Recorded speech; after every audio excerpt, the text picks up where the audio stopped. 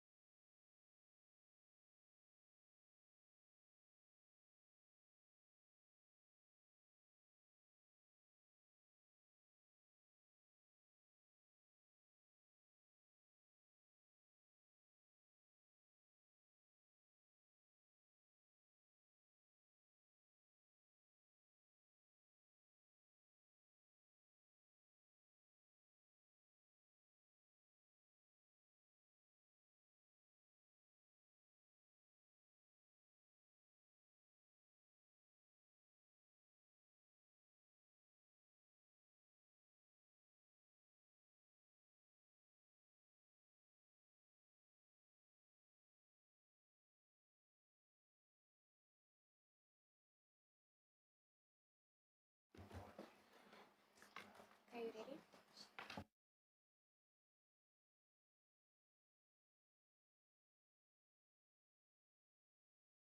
Ready? Yes. Malo elele. welcome to the Environment and Climate Change Committee. I will just do a brief karakia. Whakataka te hau ki te uru, whakataka te hau ki te tonga, kia mā kinakina ki uta, kia mā taratara ki tai. E he ake ana te atakura, he tio, he huka, he hauhu, ti he mauri ora. Thank you, committee members. We will just make sure we're organised here. We had the whole town hall muted, so that was fun. We'll do apologies and they'll do a roll call. We have Councillor Collins for lateness on council business and Councillor Fletcher for absence. Could I have a mover? Councillor Casey? Pardon? Oh yeah, I'll just show you the apologies first. So those are for the apologies. Seconder, Councillor Darby. All those in favour? Aye. Aye. And we'll just do a official roll call. So Deputy Chair Pipakum. Malolale, kia ora. Councillor Bartley. Morena. Morena. Councillor Casey in the room. Morena. Deputy Mayor Bill Cashmore. Kia ora. Councillor Linda Cooper. Aye, here. Councillor Dalton. Morning. Councillor Darby. Morena. Councillor Filipina. I know he was here this morning, or I saw him on a Zoom call on the screen up in the office, so he must be late. Mayor Goff. Maloelale. Councillor Henderson. Malo. Malo. Councillor Mulholland. Good morning, all. Morning. Councillor Newman. There should have been apologies, Councillor. Oh, whoops, sorry. Oh, I should have asked for more apologies. Do we have to? Okay, we can be added to the apologies. Thank you, Councillor Dalton. Councillor Sayers. Yes, here, Richard. Thank you. Hello. Councillor Simpson. Malo, morena, and good morning. Morning. Councillor Stewart. I saw Sharon typing before. Councillor Stewart?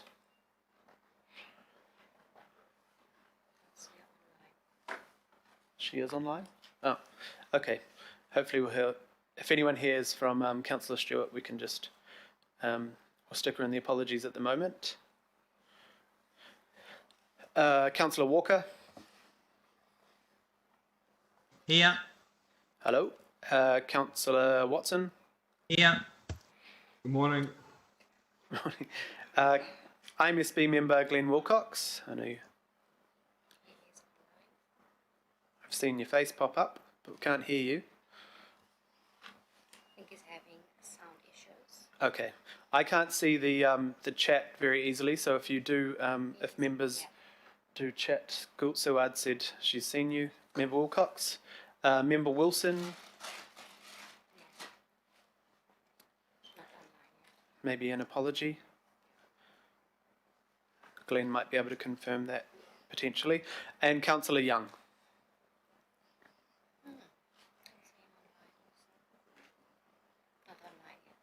Okay. We might just, could we chase up just in case? Thank you. Cool.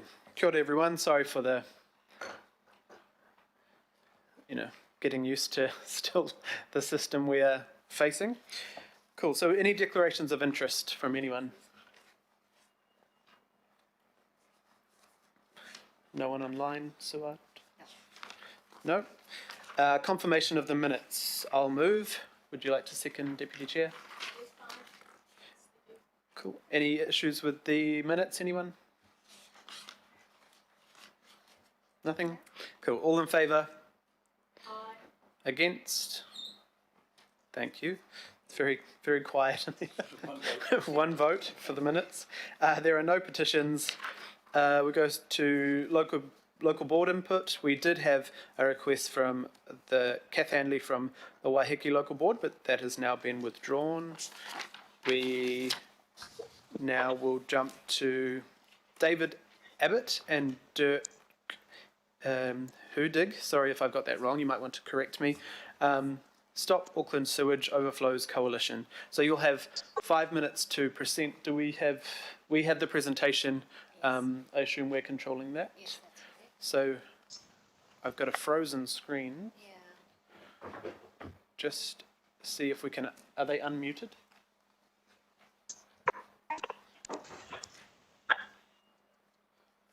We unmuted. Oh, I can hear. Is that you, Mr. Abbott? Yeah, Chair, this is David Abbott speaking. Can you hear me? Yes, we can hear you, and we've just. Oh, yep, the pitch is now working. So you've got about 5 minutes to present, and we will try and. We're just seeing if we can connect your slide to all members of the committee. And it doesn't want to come up. Look, it's if you can't get it up, that's fine. Yeah, don't worry. All members have the presentation sent out to them. We can. I think all members have access to the slides on Nexus.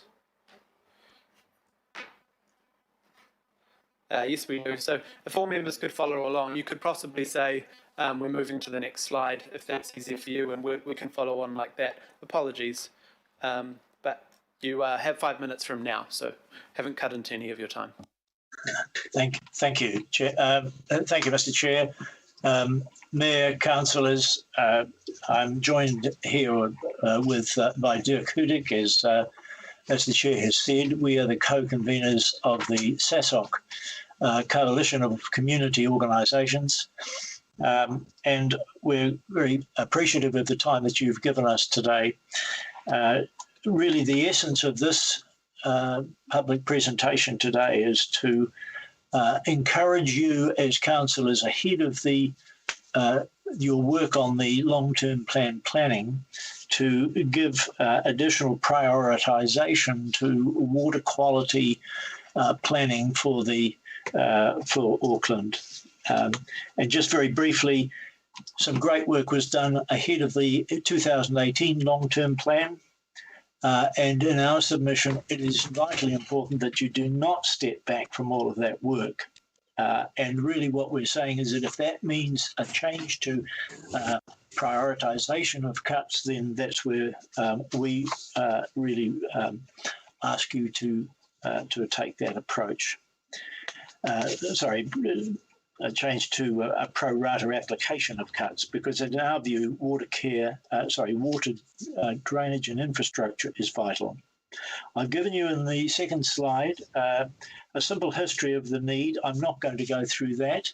That is the common aim, the first thing there, and we're all on that same page. The next slide is the history of the need, and I don't think I really need to go into any of the detail.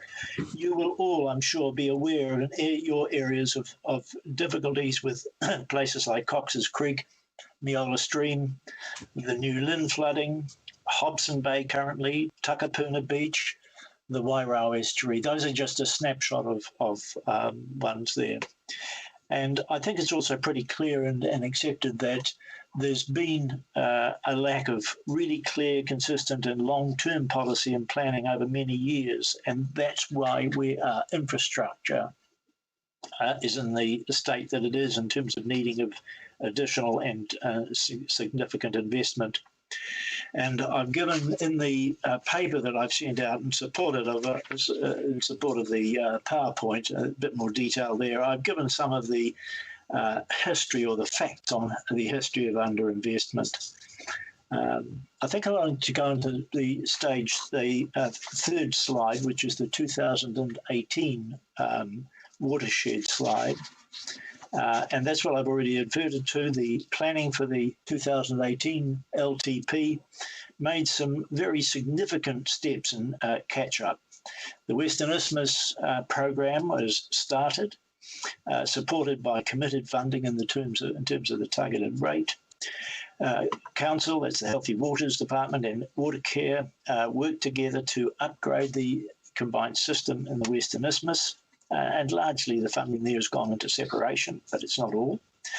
There's been an increased focus within both organisations on causes of mixing of stormwater and wastewater throughout the region, and those on the North Shore will be appreciative of the fact that you've got a separated system, but there are still difficulties, and things like infiltration and bad connections are critical in there. I think the significant thing was the introduction of the targeted rate. Now, these were all in addition to what was felt to be a reasonable general budget for maintenance and upgrade right across Auckland. And most recently, planning has been starting on thinking how this may be extended into the Eastern Isthmus. Turning to the gist of things, and this is the next slide, the impact of budgetary restraints as a result of COVID, and I have to say we are very appreciative of the difficulties that Council has at this time. It's made some significant changes, and I've referred to those as two very important ones: lack of relining of existing pipes and therefore leakage from pipes, replacing end-of-life infrastructure. And what has happened there is that there's been a change in the risk. So it's only as it gets closer to real collapse that it is now getting attention. Now, that is really, both of those changes, in our view, exemplify a return to a reactive expenditure. And that's very unpredictable in terms of both the adverse effects and the cost. We say that continuing budget constraints or a failure to provide for early catch-up will raise the prospect of increased financial pressure when an unpredicted failure occurs. And that must remain a real risk whilst funding for infrastructure replacement and maintenance remains below the level required. The problem worsens the longer budget restrictions continue. The greater delay in catching up on the current year's retrenchment and any scaling back in further budgets will just, and that is very possible if you continue with or if Healthy Waters feels it has to continue with a higher risk profile in terms of its maintenance work, will just add to the problem. And what it is it puts Auckland at risk of a return to that past of underinvestment and the disastrous effects from it. So what do we say we think we need? And what we're encouraging you to really think of when you start work in detail on the long-term plan is an outcome-focused policy and a funded plan. And in our view, the policy needs to be established, which sets appropriate standards. And I'm not saying this is the standard, but obviously currently this one being used as swimmability. It sets a time frame for achieving that standard. It sets a budget to achieve the standard within a set time frame, and that's again critical. And the past has been that things have been put into budgets and then let slide, and I think it's critical that that keeps up. And again comes to the key point which I've been making, which is that it prioritises expenditure on drainage infrastructure, both within Council's general budget, and protects it by a targeted rate. Now, in our view, the plan must also be sustainable, and this has its own financial consequences. And to start with that, it means it has to be based on a very detailed schedule of the infrastructure asset, which sets out life expectancy, a program for upgrade, and an estimate of costs so that you, the councillors, can really make informed decisions. It must build infrastructure that meets your climate plan, and the accepted science appears to be that stormwater infrastructure will need to cope with increased volumes of rainfall. And finally, it's critical that it is also integrated with Watercare's wastewater strategy and plans. So thank you for that. I'm sorry it is necessarily rushed. I hope you can go back over the written material, which I've really just briefly run through and summarised there. And of course, you've got the PowerPoint to pick up on as well. No, thank you very much, David. That was very clear, and I think generally we are very on board with all of your points, so thank you very much for that. We do have some questions. Deputy Chair, Councillor Coombe. Thank you, Mr. Chair. Good morning, David and Dirk. Thank you so much for presenting today and for all the work that you put into this, into ensuring that Auckland has got good water quality. We absolutely support you and your vision. I just wondered, in terms of with your hats on as chairs of residents associations, what's your feeling in terms of community support, and especially in the context of, there was quite a lot of concern early on that residents wouldn't tolerate the disruption from separation, but it would be good just to kind of get your view on the feeling on the ground, so to speak. Perhaps I can answer that question. At our last AGM, when we unveiled to the 120 odd members that were present, there was a standing ovation when they were notified there would be separation, and everybody accepted that would cause some difficulty with roads being dug up and so on, but they are very appreciative of the fact that their features will be usable. I'll add to that, Pippa, that is exactly the position within the St Mary's Bay membership and the wider resident group, those who are not part of it. And we've seen that largely there'll always be a few who are uncertain about allowing access to properties, to doing things, but they, the minute they really told the information, given the information and told that what will be achieved by it, just about everybody falls into line and says, yes, we're in support of that too. So it's not just our specific membership, it is an area-wide support. And they know that is bringing with it, it will bring with it disruption, and see that as an acceptable cost. Thank you. Thank you for your advocacy on behalf of the community. Appreciated. You're welcome. Good. Thank you, Councillor Coombe. Mayor Goff, question. Yeah, thank you very much, David and Dirk, for your presentation today, but more particularly for your long-term advocacy for improving our water quality, and that's a commitment obviously we share, and that's why it was given such priority in the 2018 long-term plan. As you're aware, 1.1 billion into the Central Interceptor. We've had a targeted rate of 411 million going in, and in particular to the Western Isthmus. In your own area, I think separation and the tunnel in St Mary's and Macefield is about 78 million. So my question is this: we have a situation of limited resources and unlimited demand. Western Isthmus, huge demand. Eastern Isthmus, you mention. You don't mention the Manukau, but that equally is a body of water, as is the Kaipara, that has been damaged over time. So the real question that we have to face in the budget is, where do you get the money from to do all of the things that you badly want to do? So my question is this: what are your suggestions for how we might raise the money to do that? Do you think there's an appetite, for example, in your area, for local targeted rates to bring forward the work that could be done? My response to that, Mayor, would be that this is an Auckland-wide issue and has to be treated in that way. Now, yes, it seems as if St Mary's and Herne Bay are first cabs off the rank in terms of the targeted rate, but they in time will be needing to support the other areas as development goes on and the improvements are effected there.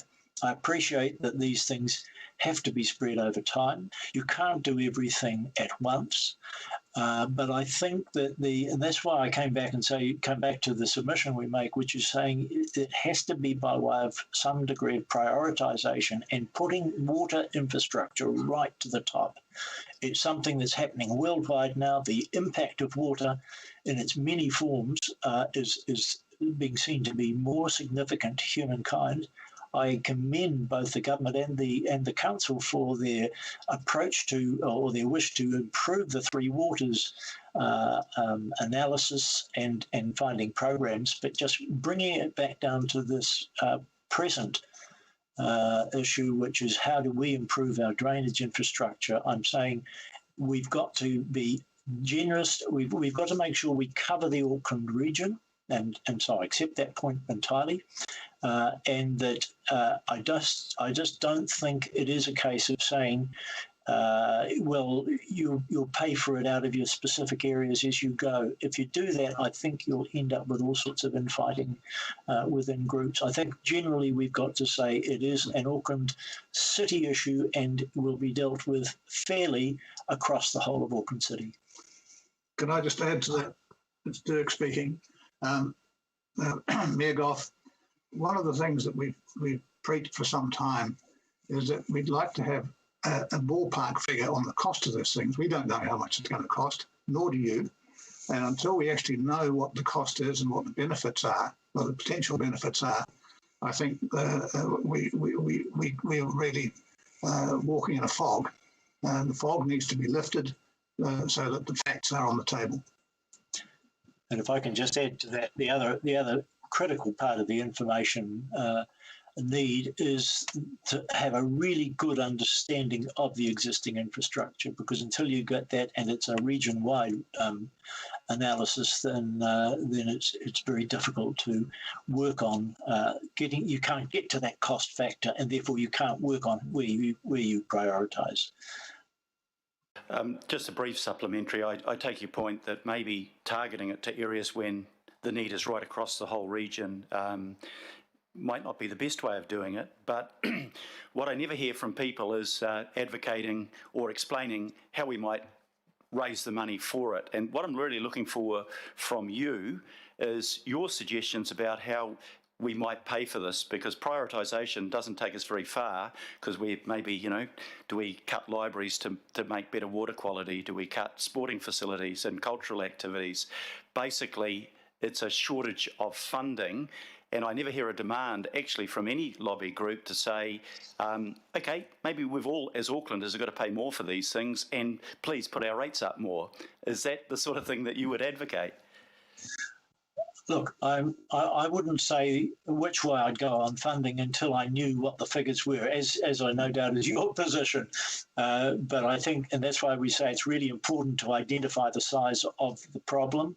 There's good work being done in that area. It needs to be sped up, and the figures need to be achieved or to be reached. And then if there is a real wish to improve our water quality, then I think it does have to be taken back to the population at large and say, what do you want? Do you want this improved water quality? And if you do, then we have to find ways of funding it. But are you really, is the current budget sufficient to meet that increase or not? We won't know until you know the figures. Equally, you have to look at where the other spends are. And if we're saying, well, perhaps there are other ways of dealing with transport instead of the massive amounts of money that go into roading.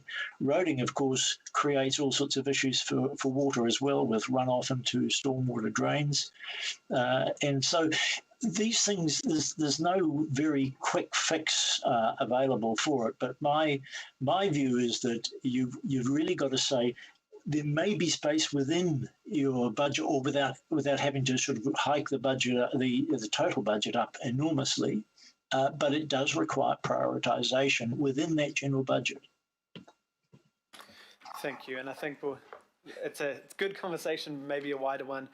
We continue because you've both hit on the button of the issues we face. There's a lot more funding, but there needs to be more, and it needs to be. We are constantly reprioritising as well, but I definitely take those points. We do have one last question from Councillor Walker before we move on. All right, I've just got a question that might assist in driving the response for people to pay, and that is, do you think that council should be identifying all the specific locations around the region where there are sewage overflows, for example, through the stormwater network? Because at present we don't do that. I would suggest, and it goes to this, that it's also a health and safety issue, and might that awareness drive a willingness for people to pay if they actually knew where it was occurring on a regular basis? My view is yes to that, and that is because we are in touch with a number of groups, not necessarily members of the SASOC coalition, but a wider groups outside of that in different parts of Auckland, and I've got to say that there's some magnificent work being done within the communities to raise interest and to get support within their communities. And this is not just a central Auckland issue, it is an Auckland-wide issue. And I think the sooner people understand that, and if I may say that I think that some of the Manukau people have been voices crying in the dark on that one for a long time. So the more information that's available, and I think the Safe Swim program goes some way towards that in terms of letting public see where there are difficulties on beaches. But the more information you get out there has got to be a help in terms of, for you as councillors, in getting support for the money that's needed to solve the problem. Thank you very much. And just a supplementary question, Mr. Chair. Given that Auckland Council, through Watercare and Healthy Waters, knows where these discharge points are, and these occur on a regular basis, why can't we identify where they are specifically so that the residents and the general public are aware of what the hazard is? Thank you. Well, all that comes back to the assessment of the cost of actually fixing all these problems. You can't get an assessment of the fix unless you know what the problem is, which means that you have to go and find out what the problems are at these various overflows that are polluting the beaches and the harbours. Now, under the stormwater discharge consent, which was approved last year by the commissioners and later by the Environment Court, there is a requirement on the council to identify these points of pollution and to have a plan to actually fix them. So it all dovetails in with that particular consent. Now, that consent requires regular reports to the public and to various community organisations on the progress being made in that regard. So I think that's an excellent place to start looking at that consent and working on the whys and the wherefores and the costs and the abilities to fix it. Yes, thank you. I think also just to balance it up a little bit for Councillor Walker, Safe Swim and Safe Networks have been two sort of groundbreaking projects the last 2.5 years that we've been working on. Safe Swim obviously identified significant information throughout our outfalls and through our infrastructure, and things that the Safe Networks, I can speak for my own ward, where Takapuna Beach and the Waido Estuary, there's been significant mapping and addressing, many issues, big and small, and significant investment that has come after those. So it is not a overnight process, but it definitely is happening. I'll just get Barry to maybe have the final comment on the process. But thank you both very much, and we are definitely putting water quality high, very high, on our priorities for the 10-year budget. I know all of us did that last time, but there's definitely room to increase that, and was part of our prioritisation for the emergency budget when we lost that sort of $500 million. That water quality was way up there as a priority, but we can definitely do more. Barry, do you just want to cover off those last points around what we are doing? Thank you, Chair. Malo Malolei for Tongan Language Week. Just very briefly, our Healthy Waters department has a very good handle on overflow points and where those occur. The Safe Swim program and other programs have been instrumental in helping them understand that. They also have a very good handle on streams and programs that need to be done to enhance stream conditions as well. They have a good picture of total costs involved to address these situations, and as the Mayor has mentioned, the costs are significant. So just to make that point, we do have very good data. Right, thank you both again very much for being here with us, and thank you for dealing with our technical issues. But we'll just have a mover. Councillor Coombe, did you want to move? And a seconder, maybe Councillor Walker, would you like to second? Motion of thanks. Happy to second. We received your public input, and thank you both for your attendance. So thank you very much. All those in favour? Aye. And anyone opposed? Thank you very much, and have a good day and the rest of your week. Thank you for your time. You're welcome to mute your screen and stay on. Otherwise, you can leave. Thank you. Cheers. Cool. Thank you. Now we will move to Janet Cole and Mark Allen. You're speaking, Janet, on behalf of the Kaipātiki project. I can see that you're online, but if you want to unmute, and we've got your presentation on screen for members of the committee.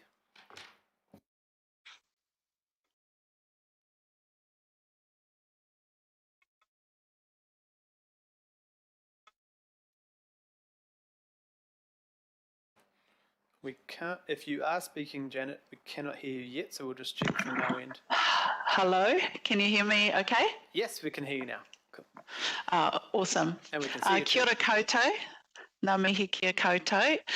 So I'm Janet Cole representing Kaipātiki Project, and I'm here today with Mark Allen from Community Waitakere, and we're here bringing the voice of community environment organisations.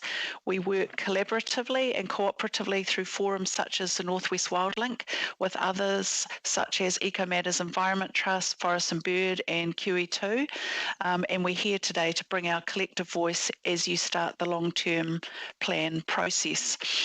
We want to focus on the opportunity to innovate, how we can move forward together with all our voices and moving from degraded to thriving environments, Mauri Tītaha to Mauri Ora. Next slide, please. So, Kaipātiki Project, some of you will be familiar with us. We inspire and empower people to revive nature and live lightly on our planet across Auckland's north. The heart of our organisation is at the Kaipātiki Project Hub.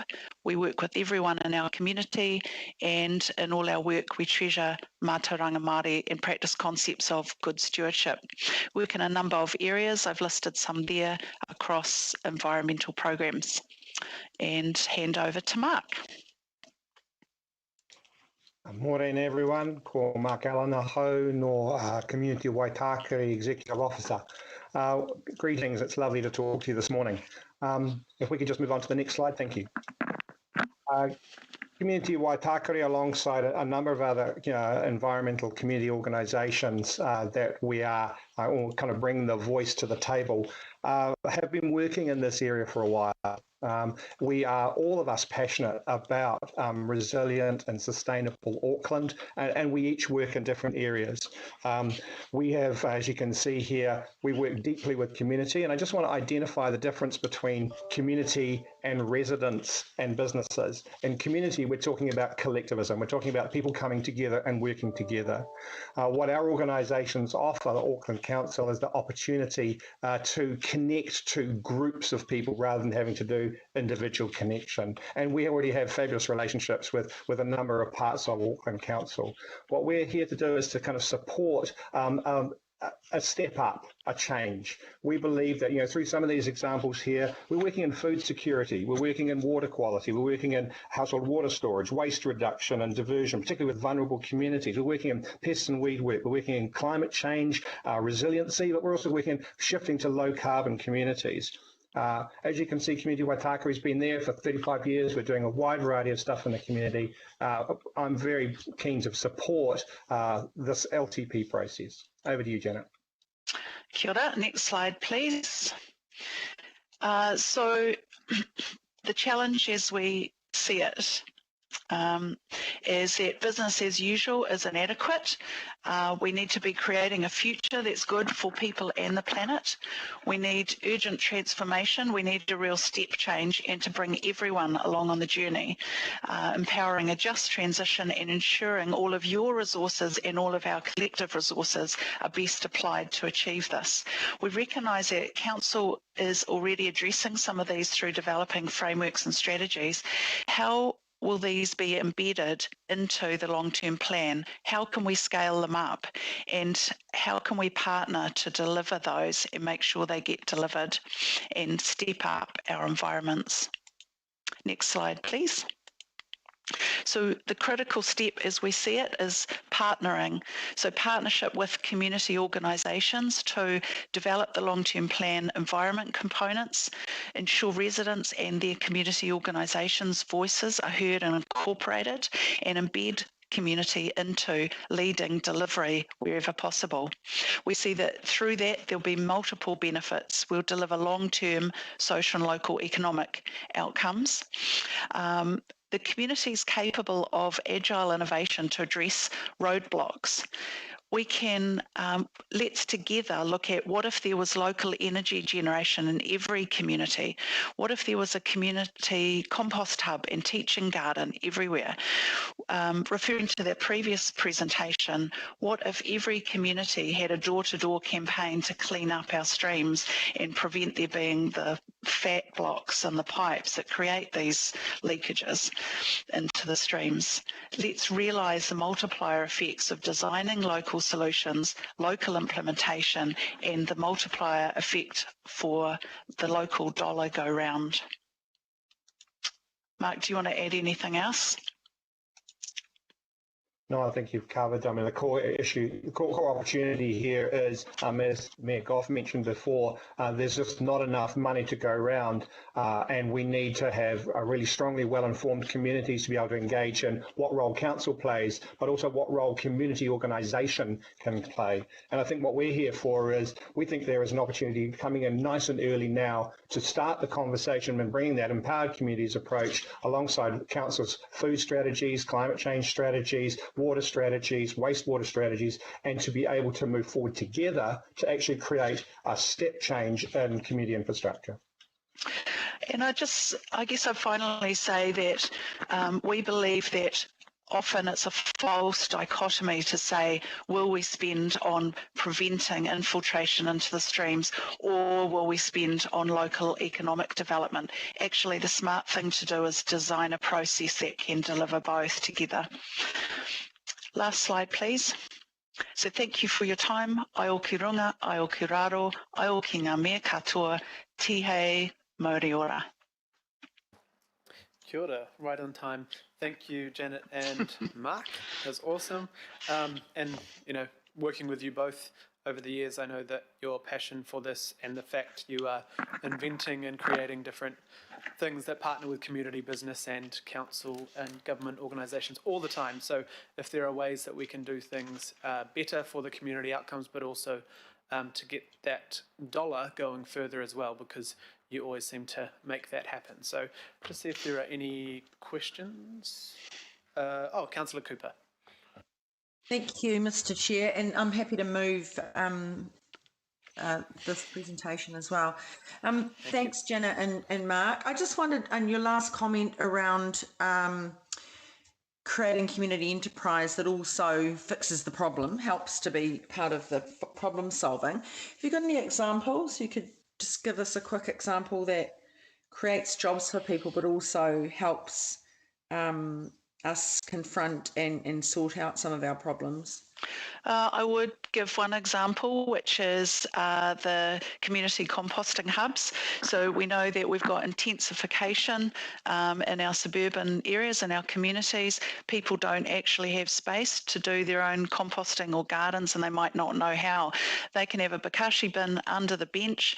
They can walk or cycle or drive down the road with their bokashi bucket, pop it into the local community garden composting hub, pick up a fresh bucket and later come back and maybe get a bag of soil if they want for their grandmother or whatever, or come and help with the local garden and take the produce home.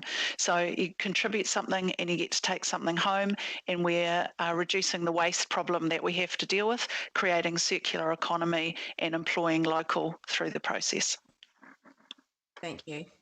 If I may give 2 examples, one would be around a community nursery.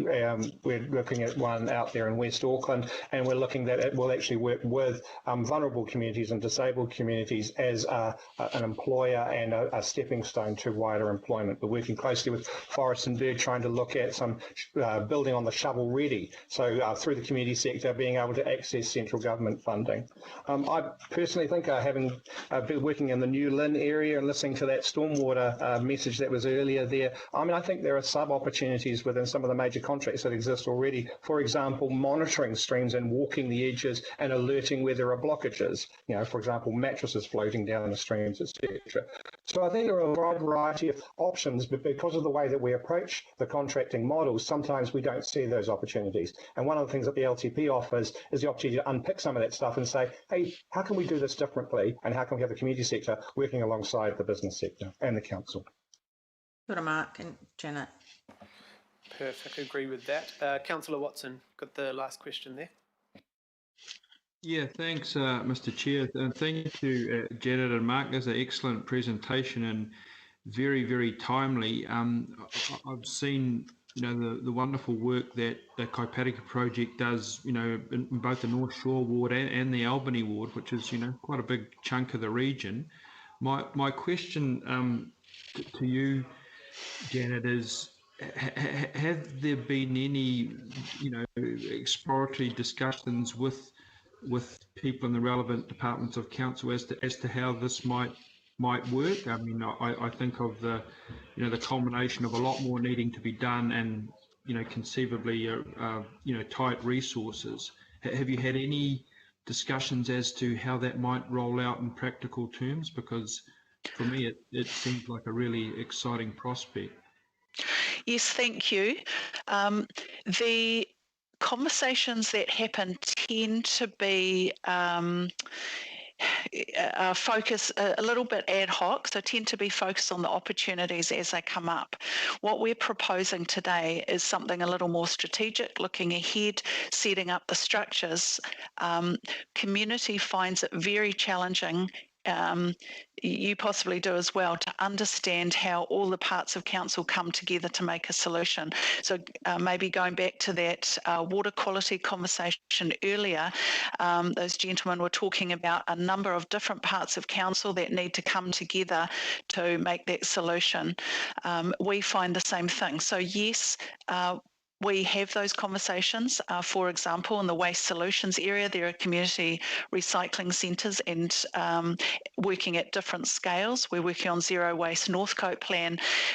It's challenging and it's exciting. We're working with Kāinga Ora on their construction demolition waste, working with Panuku on their plans to deconstruct the town centre and build offices and apartments and more retail. We're working with residents, both of Kāinga Ora and other residents and owners, about residential waste to bring it all together. Also the waste contractors, also Ventia and the public places, Auckland Transport, bringing that whole conversation together.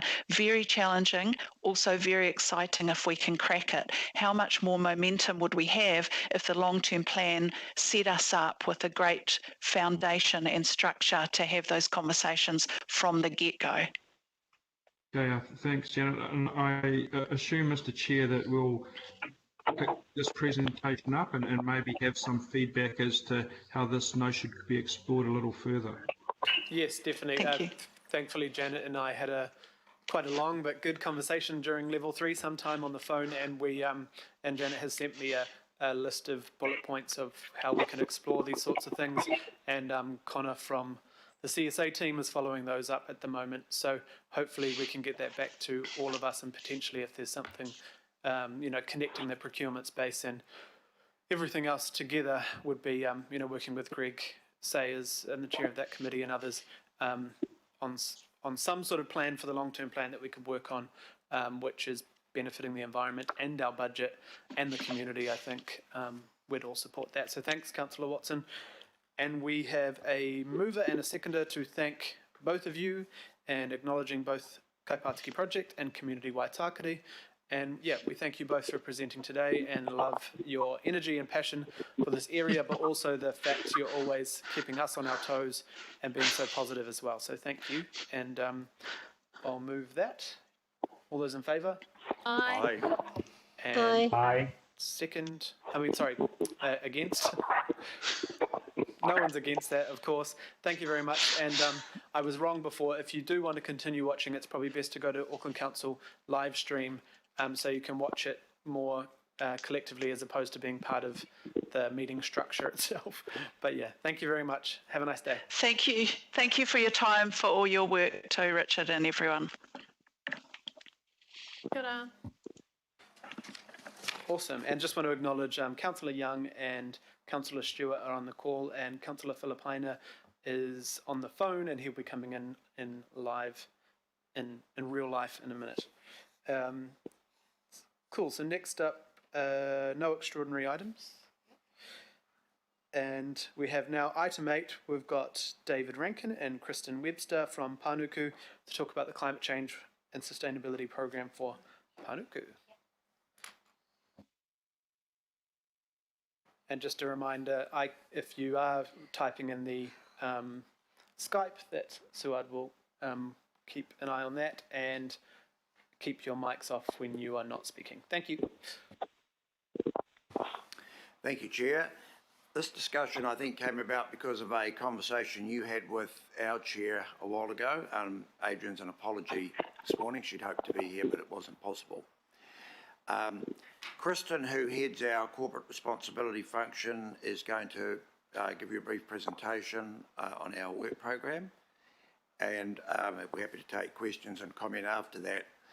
I guess the key thought I would open with is one that I introduced yesterday in the strategy session that we had with the other CCOs and councillors, which is that the major impact over time from Panuku on climate change sustainability agenda generally is our core regeneration function, where if you think about it, we're going to current centres that are almost all on the rail line or on very good bus services. We're going to sites that are unused or poorly used at the moment. We're often decontaminating them. We're building a new structure on them to modern environmental standards. We're in the process revitalising those older centres with people who will be much less reliant on a private motor vehicle usage. So that's kind of the big theme, and then there are other things we're doing with the property portfolio we manage and our own corporate activities, which Kristen will give you the flavour of. Kia ora koutou. Thanks for the opportunity to come along today and give you a little bit of an update on our work program. So essentially at Panuku we recognise the importance of taking climate action, and there's a broad context that informs this work that most of you will be familiar with, which I won't run through. Next slide. So for us, we have 2 SOI targets this year that relate to climate change. Firstly, we'll be piloting the use of life cycle assessment to measure the carbon impact of our new developments. And secondly, we'll be ensuring that our master planning processes will be undertaking consider future climate impacts, risk, vulnerabilities and responses. And we're a member of the Climate Leaders Coalition, as is Auckland Council and a number of other members of the council family, so we have some commitments that we're working on in relation to that. So in delivering our work, we're also very aware that while we have, there's also some council and CCO targets across the family that we're also helping to deliver on. So there's some ambitious emissions targets that council has, There's some waste management targets, and then Watercare also has its own water targets, so we're working towards those as well. So we've given a bit of thought to, you know, essentially what are we trying to do at Panuku, what's the big story, and we've identified these two objectives that really sum up our approach. So the communities that we're delivering in our neighbourhoods, we're designing and developing them to be low carbon and climate resilient. And also we're trying to lead by example through reducing the climate impact across our own operations and also in our asset management function. And in doing so, we're recognising that, you know, we really need to be doing both mitigation and adaptation in our response. It's critical to be looking at both of those aspects. So this little graph here will be familiar to some, but this is Auckland's carbon footprint. These are the emissions from the Auckland region. So the detail in that is that transport and energy are two really big contributors to our carbon footprint. And so as David touched on, you know, urban regeneration in town centre locations and delivery of low carbon buildings can have a significant impact on both of those two areas. So we feel that Panuku's a part of the puzzle to reducing our emissions. Next slide. And so this is just, you know, we've given some thought to the work that we do, and we really strongly recognise that there are many co-benefits to the work that we do in urban regeneration, and you know, we have the ability to advance a number of agendas which, you know, link in with this, and notably, you know, we feel it plays a role in our response and recovery from the impacts of COVID-19 and also our response to the climate emergency.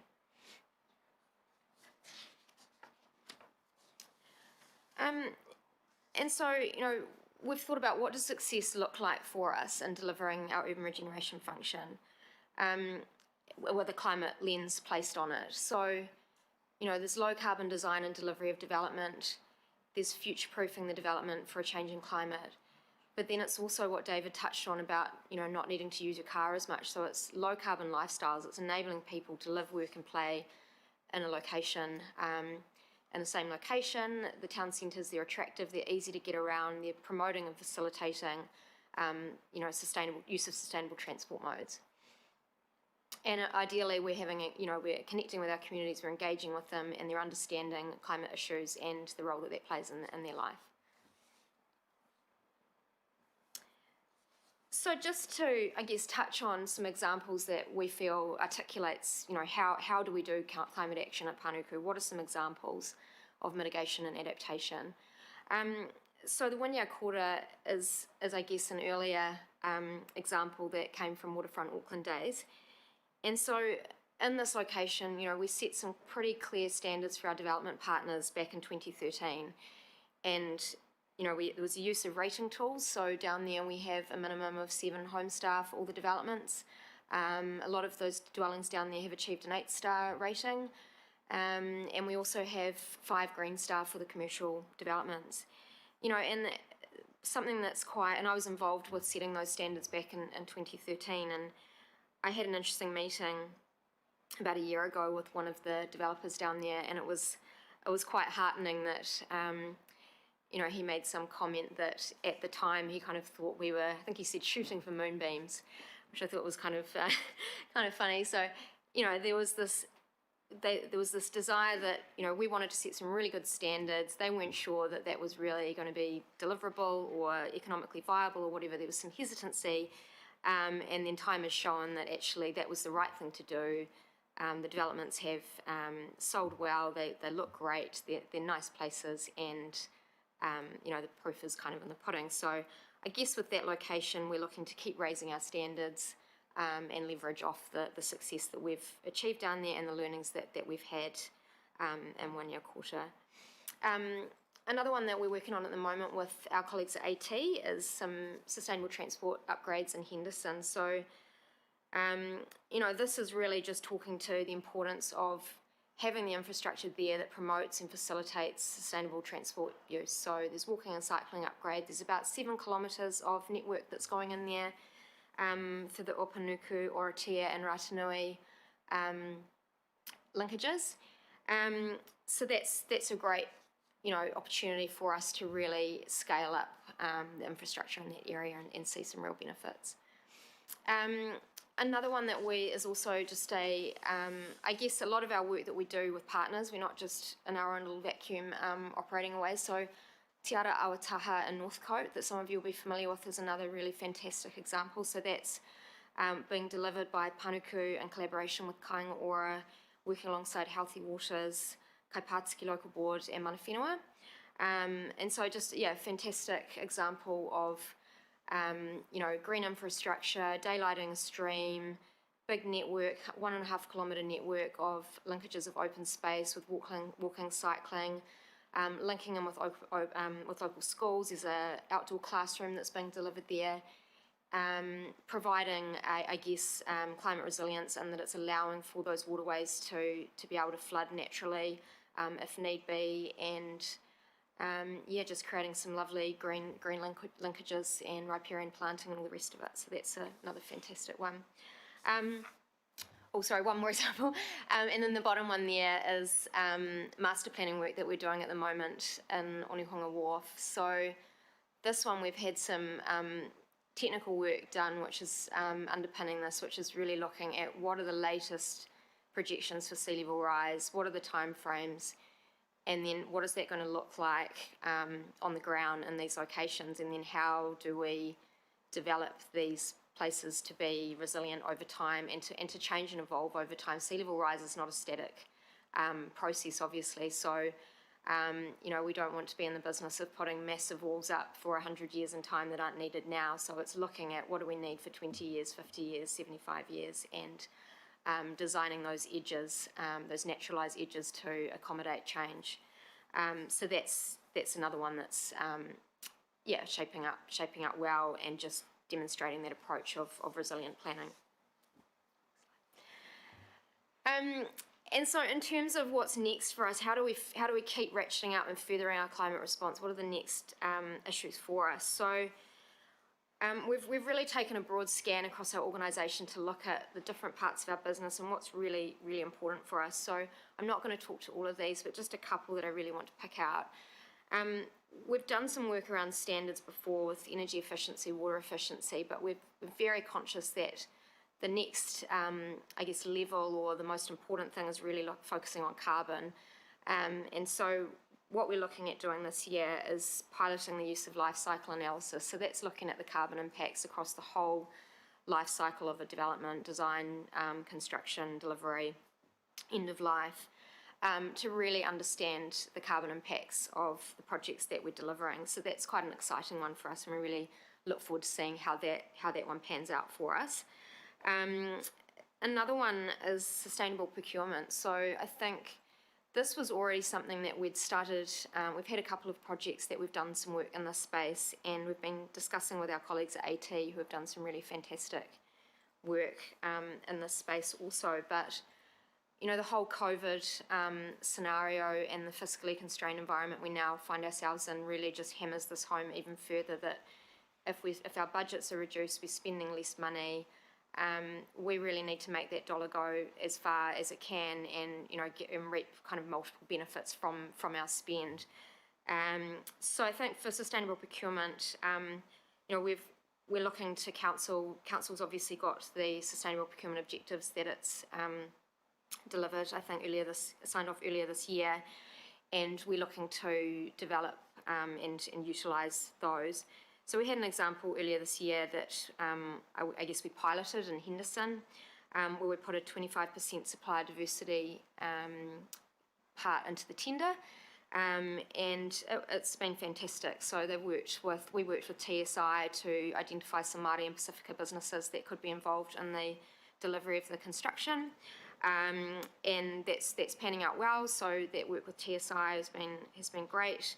And the lead contractor on that has been really happy with how that's played out with the subcontractors. And another aspect to that one is we had a 90% construction and demolition waste target put into that tender as well that the contractor had to deliver on as well. So just those two different aspects of under the banner of sustainable procurement, but dealing with socially sustainable and environmentally sustainable as well. So that's something we want to keep pushing across the business. And just touching on it, so I've already talked about life cycle analysis, but I guess I just want to demonstrate that I think our approach at Panuku is that we want to have really, really good minimum standards. So we can't do the best everywhere, but we want to have some good minimum standards in terms of delivery, so above building code for sure. And then we want to do some pilots of exemplary projects to really showcase what best practice looks like in some particular developments. So the use of life cycle analysis is one that we've got coming up. We've also got a zero carbon residential development, which is in the pipeline for Henderson, which is being done through the C40 collaboration, which is also really exciting. And not strictly in relation to sustainability, but it falls under my team's remit of corporate responsibility. We're looking at accessible design standards. We've got some standards that we've worked to develop with our colleagues at ADO and dealing with the disability. I'm sorry, I'm forgetting the terminology. There's a panel, a universal design panel, I think it's called, that we've dealt with via our colleagues at ADO. And we're looking for a development to pilot those on this year. So that's just another one that we're looking to test. Next slide. And just a couple of slides to finish up with. So another part is obviously looking at reducing our corporate emissions and leading by example. So just a couple of little highlights from recent times. We've achieved Toitū EnviroCare carbon reduced certification, so we've had our carbon footprint done and we have a management plan to reduce our emissions. We've also achieved a 5-star neighbours rating for the energy use in our corporate office. Next slide. And just some, I guess, awareness raising and behaviour change work around the office. So we've got some e-bikes, courtesy of Council Fleet, that we've been training up staff to use and have been encouraging them to use those for work trips, and they've been pretty successful. We were also the proud winners in our category this year of the Aotearoa Bike Challenge. So that was for our keen staff bike commuters. And we've also done some monitoring of our waste in our office, and in the last year reduced that by 33% through some behaviour change and promotion and good bin usage. Yeah. And that's all for me, so thank you, and happy to take any questions. Yeah, I just want to say thank you both, and I think this is exactly why Adrian and I spoke, and she was pretty excited about ensuring that we all knew the great work that was going on. I think also you've really, you've been doing a lot of this stuff for a long time, but I think also on the back of Te Tarakia Tāwhiri, really showing that you can reduce your emissions as an organisation, so your buildings and your fleet and things like that, but also the effect on Auckland, which is the two-pronged approach we need to be bringing to that as an organisation, how we affect change across our communities, but also within back on ourselves as well. So thank you both, and thank you to the teams for the work that's being done. First question is from Councillor Cooper. Good, thank you, and thank you to everyone at Panuku for the work that you do. It is great work, and I think we were much more involved previously in the work in Henderson, but not so much now. It would be great to see that racing ahead. My question is, and I did actually put it to David yesterday in the sidebar in our workshop, but he may not have seen it.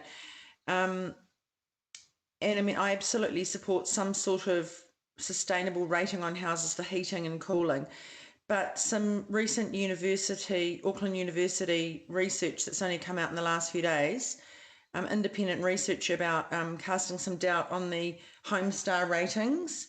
And look, I know that you guys and Kāinga Ora have invested a lot in this, and it would be hard to be pulled back from, but I'm really hoping that you're looking at that, because it's basically saying that there's consistently too hot and too cold in the houses, and that it isn't delivering what it was meant to deliver. And there's a whole lot of issues around that if we are, supporting that and it isn't delivering. So I just guess you may not have had time to look at that, but I would really like some sort of feedback on that just quickly now. But I think we need to know that if we are, as a council, supporting a rating that now may have some doubt cast on it. Sure, yes, happy to talk to that, Councillor Cooper. Firstly, I haven't seen that research that's hot off the press, so I'd love to have a look at it and see exactly what it says. However, I guess Homestar, it has a range of levels. Obviously, it goes up to 10. We're using 6 across our wider portfolio, and 7 is the minimum. Sorry, it was 6. 6 was what they okay, sure. So I'm aware that 6 is not wildly above building code. It is definitely a step up.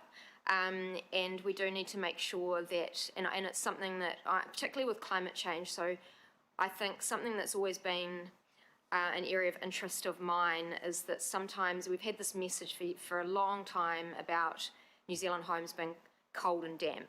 And I think we're getting a bit of traction in that now, that people are going, we need lots of insulation and we need all of this stuff. But if the houses aren't designed well, then I agree, they can be. I live in an old house. I've been in modern houses and gone, crikey, this is really hot and not very nice.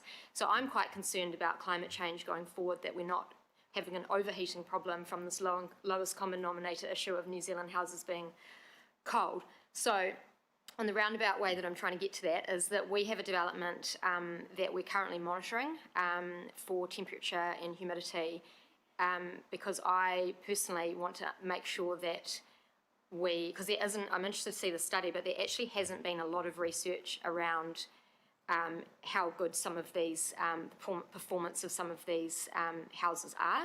So we're actually doing a year-long study at the moment to look at not just summer temperatures, but also winter. And so I think we should have some good data ourselves to kind of satisfy ourselves whether, and if there are issues, absolutely we'll be looking at tweaking our approach. I think the issue in the New Zealand market is there aren't a whole, there really aren't a whole lot of other tools to use. So, I think we need to, it would be an approach of potentially tweaking the tool that we're already using rather than abandoning it for the use of another one, because I'm not aware of another one that we could actually use. And the difficulty for us is that we can't really be setting, we've looked in the past, we've done a lot of thinking about, do we have our own bespoke standards?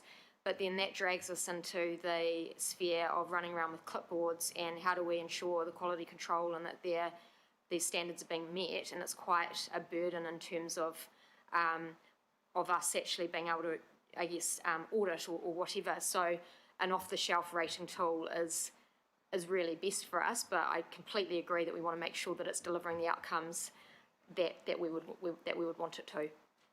Thank you. And that was winter and summer. Yeah, just saying it was winter and summer. Yeah. But also did say that there are some good off-the-shelf standards as well. So it'd be really good if you could have a look at that. Thank you very much. Yeah, sure. So it was Auckland University, was it? Yes, we'll send. Okay. I can get the link there and send it to you. Okay. Thank you. Thank you, Councillor Cooper. Councillor Darby. Thank you, Kristen. I heard the same news the other day, but look, it's a peer review of a paper. We'll have a look at it. I was intrigued. Your focus here is on climate change, and we have now a confluence, a junction of climate change and COVID. And you referred to the COVID scenario was your words, and I was intrigued because I'm wanting that inquiry of what that actually means. And my question to you and David is where are you up to on your inquiry into this confluence of climate and response to climate, and now it's adjoined by COVID? And you mentioned this scenario. I'm not sure whether there is a scenario. If I reflect on 6 months ago, I heard that we would recover from this June in 2021. That's now being updated to 5 to 6 years out, and an economist just said it's a 30-year reset of just earlier this week. So how this links to climate, and I'll be asking the same question of the Chief Sustainability Officer later on, is how do we now read our response to climate where it is overlaid with a response to COVID, which is actually changing a whole lot of behaviour patterns, living patterns, learning patterns, and a lot of your work, which is good climate responses also, is having us focus here and here, and that might have to change. How are we informing ourselves? How are you as an organisation, your board and management, entering into the inquiry? Are you doing it alone? Are you doing it with the Balance of Council? Are you doing it with externals? Where are you going? Because I sure as hell don't know where we are going.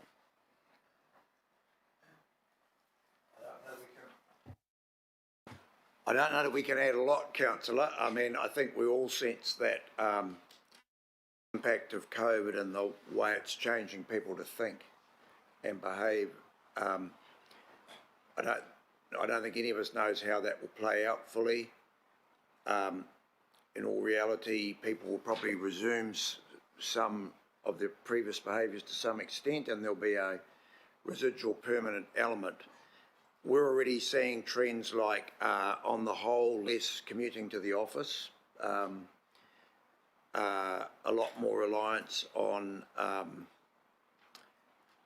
buying product over the net, that whole trend continuing. There may be issues, as Shane was alluding to yesterday, in getting people to be fully confident again in public transport, but how are we going to cope with peak public transport demand if people have to be more distance, you know, in a bus, for example?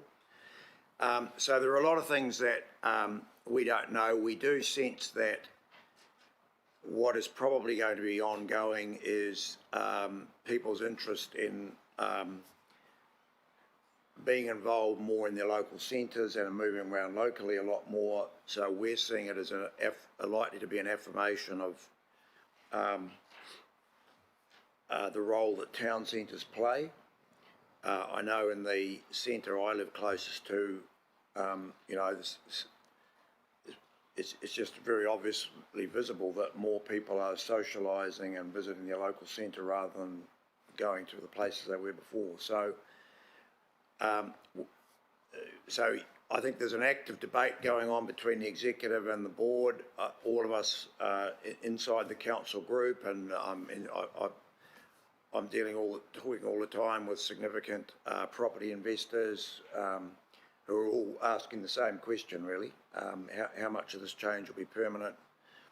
Are we going to be left with a whole lot of office space in centres that doesn't have a viable use anymore as an office and will have to be repurposed? I mean, there are a lot of questions on the horizon, potentially. Do you want to add to that, Kristen? Only just, I mean, when I said the scenario, that was just very broad terminology.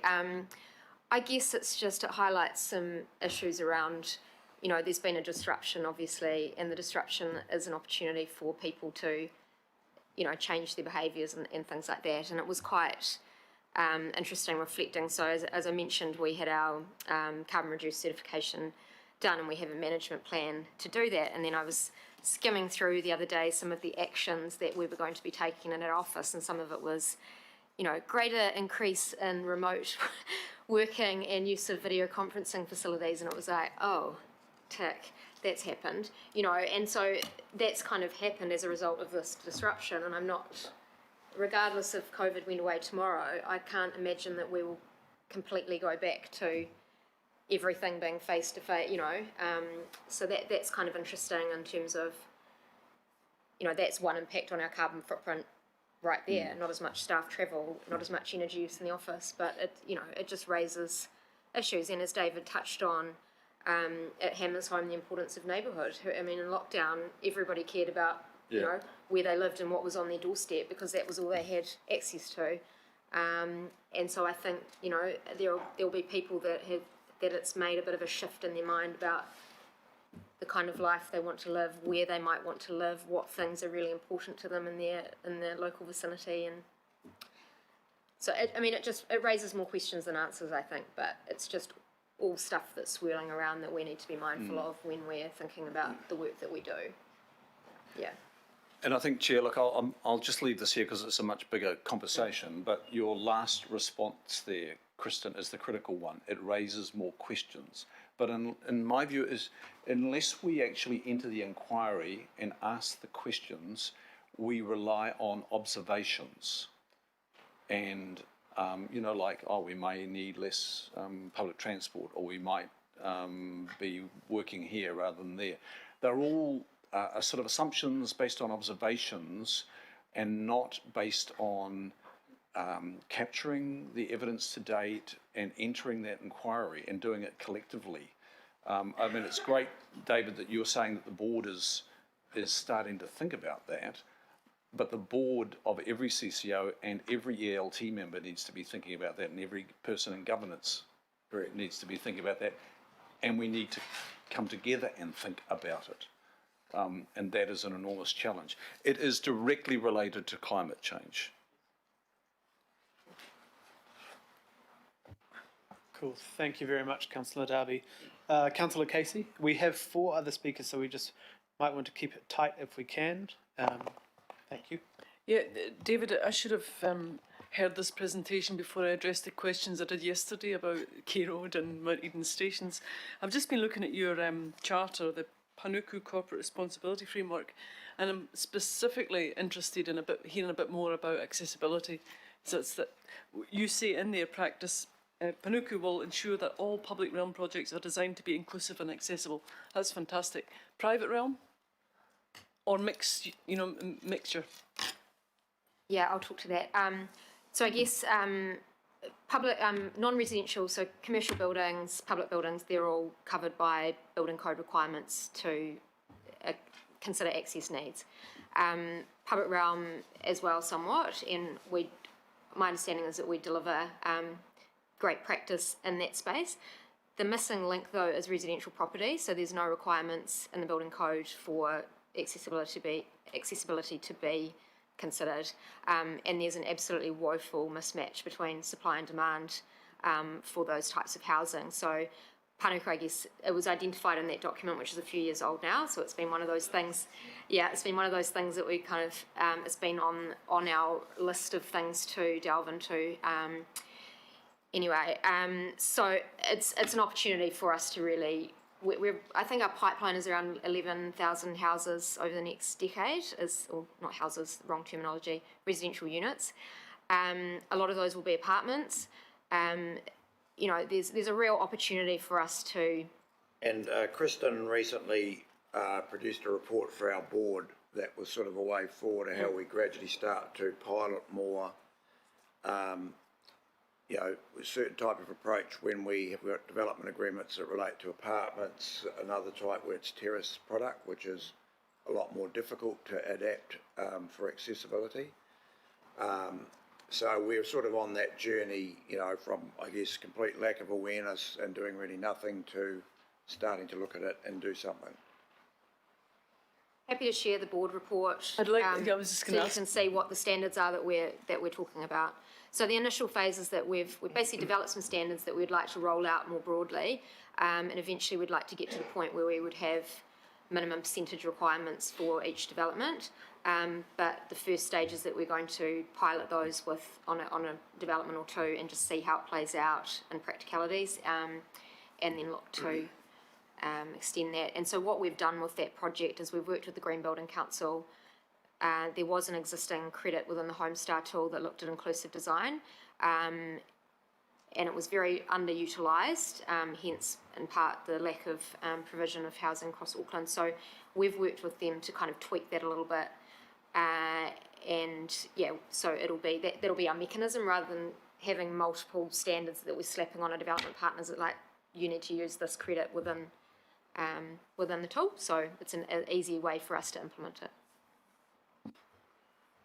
Thank you, Councillor Casey. Member Wilcox, you've written questions in here, but are you able to access your mic? Did you want to ask them yourself? Hello, can you hear me? Yep, we can hear you. Okay. So my first question, I've got 3 questions here. How's Panuku applying water conservation and recycling within its program? And the second one is Panuku cognizant of any problems from development that could occur below the 1.5 metre above mean high water springs? And the third one is, does Panuku actively promote electrical vehicle charging ports in its development projects? So the first was, how is Panuku applying water conservation and recycling within its developments? And next was around the mid-high water. Okay, we'll do the first one first. Sorry, I've turned my mic on. First one first. So, water conservation. So within Homestar, there is a credit around water conservation, and that's a mandatory credit that we use. So all the developments that we deliver have water efficiency features within them, and the same for the Green Star developments that we deliver as well, the commercial developments. There isn't a requirement for recycling, so if you're talking about rainwater collection for flushing toilets or whatever, there isn't a mandatory requirement around that. It's something that would be encouraged but not mandated. And the next one was around, are we delivering anything below 1.5 mean high water spring?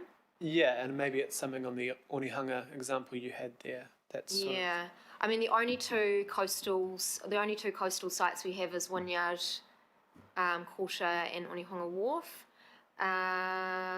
I don't think that we would be delivering anything under that threshold. No, and we're paying particular attention to climate change.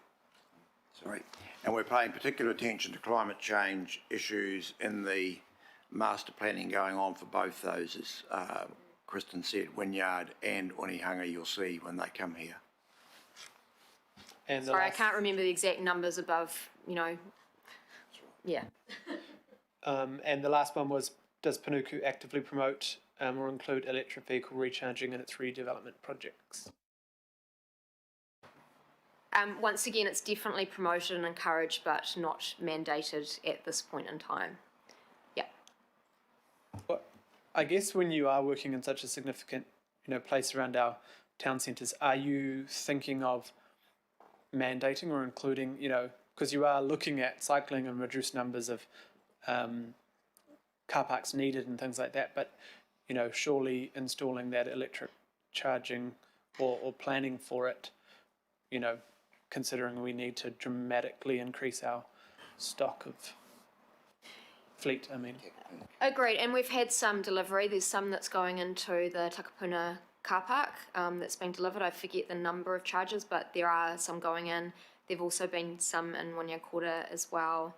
I'd need to investigate further to ascertain quite how many we've got and where they've got them. And there'll be some going in Henderson as well, for sure. So, yeah. Okay, cool. We could probably get that information, Glenn, after the meeting.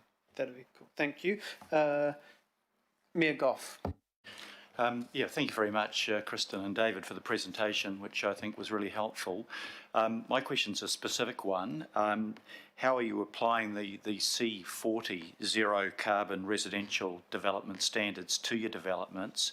And as part of that, are you doing anything in relation to either passive solar energy design, which seems to have disappeared off the radar, and the question of active solar panel power generation on those developments? So in terms of the C40 zero carbon, so we have a development site that we put forward for the Reinventing Cities competition in Henderson. That one is still going through due diligence at the moment, so there's no building that's commenced or anything on that, but there is a design for that site to be delivered as a zero carbon development. In terms of rolling that out more broadly, it's not something that we're mandating at this stage. As I touched on, our approach is more that we have some good minimum standards, and then we would like to see some exemplars. Obviously, the C40 Henderson one would be one of those. It would be great to see another one at some point as well, but they're expensive. And we have a number of, outcomes that we're trying to achieve in our developments, and so we can't really at this point in time, particularly with the financial situation that the world and certainly Auckland is in, we can't, I guess, you know, we've got the desire for everything to be very, very low carbon, but we can't dump all our other objectives in favour of, you know, sustainability. Otherwise, we'd spend all our money on that, if you know what I mean. So I guess that's the difficulty that we're in. These developments are expensive and they come, you know, at significant costs, which then means that affects the sale price that we can achieve. So it's a balance. In terms of, to give you an example of that, and this is if you think about what we talked about yesterday, which was the emphasis on affordable housing. I mean, we are literally heading to a debate, and I've talked about the St George's Lane site in Papatoetoe, which we're targeting as a very much an affordable development. We're into a debate about literally us paying for the Homestar rating process to try and that's the level of sensitivity there is when you start engaging with developers about costs. We've had exactly the same debate out at Katuitui at Barraclough Place in Manukau. This is what it gets down to. So when you get to things like solar panels and so forth, you start to get pretty quickly into debate about, well, who's paying for it. Sorry, I'll get you to come back to also whether there's any consideration of passive solar energy, but maybe it would be helpful for us to see what sort of cost-benefit analysis is done in terms of those, the C40 standards for zero carbon. I know there'll be a cost. Equally know that cost will probably be recovered over time, but that creates some complications. But just to bring a reality check on us, I mean, obviously, we want affordable on one hand and we want zero carbon on the other, and there's a conflict between the two objectives, but I'd really like to know what the trade-off points are on that, what the costs are, for doing X, Y, Z. This would add ABC costs, and the cost-benefit ratio would be, because I think we need to work through that. Obviously, we want you to, have everything, and that just doesn't work. But and yesterday, but where those trade-off points are, because that will give us a bit of a sense too of what we can expect for residential development in other areas. What we're expecting of the wider public. At some point, probably it will be mandated, and therefore you won't have to do the cost-benefit analysis because you just have to do it. But right now, obviously, you've got to tell, you've got to let us know what those trade-off points are. But just on passive solar energy, is anybody talking about that these days? I did it years ago when I was Minister of Housing in the 80s, and it worked really well in some of the places in Mount Roskill that I've gone back to, and 30 years later they've got the warmest houses in town. so you're just meaning designing well to get good solar, solar Designing so that it's a north-facing, big windows in the north, concrete pavers that absorb the heat during the day and let it out at night, all of those sort of techniques. Yep, I know that Homestar considers things like orientation for passive solar gain and things like that. So it is, because I agree, that's half the battle, is putting the house in the right place on the site and pointing it in the right direction and having the windows in the right place. So it's some pretty basic stuff, but you'd be amazed how many architects can't manage to do it. So, but yeah, Homestar does consider those aspects. So. Thank you, Mayor Goff. Councillor Henderson. Thanks, Chair. I guess my question's a bit more of a general one.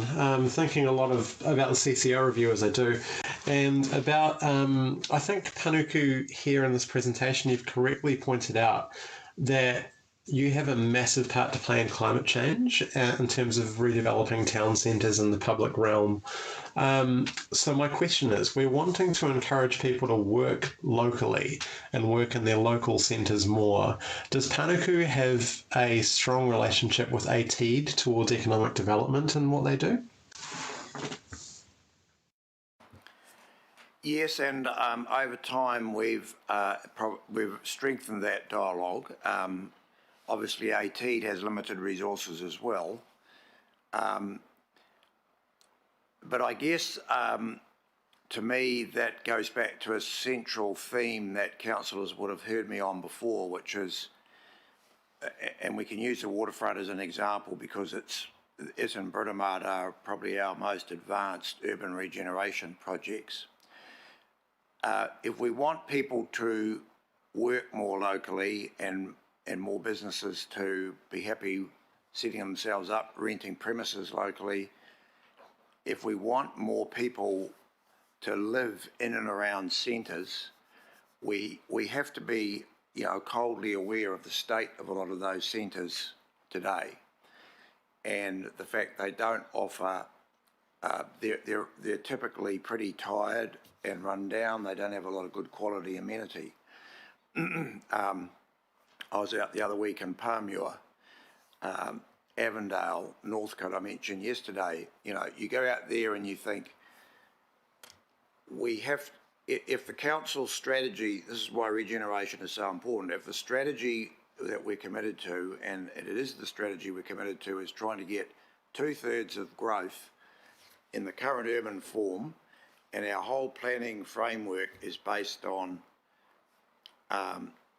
getting more people to live in and around centres on the rail line, they have to be nice environments. They have to be the sort of place where employers will go, yeah, my staff would like to work here, because it's a nice little, I mean, it's like the waterfront. It isn't just the fact the water's there, it's the fact that we've created great laneways, streets are designed for pedestrians, nice little squares, playground, little playgrounds, all the things that you can see there. Or you look at Britomart, you go out there on a sunny day and look at all the people on that, you know, Takatai Square, which is just a bit of green in the middle of the city. So, you know, if we're serious over time about lots, and you know, Northcote, we're talking about quadruple the number of people living like in the immediate vicinity. Kaingaroa is going gangbusters now. We're looking to put in easily 700 housing units over time. Well, you know, go and look at the built form there now in the public amenity and go, would I like to have an apartment here as this is? So it's central to the regeneration approach that we've got to, over time, repurpose these centres so that they can do for the next 60 years what they were originally, which is be relevant local centres that people want to go to, and that what people want and expect now is different than it was, you know, in 1960 when Northcote was built. So I mean, that was behind, you know, the whole debate we've had about reinvestment. We've got to put money back into these areas if we're expecting a lot more people to live in them, because developers aren't going to put in nice public squares and playgrounds and fund laneways, you know, that unless it directly benefits their bit of the property. Thank you. Well, true indeed. Thank you very much. Cool. And last question, Councillor Coombe. Thank you, Mr. Chair. Tēnā kouroa. Thank you for the presentation, and it's really fabulous to see this work program, and there's a lot of nuggets of gold in there. My partai is related also to the CCO review and reflecting on that, and that it found that the whole idea of the council whānau, when we talk about it, is rather illusionary. And but I just wondered, what is the cross-council practice underway in terms of collaborating and ensuring that this best practice is embedded right across the council family? And can I just sort of hear a quick example of that working together so that Panuku's great work isn't in one silo? And the presentation did cover a couple of things, but I didn't really get a sense of kind of a real shared commitment and working together across council. Kia ora. Well, if I can talk to just, I guess, the climate change aspect. So we have a number of, I guess, vehicles for that. So we've got a working group that helped develop Te Taruki a Tāwhiri, and so I sat on that.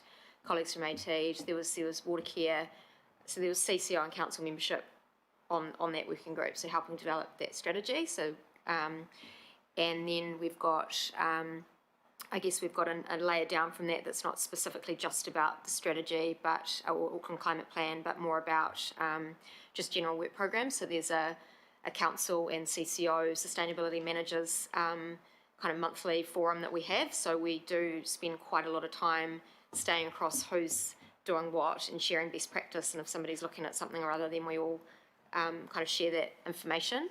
So just in terms of my particular role, I'm involved with both of those. I think across the organisation there is a lot of projects that we do collaborate with council and AT for sure on, and I did definitely, touched on a couple of those. And I think, I can't talk to all the different areas of the business, but look, a couple of really good examples. There's a smaller one I mentioned yesterday, which is our work jointly with Auckland Transport to access the Wakakatahi Innovating Streets Fund, Nice. which we've done pretty well at. I think we've got 5 or 6 projects funded around the region, including Takapuna. And on a bigger scale, if you look at a central theme that runs through probably just about every one of our locations, we are trying to, working closely with AT, we are progressively going to be changing a big amount of what is currently at grade public car parking in centres into development sites. And that's a shared objective we have with Auckland Transport. Every one of the centres we're in, and Takapuna is a great example, is taking the online car parking sites that currently dominate a lot of these centres, because of what I said before, they're all designed in the 50s and 60s, and turning them into mixed development sites with a lot of residential. So that's a big piece of ongoing joint work between us and AT. Yeah, Park and Ride program was coming to the committee soon. Yeah, thank you very much. And I think that's the key thing. We need to be as bold as we need to be to ensure that you guys feel empowered to do the work you're doing, because I think we have, like the selling of car parks or the changing of car parks, that can create some pain in the community. But I think I always think about the development afterwards. Would you tell a community with a great development, great open spaces, great connected community, would you rip that up and put a car park there? And everyone would say, absolutely not. So I think, I just want to thank you. I think it's good for the committee to have that broad knowledge of what you are doing. And I know this is only a taste of that. So just thank you, and thank the whole team that I know you both just representing the whole team who can't be here today, but thank you very much. And it's exciting the way we're going. So I'll move if anyone. Thank you for the invitation, Chair. No worries. Thank you. Deputy Chair will second. All those in favour? Aye. Aye. And those against? Thank you. Now we're just going to have a 5-minute break for grab a cup of tea, do what you need to do. So we'll be back at 11:48.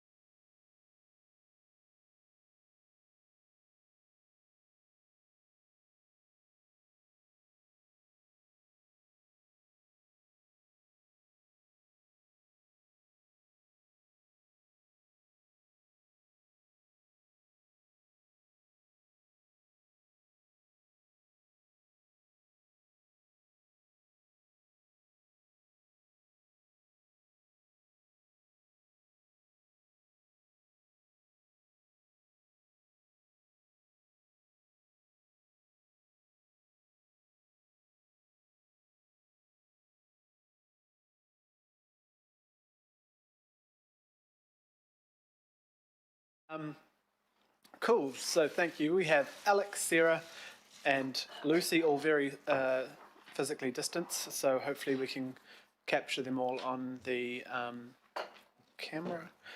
Cool.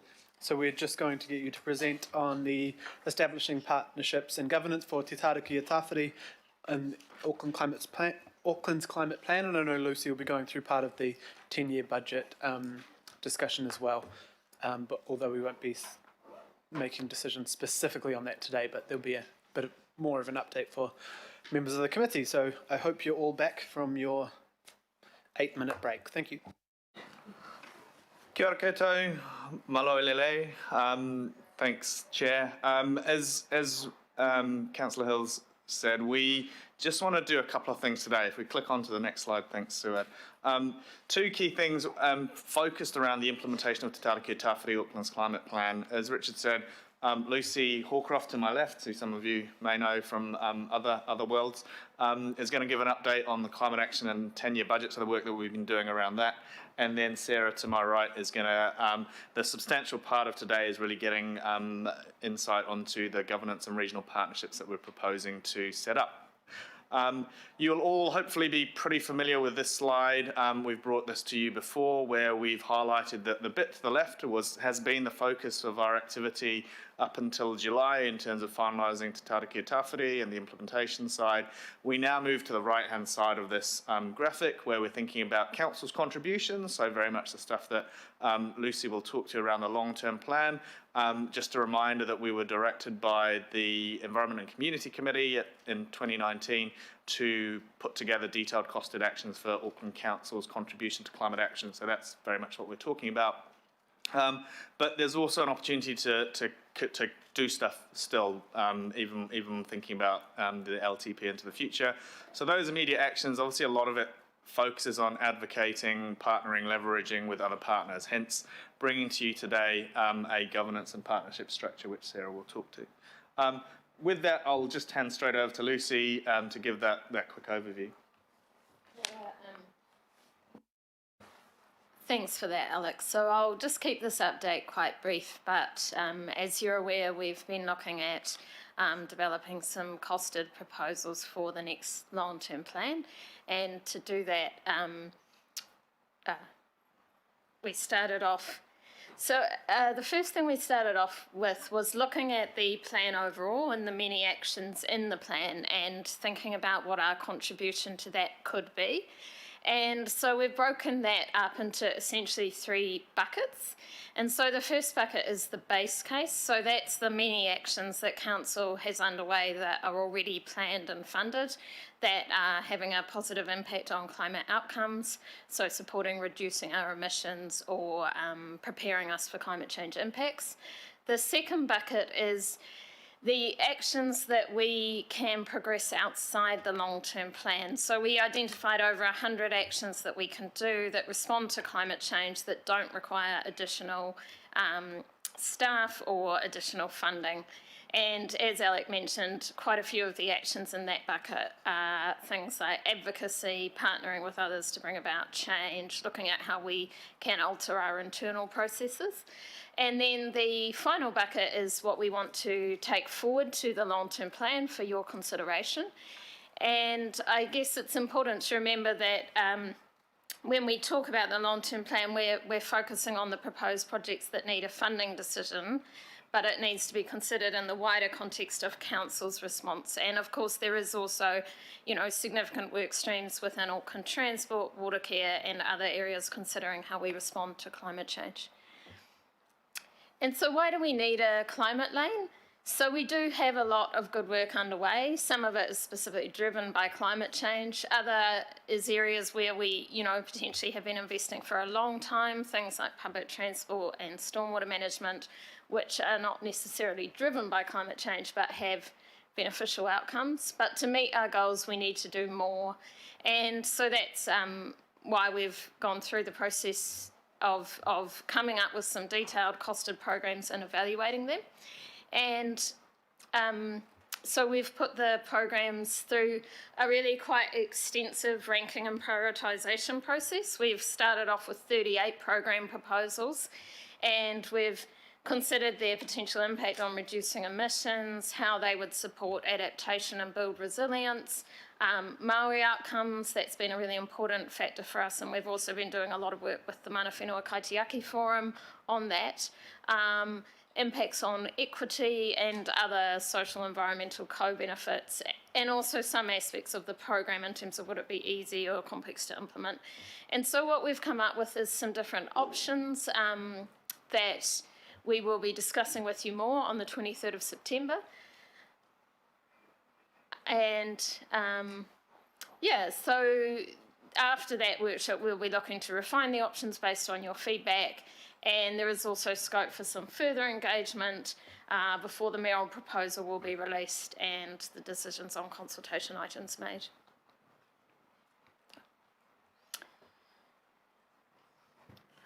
Tēnā koutou katoa. So I'm going to talk a bit about the governance and regional partnerships, which is the bulk of the report that you have today. Obviously, as we know, we cannot deliver the climate goals of Te Tauakia Tāwhiti, the climate plan, in isolation. We need to work very much in partnership across sectors and across the region. And so what we're proposing is to set up a structure providing commitment and oversight of delivery of the plan, and also to enable and unlock greater collaboration in its delivery. I should point out, obviously, for a range of programmes, as you've heard about, there's a lot that we already do and governance structures already exist for, so this wouldn't seek to duplicate that work. But it does set in place 3 additional groups beyond those that already exist within Council. Within Council, that's the political reference group, which I'll talk about in a second, and then on a regional basis, we'll be talking about establishing a leadership group with representation from council family, mana whenua, government, business, community, DHBs and youth. In addition, as we've talked about within Te Tauakia Tāwhiti, the climate plan itself, we talk about establishing a rangatahi rōpū as well, and so that is the 3rd group that we'll be talking about today. So if we go to the next one. So as you'll have seen within the paper, we're proposing a climate political reference group with a purposes to oversee implementation of Te Tauakia Tāwhiti, the climate plan, provides an opportunity for feedback on key regional and national issues, and doing that in an agile way. As we know, this is quite a fast-moving area with things changing quite rapidly. Providing guidance and direction as appropriate on key issues, barriers and opportunities, and also really reflecting strong feedback we've had from the outset of developing the plan and through the consultation, a real appetite for the ability for increased public input, check and challenge on delivery of the plan, and also an opportunity for mana whenua and councillors to discuss issues, share information and build capability. And this draws on examples of other groups that are established within council already and really reflects a lot of the feedback that we've had. So as you'll see within the paper, we've focused our options analysis on 3 main areas. The first being breadth of representation, the second being timeliness and agility, and the third being that opportunity for public input and enabling that more fully. So the recommended option is the political reference group, and we're proposing that that would meet every 2 to 3 months or by exception as needed. For public and community group representatives to be invited to attend on an annual or biannual sessions as agreed by the group to enable that opportunity to talk directly to councillors and check and challenge implementation. And then representatives from each of Auckland's 19 iwi authorities to also be invited to attend.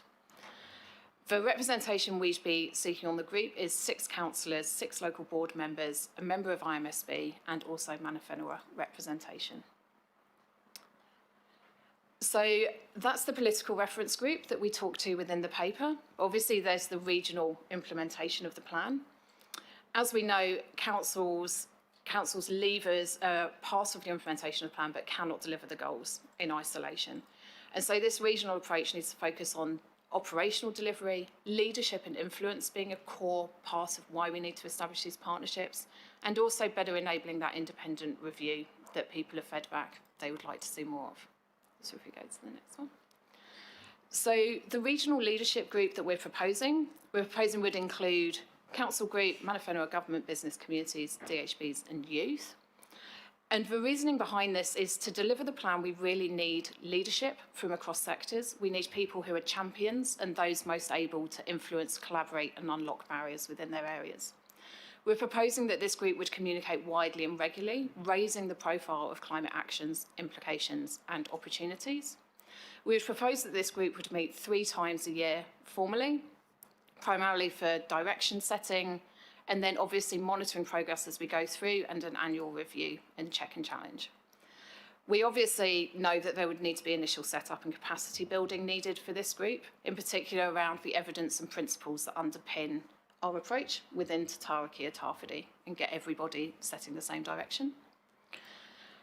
So when it comes to establishing a group like this, we know we're not starting from scratch. We know there's a really strong appetite to work together and collaborate on climate action.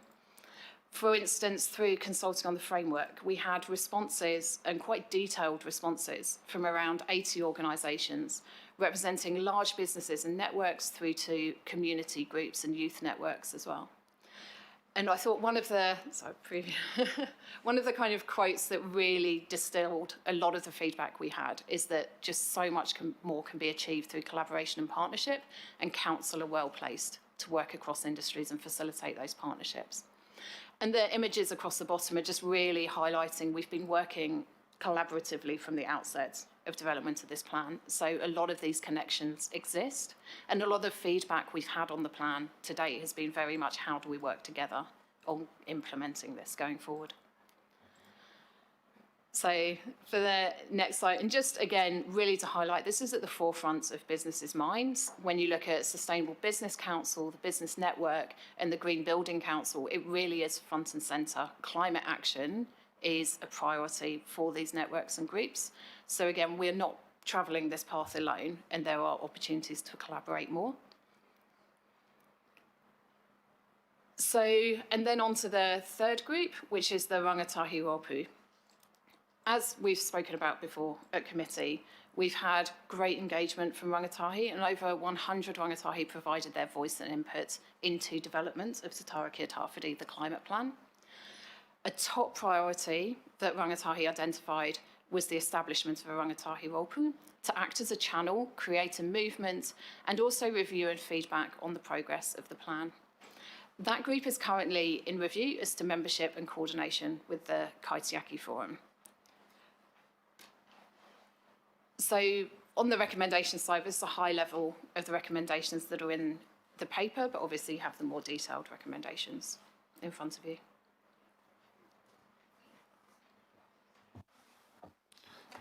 Awesome, thank you all. Fairly straightforward. I don't have any questions yet, but do we, Councillor, Deputy Chair, Pipakoon?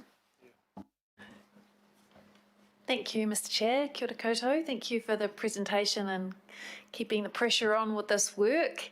I just have a question about, in terms of the leadership groups and the wider support that we're seeking to implement Auckland's plan, and really important that we're partnering as much as we can. What does that mean in terms of, say, our membership for groups like Sustainable Business Network? Are we in the current fiscal constraints able to continue those memberships where we're actually still relying very much on that network and the support they're giving and the work they're doing? And I guess I'm asking that question because I'd like to know that we can actually, as Auckland Council, ensure that we maintain the memberships of those strategic groups that we're actually asking a lot of. Kia ora, Councillor. I think that's critical in terms of playing that role, supporting those networks, the SBCs, the SBNs, and so on. There have been financial pressures. We have found budget to do that this financial year, but we need to make sure that's an ongoing commitment to all those, particularly those local groups, because, as you said, you know, this is about Auckland's climate plan, and they have a significant role in delivering and a significant voice in supporting as well. So, we do. And hopefully we can continue.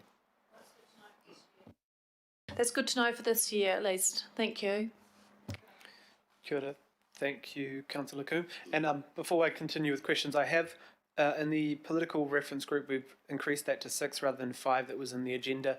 Local boards would like a wider regional spread, so they've got 6.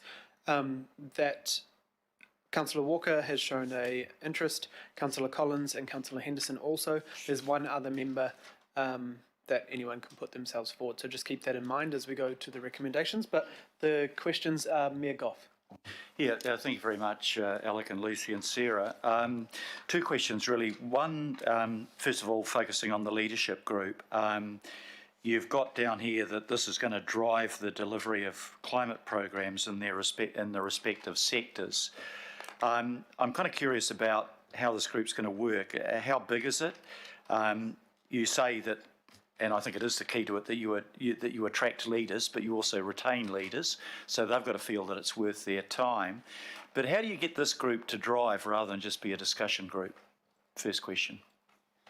I think it's a great question. I think Sarah touched upon it in her slides in terms of, I actually, for many organisations, it's not going to be necessarily an issue. We already have seen that appetite through a national level through the Climate Leaders Coalition. So the big businesses, I feel, are there and are really ready and ramping to go. For us, it will be the small and medium-sized enterprise where a lot of this is a little bit more difficult. And for that, I kind of, and again, this is a bit of a discussion in terms of, do we use a group like the SBN that Pippa talked to, which has a strong representation in that small, medium-sized enterprise group versus the SBCs who are much larger. So I think that's one of the critical things about that competition. How do we get them to really push forward? I feel like, and I've had a lot of discussions with, my peers, but also those groups to say actually they have really, and one of the slides kind of showed that there's a whole bunch of organisations who have seen what we've put out in the climate plan and have seen that as a really strong impetus for them or a target for them. And what we've set out in the climate plan to say, well, if we're going to halve our emissions by 2030, these are the sectors that we need to reduce by X amount, and these are the industries that need to do that. So actually, I feel like the plan in and of itself has actually given some direction to people. So these are the areas we need to focus on. I don't know if Sarah wanted to add to that in terms of keeping that momentum, particularly, I suppose, in the context of COVID and what we're seeing now. I think you covered most, but I think I can add a little. I think we'd seek for that group not to be huge in the first instance. It would need to be quite focused. So we wouldn't anticipate 50 people. We would probably look for around 12 to 20. And also just really targeting it effectively in that who are the people who represent networks and have that coordination that already exists. So you've got those people who already can drive activity. I think what's been good in development of the plan as well is the new evidence, the new knowledge, the new principles that have been developed, which actually are useful for a number of wider organisations in what they do as well. So a key part of that building capacity, I think, would be of value for those members more broadly. But as you say, we need to keep building momentum and maintaining interest as we go forward. But we'll target it as we go. Thank you. That's helpful. It's because those groups can just degenerate into a discussion rather than a force to drive, and that will be a big challenge. The second group that I'm interested in, and there's not much said about it in this paper, is action owners and partnerships. Now, I don't know whether you're talking about dealing with a group here that's representative or dealing just with the individual businesses. But obviously this group's critical because they're the ones that are creating the emissions and they're the ones that have got the levers to reduce them that we have to persuade. And I just would like it if you could spell out what shape this group is taking and how you'd interact with them and how you'd manage to persuade them to do what we would like to see them to do. Yeah, in the schematic, it's not overly clear. The action owners and partnerships represents where we have actions within Te Tarakia Tawhiri, the climate plan. So where we have those specific actions, for a number of them, partnerships already exist. So thinking about coastal management plans, for example, there are action owners and partnerships that already exist. So that's true for some, but not all necessarily at this stage. So this represents where we've got specific climate plan actions and the partnerships that need to exist around those specifically. Sorry, I'm still trying to get my head around. Is this a group you're setting up, or is it the actions that come from the other groups. Yeah, it's not. That's not an additional group being set up. That's for individual actions being delivered on the ground individually, but just making sure that learnings from those feed through. Okay, and so that's clarified that aspect. But in terms of, this is how do you persuade, other than through regulation, people to do what we need them to do in order to reduce their emissions? I mean, what are the mechanisms that you're looking at using here? Because in the end, that's what partnership's about. It's us not being able to do more than deal with our own particular area, but persuading other people to act in the common and the long-term good when it may have an economic cost and a disbenefit to them. So I'm just kind of interested in how we get, if I use New Zealand Steel as an example, that would probably be one of the hardest examples. Although they've now downsized, so maybe they'll be doing less and emitting less. If I just jump in there, I mean, that's a really good question, but it's not just a question that we need to resolve, and it's a question in my past life, sitting in the business space and others who've done the same thing. That's a continual question, and for me, it's a question of frame of reference. When we go to business and they say, look, we have financial implications for the now that we need to deal with, that's correct. But actually, if we don't address climate change, those issues are going to come through in terms of innovating or lack of innovation and kind of external factors in terms of global markets and so on, meaning that actually that transition to a low emissions economy, either we have that imposed upon us as business, and I'm talking as a business, or we actually innovate and we make that change now. And that's just a discussion that needs to happen. We can add some of that, and as Sarah said, we have a whole bunch of evidence in terms of the risk to Auckland. If we don't do this, the disruption that we'll see in terms of supply chains and so on, and we can provide that. I mean, it's all publicly available, and that adds to my counterparts who sit in the New Zealand Steels or sit in the different organisations to go, well, this is how you communicate to your decision makers and your boards and your executives to actually say, well, we all need to make this change. So I feel like we have a role there, but we can't necessarily make the argument to every single business, if that makes sense. We can just arm our other people sitting in the same seat, but talking to their organisational leadership.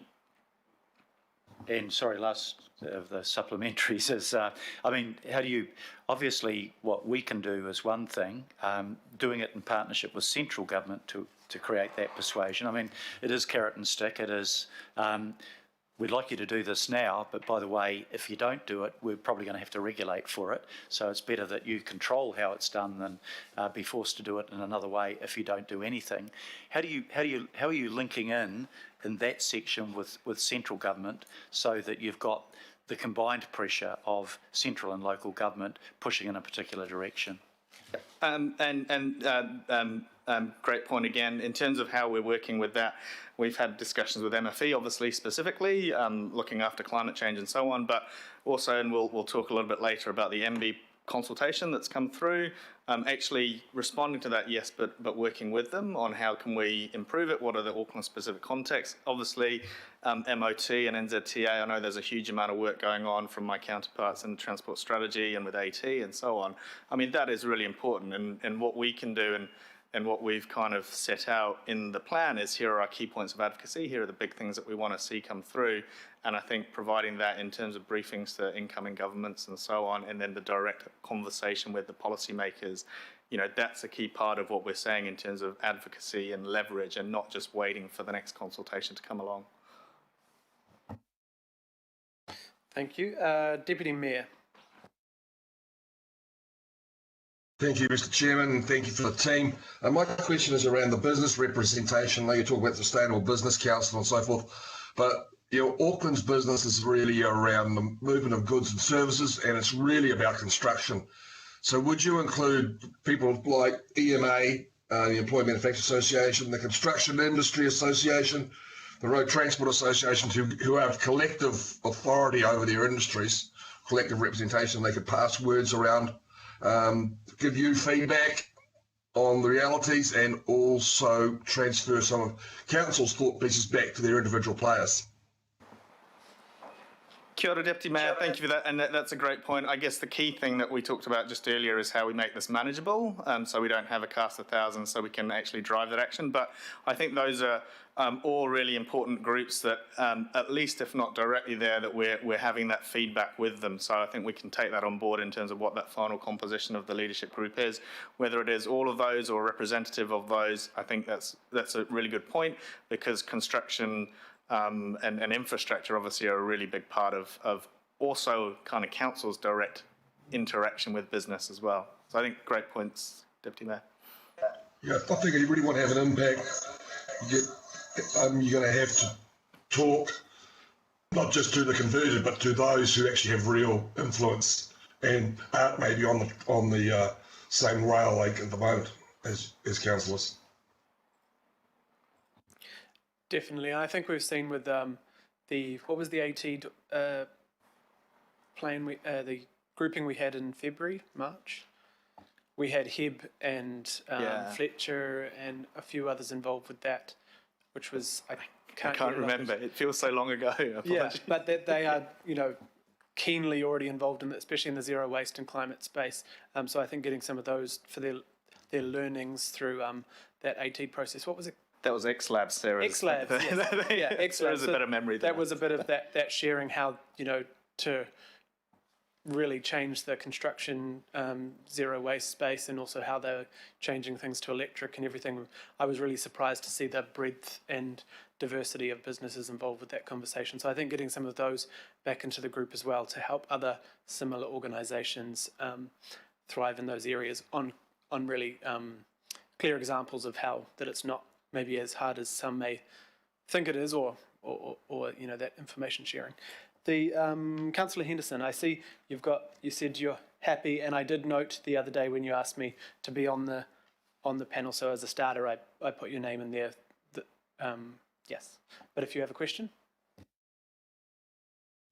I do not. But great job. Thank you, Councillor Walker.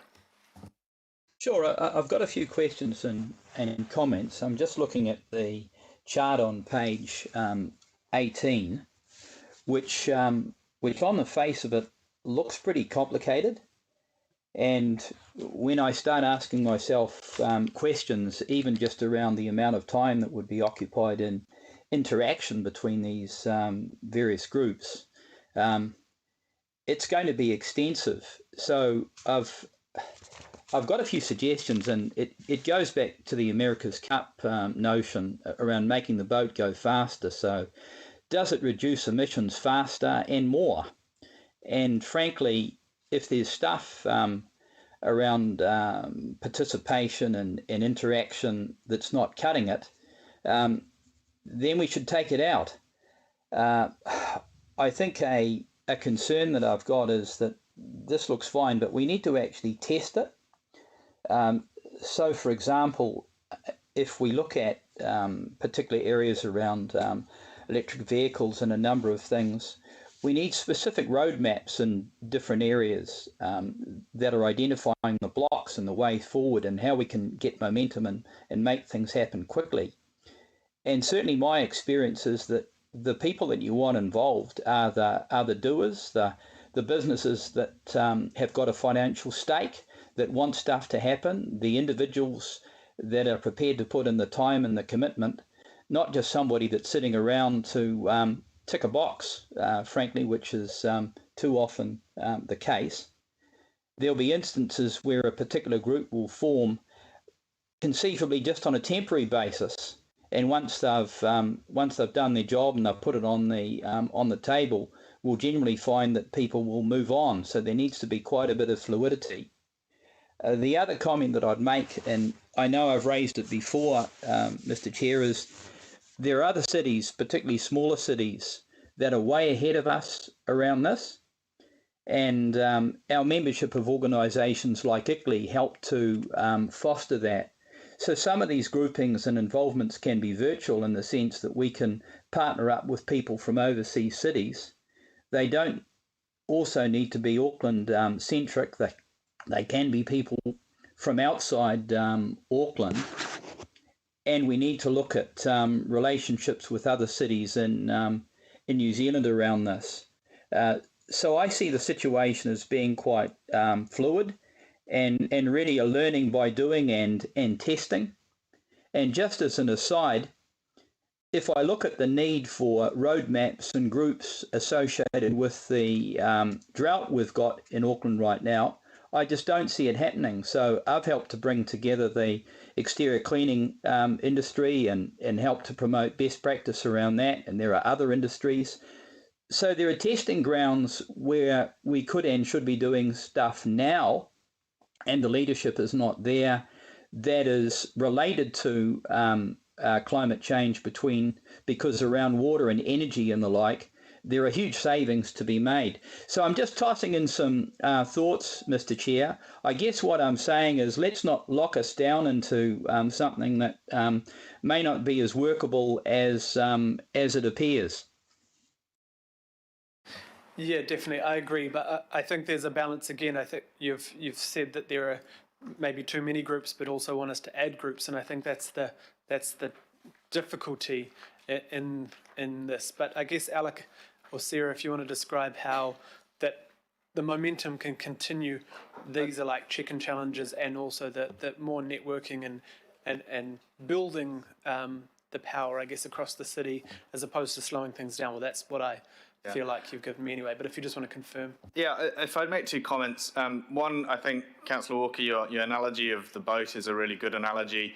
The other thing to lay on there is we need to make sure the right people are on the boat as well, and I think that's a key part of this, is to make sure that we have that forward motion, which Mayor Goff and Deputy Mayor have talked about. The other thing just to note is, yes, we obviously do need to be learning and doing, and so we've built into the whole plan, not just this part, about we need to continuously review and look at how well this is working, because climate change and a whole myriad of other factors are changing so quickly that we need to make sure that happens. And the final bit is just in terms of some of those specific action, and obviously the technical expertise that we're getting from groups like C40 and so on will be focused on those specific issues. So I think that action ownership, that level that sits about the, how do we deliver on those specific actions that we've identified, of course we want to make sure the right technical expertise comes through those groups. Perfect, thank you. Was there anything else, Councillor Walker? Just ready to indicate that it needs to be really fluid, so you don't get bogged down, because we're running out of time fast. We sure are. Thank you, Councillor Walker. Councillor Casey. Yeah, thanks everybody. I've got two questions. First is one to Lucy. Lucy, you had a slide earlier on and it said we are also doing things that push us further away from our climate goals. I want to ask you, who is going to be the climate police and make sure that we stop doing those things? So and could you give me an example of one of those things as well? So a small example might be that we are still sometimes building facilities where we're putting in gas boilers rather than heat pumps. So I guess that's an example of, where we're locking in a piece of infrastructure that in the future we will probably need to replace. So it's things like that, and thinking about the whole of life costs of assets and also the environmental impacts. And that's actually sort of one of the proposals we'll be talking to you about through the long-term plan. I guess in answer to your question about the climate police, so part of the long-term plan structure is that there will be a climate lens that looks across all the activity areas and the lanes. And so the aim of that is to help us identify areas where we might need to change our direction or, alter our processes slightly. Is there anything else you'd like to add, Alec? I'd welcome a office change of title for the Chief Climate Police Office unit would be great. But yeah, look, I think there is a role for us as the Chief Sustainability Office to give the advice. I think you guys obviously hold, the decision-making power, so I think there's a role there. I guess there is no one person or group that needs to do this. I think we all do need to challenge some of our assumptions that we've had in terms of what we're doing and how we're doing things. Second question goes back to the same table that Councillor Walker was mentioning, and I just want to say thank you for including the demographic advisory panels. They have identified climate change, transport and housing as their three main issues, and we really want to encourage cross-fertilisation across all the panels. So thank you very much for your paragraph 43 in your report. Cool. Thank you, Councillor Casey. Councillor Cooper. Thank you, Chair. I had a question and some comments. So the first question is around the budget. It says there's money there for this year, but then there was a comment from one of our officers around the fact that we've got to have to secure more money for this in the long-term plan. Is that right? Yeah, that's correct, Councillor. Okay, thank you. I'm just really mindful of one of our earlier presenters talking about getting the basics done, like our water quality first. So that's just something to be thinking about for me. My comments are, look, I'm really uncomfortable with having 5 blokes and 1 woman put forward. We've got the ethnic diversity there, but we've got 1 woman, and I would really like to think that Councillor Coombe could be part of that. She's Deputy of Planning as well, which is critical. So I don't know how you're going to work that out, but it's not a good look. So there's that. You can sort that out, Mr. Chairman. And Councillor Cooper, yeah, sorry. Councillor Bartley and Councillor Coombe are in the C as it stands. Oh, sorry, I'm getting mixed up. Yes, good. Yeah. So she is there as deputy. I don't know why I keep getting Pippa mixed up with planning. No, that's right. Good. All right. Sorry, my mistake then. No, that's fine. And it was just the people who. It was just the people who'd shown interest first, and trying to get that regional spread. But definitely anyone can attend the political advisory group meeting as well. The other comment is around business being involved, because we know that often business are doing better than councillors on climate change actions because it directly affects their bottom line. So I support the comments of the Deputy Mayor and Councillor Walker on that it's no good getting the think tank people on there. We need the people that are doing. I think that's critical and also if you want to be influencing businesses who are going to be critical in making these changes for Auckland, they need to be in the tent, not outside. That's all I had to say. Thanks, Councillor Cooper. Definitely, and it is both of that. The Climate Leaders Coalition, especially, that the team has been working alongside, is about 110 businesses, everyone from ASB to Air New Zealand to Fletcher to Heb to quite significant construction companies down to the warehouse and others. So there's quite a diverse range that they'll be tapping into. Alex, you just want to maybe give confidence to all members of the committee that you'll be talking to a broad range of people. Yeah, and I think just to clarify, and I can't remember, and I can't read it in the paper, but I know we talked about it in workshop, that leadership group is about the people, the groups that will bring others with them, versus and as we talked about, the action ownership and actually delivering on some of that technical stuff, which is separate from that. How do we actually get this momentum, get others in? And 100% agree, Councillor Cooper, there are a myriad of companies out there doing really great stuff. So let's actually work to showcase that and show some of those other groups, which the Deputy Mayor talked about, who may not completely be on board right now. We're not the best people. Like, Council's not necessarily the best people to make that argument. It's actually their peers and their peer organisations that are taking that leadership stance. So I can just say I agree, Councillor Cooper, that leadership group needs to be the people or the groups that will be heard and that can bring people together. Thank you very much. Thank you. And we are, part of that Climate Leaders Coalition as well. So with the ports and, there's everyone from Banks to Fonterra, Z Energy, Spark. So some of the big players, but also many small businesses as well. So I think if we can continue to make sure we get diverse range, Alec, that would be perfect. Question from Councillor Dalton. Thank you, Chair, and just bear with me while I'm going to scroll up and down my Nexus to the different pages.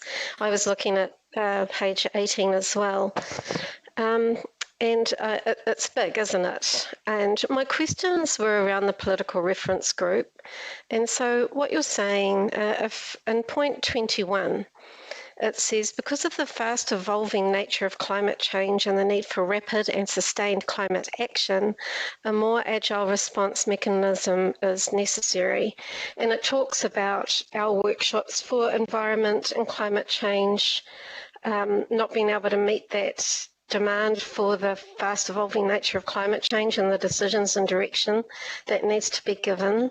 And I just question that, because if we go back to what the Mayor was saying about what's our sphere of influence really, and is it about regulation and legislation, because that's not fast moving by any stretch, and that is a governance role, the advocacy, and the political reference group might do some of that, but what else? Is it going to be responding to the information that you're bringing back to it and giving you direction? And so where does that leave the rest of the councillors? How does that feedback mechanism work to everyone else that isn't on this committee? And are we really moving so slow as a committee that we need a political reference group as well to keep this at pace? That's my first question. Kia ora, Councillor Dalton. Just to answer one of your first points, yes, in terms of feeding back to the committee, that is definitely something that we'd look to do in terms of what comes through reference group, what the discussion is, and also then bringing it back to committee. Some of those elements, and one of the reasons why it's not necessarily a workshop and a committee meeting, is that they might not be political decisions. Hence, you know, and some of our steer as officers is that those workshops need to be associated with a committee item which requires a decision. So hence the kind of pulling it out to one side. And I think that probably touches upon your second point about speed and pace. You know, there is a whole heap of stuff that we would love to talk to you all about. You have a myriad of other things on your plate, and so we're trying to just streamline that process. I don't know if Sarah wanted to add anything there. No, I think that covers most of it. Obviously, the reference group wouldn't be a decision-making group. Any key decisions would obviously still come to committee, and the reference group also enables that broader representation to reflect the feedback that we'd had through the consultation. So that's why we're looking at the reference group as well, to enable that mana whenua representation and public input. Definitely, Councillor Dalton, that's one of my concerns, and at first I wasn't too in favour of a political advisory group, because it does, in its existence, kind of look like it's removing access to information and ideas from members of the committee. That's not what I'm keen to do. I want everyone to feel they're invited to those. It's more of a chicken challenge, come up with ideas, the discussions with interested and passionate local board members that can be there, but I do not want this to be a place where it is another thing that the members of the committee are not engaged with, and I'm sure Alec will protect that. But I guess maybe you want to go through a little bit of what you're wanting to bring to that. Would it be, you know, and how often? I think what we're proposing was for the group to meet maybe every 2 to 3 months, in recognition that obviously committee meets every couple of months, so it enables more meetings and more updates. I realise I also didn't say that we would also look to circulate any minutes and agendas to committee as a whole, so that people could see everything that comes through that group. But it's more where things come through, some discussions which wouldn't be decisions, and other more ad hoc discussions such as consultations and various things that are coming through that we might need to be able to have a discussion about, but isn't necessarily a full decision. And obviously, as we implement the plan, as new things are happening all of the time, new relationships are made and new actions are taken forward, it enables us to have more frequent discussion.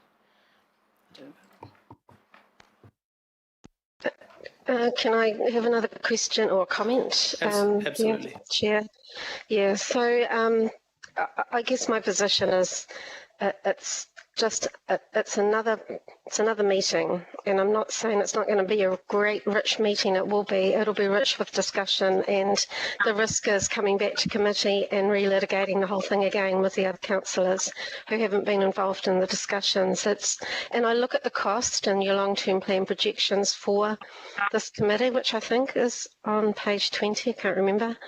And that you've got two other points through the report talking about an investment that you're going to be coming back to, a climate change investment or climate action investment that you're bringing back to the committee at the end of September, I think.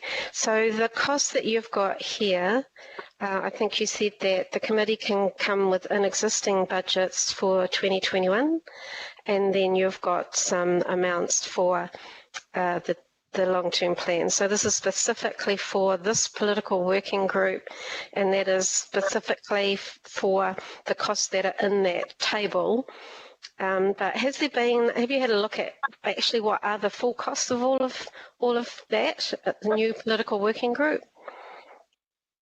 Just to respond, Councillor Dalton, the costs on the table are about the leadership group, not the political reference group. So obviously there's, as Sarah talked to on the slides, in terms of getting, particularly if we're finding leaders, as we've talked about before, in business or other sectors who aren't necessarily experts in climate change, because that might actually be the better representatives to actually drive that collective action. So that point 90 on the report isn't about the climate, the political reference group. Those are costs that are one of those programs that we're hoping to bring to the LTP workshop. All right, so would we be able to get the costs of the political working group, because there will be some, please? Thank you. We can come back to you on that, Councillor Dalton. Thank you, Thank you, Chair. Thank you. I looked at that page 18, and it gets bigger and bigger and bigger, doesn't it? And there's a huge commitment from governing body members who are going to participate in it, which I admire. But it's another big piece of work that needs to come back to workshops, I hope, and committees for environment anyway. Thank you. Yes, definitely, and I think we've discussed it before on our own, Councillor Dalton, that we don't just want more talking committees, it's more about doing and how we can connect it all up. And I'm happy for a review, after one or two meetings, if it's better just to have the whole committee. I prefer that. I think it's just about how we involve local boards and mana whenua in a different way, but I'm happy to continue that discussion on how we bring all those people around the table without it being 50 people in a room, I guess, is the challenge always on these things. But thank you, really good points. Thank you. Member Wilcox. Yes, thank you, Chair. I suppose my concern with all these political working groups, having been on the waste management and the weed one, is often what we want isn't what we get when we put it up to the bigger committee. And so that's the first thing. But I want to take this matter from the aspect of tikanga, and within this it's a comment and then come the questions. And so the tikanga is the iwi set the kawa, the hapu managed the tikanga, and the marae implemented. So when we accepted Te Taruke o Tawhiri, we basically accepted that was the kawa that would be carried through, and this committee now and the Auckland Council as a whole had a responsibility to report back to iwi and back to those who presented that Taruke o Tawhiri as to how we're implementing it, how we're maintaining the enforcement and the compliance with it and all of that kaupapa. So I suppose what I'm asking here is that in Auckland we've said there's mana whenua and mātā waka, but actually we've always said within the statutory board our statute is to both and so we like to talk about whatever's good for Māori is good for Auckland. So one of the things that we have been kind of thrashing around, and I suppose it's how are we going to get Mata Waka involvement in this process and within this group of the political reference group? That's the first question. Thank you. Kia ora, Member Wilcox. Yeah, it's a really good point. Sorry, I'm just hearing myself, I think. And we'll definitely take direction and advice, any advice that the IMSB can provide in terms of other groups. Just to note that we have been engaging broadly with Māori in terms of preparing the plan to Tarakia Tawhiri. Obviously, as we've talked about many times before, in terms of direct engagement with the Kaitiaki Forum and with iwi chairs as well. But some of that consultation feedback, you'll recall, involved actually those Mātāwaka groups leading the discussions through their various marae, and how we involve them in this leadership group or political reference group. We would have that discussion with the Kaitiaki Forum, and IMSB can provide us with any particular groups that they want us to talk to more directly as well. So my next question then comes back a little bit further, is that now that we're going to have this political working group, how will this working group report back to the larger committee? And what is, I'm always scared of the child wagging the dog, the tail wagging the dog, and vice versa. So, and I think this has been put forward also by other councillors as well. Thanks, Member Wilcox. Yeah, as we canvassed earlier, this isn't a decision-making group. So if there are decisions to be made, that will be brought back to the full committee. However, we will also, as Sarah said, circulate the information that we're providing and talking through, and any minutes and whatnot coming through from those meetings to the whole committee. So there will be an ability for all members to see what discussions are happening.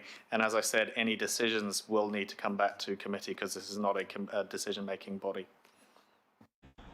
So my final question is, will other members of the committee be able to attend, even in just an observer or monitoring position? Yep, I think that's fine. Yeah, we are interested in having public organisations, community organisations, mana whenua, anyone. So that would definitely include interested local board members and councillors who can, and other members of the IMSB, to attend. It's more about ensuring we have a core that will turn up to discuss the information, like with all the political reference groups. But everyone's invited, just like they are to any of the smaller committees that we have, to ask questions, to discuss things. It's just to have a representative group so that it's in your diaries, and yes, that sort of thing. Chair, then can I just ask the question then? So would that also apply to mana whenua or Mātāwaka groups that wish to attend and gave forward notice? Yeah, I think we've set that out in the paper in terms of specifically, yes, every 6 months there's actually an opportunity for people to come and present to that group and provide those feedback. So at least that component there. Thank you, Chair. You see the H there, Chair. So. And thank you, Member Wilcox. We also have H just for members of the committee who might be wondering what that was. That was a suggestion from IMSB that we just ensure there's a report back on the exact process to get members involved in the partnership and governance approach from the mana whenua side, and that's both through the mana whenua Kaitiaki Forum, but also through individual iwi who would like the one-on-one engagement rather than going through the mana whenua Kaitiaki Forum. So, and plus the Mātāwaka groups that we have contact with. Obviously, it's not going to be perfect and get everyone, but there are mana whenua who prefer to go through the forum, and there are other iwi chairs who prefer to be discussing one-on-one, and we want to continue to get that right. And yes, so any other questions? I think we've exhausted that. Seems pretty good. And I'll just check with, I was just messaging Councillor Dalton, but I think you're fine about that, Councillor Dalton? Yep, good, thank you. Cool, thank you. Cool, so I will move and have a seconder. Happy to, Deputy Chair, Pippa Coombe. Oh, no. Cool. Cool, so you've read through the resolutions. Did anyone want me to read out that H, or you can all see it on your screens? It just says, report back to the Environment and Climate Change Committee on the process of engagement and input of Māori on the partnership and governance for Te Tarakia Tawhiri, including their selection and participation in the groups prior to finalising the details of the partnership and governance approach. That was just the only one change from the agenda.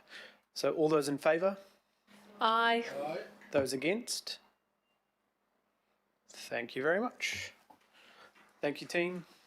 Cool. Have a nice day. Right. We will just, Alec, would you be able to just, we're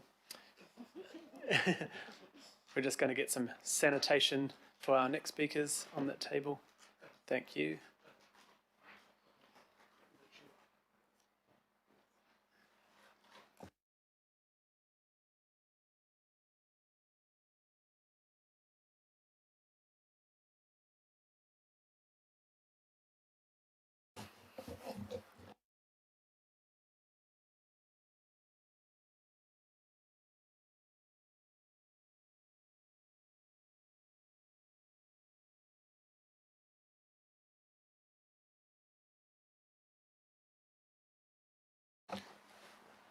Awesome. So Gail and Craig, we have our end of year report for the natural environment and water quality targeted rates. And this is an information report, but it's very exciting, and it's important that we bring it to committee this way to celebrate and promote all the great work that's being done out there. So I hope councillors have looked through the item on the agenda really well, and we'll have, I think, is it Gail up first? Thank you.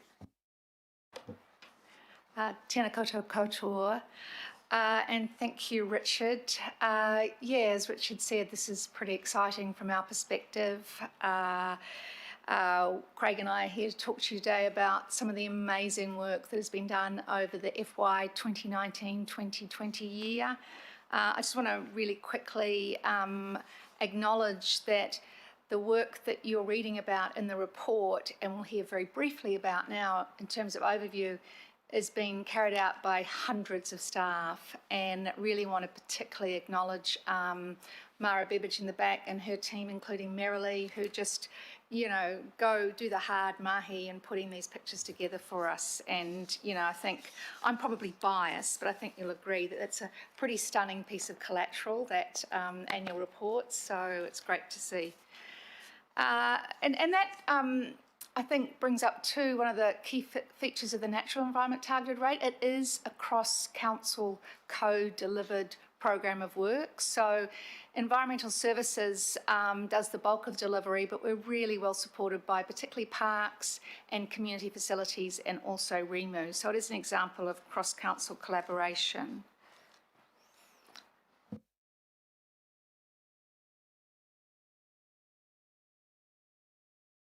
The 5 key programs. So the Natural Environment Targeted Rate, as you all know, 10-year program of work, created a 4-fold increase in council's investment in the natural environment over that 10-year period, broken up into 5 key programs. There's about 40 to 50 projects across those 5 key programs. The Kari Daibat one, there's a slide on that later, so I'll just leave that for now. The Restore Ecological Health, and the large-scale work we're doing now on getting on top of pest animals and pest plants.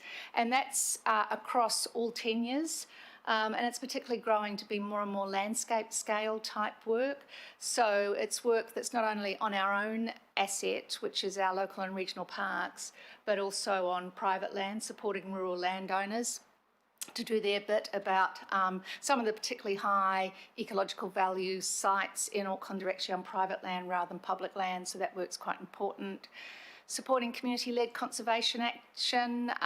You heard an amazing presentation this morning from Janet about the potential future for community-led conservation and that great, what I'd call direction of travel, which is more building environment and social outcomes together. Because at the end of the day, this is not environment for environment's sake. This is what it is, but it's also environment as it contributes to the future of Auckland, and we get the social outcomes and some of the economic wellbeing results as well. So great to hear that, and we're continuing to support the community-led conservation part of that picture. A significant upturn in work, what we call our marine program, but our marine program is actually multifaceted. So the marine program is all the work we do on the island eradications, and I'll say a couple more things about that in a minute, but it's also all the work we do with our biosecurity dogs, for example, preventing reincursions of pests to those islands. It's the work below the waterline, so it's the marine biosecurity work, things like the Mediterranean fanworm, and trying to keep on top of that, working quite closely with the commercial and residential, or recreational, I should say, boaties. And then it's also work with some of the shorebird and seabird habitats and protecting their breeding. And then the fifth and final program is our digital platforms, and I'll just talk as well. If I could have the next, am I meant to be controlling this? I should know by now. Oh, I can't. Okay, thank you, Sad. Yeah, COVID didn't have too much of an impact on us, and you will see that in the report. We certainly stopped everything alert level 4, with the exception of some biosecurity incursion response. You might have seen the coverage in the news over that time. We thought it went viral. You know, that footage of the guy at 2 a.m. in the morning when we were out there with our cameras trying to find a stoat in Motukorea Island, Browns Island, and 2 a.m. in the morning we didn't capture the stoat, but we did capture a guy out on his own doing whatever he was doing out there. So that went sort of viral. So we did continue with that work over the level 14. But by the time we got to level 3, we got approval to go ahead with the bulk of our pest control work on the basis that, and you all know this is a feature of pest control, you don't want to stop because you lose the benefit of previous investment. So we kept going with the pest control work, and we re-established the Kauri dieback track upgrade work as well. In terms of the emergency budget, we did defer some programs, but again, I think with the targeted rate, we were quite fortunate, particularly with the Kauri dieback program. We deferred about 5 million of the initially planned 11 million spend for Kauri dieback, so about half of the spend, but we're on good track for that track upgrade part of our Kauri dieback program. So you'll see in a minute that we're very confident that we can just shunt some of that forward and still continue to deliver all the proposed track upgrades within the 5-year work program. Segue to Kauri dieback. So this is just a case study on some of the track upgrade, and you're going to get a full report in a couple of months on the whole Kauri dieback program, because the track upgrades is what we talk about most, but it's actually quite a comprehensive program. It includes all our surveillance work, it includes a lot of awareness raising. Something like 91% of Aucklanders that were asked in a survey done quite recently were aware of Kauri dieback, so there's awareness raising, there's the research we do on things like phosphate injections, and there's support for private landowners that have Kauri as well. But that just showcases that particular picture, some work we've done on the Hillary track. Based on the tracks, focusing on the tracks for a second, 33 tracks over the year. In terms of kilometres, 47 kilometres of tracks in regional parks and 11 kilometres of tracks in local parks. So at the end of that first year, we're basically about halfway through that 5-year program. So as I said, we've got time to catch up, even though we've had to cut back a bit for this year. enabling tools, the case study there. I'm hoping that some of you will have had a chance to look at this. We did quite a big launch of this in Conservation Week. This is our sort of flagship Te Aki Tamaki Makaurau website. If you haven't had a look, really encourage you. The website is up there. It's basically the one-stop shop for conservation activity in Auckland. So it's got, I see it as an amplifier. So it's essentially connecting council, Department of Conservation, Landcare, Philanthropics, all the big entities, plus the smaller groups together. It's got something like 500 links to different community groups, so community groups can see what each other's doing. Because, and I've spoken about this before in this forum, we've got about 1,700 community groups doing small pieces of the puzzle, but this site gives us the opportunity to showcase the region-wide change. Things like changes in observations of bellbirds in backyards, that sort of thing will be on maps in this conservation portal, so it's a really cool tool. Next, please. And then the islands, I spoke briefly at the breadth of the marine program, and the case study here is the Te Koroai o Waiheke, which is the large-scale predator-free eradication in Waiheke. Now, if the stoat is progressing quite well, we've got 1,500 traps out there. We deferred as part of the emergency budget moving on to the rats for this year, but that actually works quite well because we're still working out the methods for eliminating rats. If we can pull this off, it's a world first in terms of that scale of eradication in an urban and rural setting. So it's got a huge amount of community support. And the other feature of that program, which runs across many of our programs, is good leverage. So council contributes, but we also get leverage from central government and things like Predator Free New Zealand in this case. And I see in the future that's going to grow with things like Jobs for Nature. So whatever we invest on ratepayers' behalf is being expanded by other contributions. And that's a very quick, rapidly spoken tour, but it's all in here, and yeah, it's a privilege to bring this to you, and yeah, thank you. It's perfect, thank you, Gail. And we're just on to Craig. Malo e Lele and kia ora everyone. Delighted to present the Water Quality Targeted Rate Progress Report for the year. As you know, it's all about how we reduce public health risks from overflows and improving the ecology of our waterways. Next slide, please.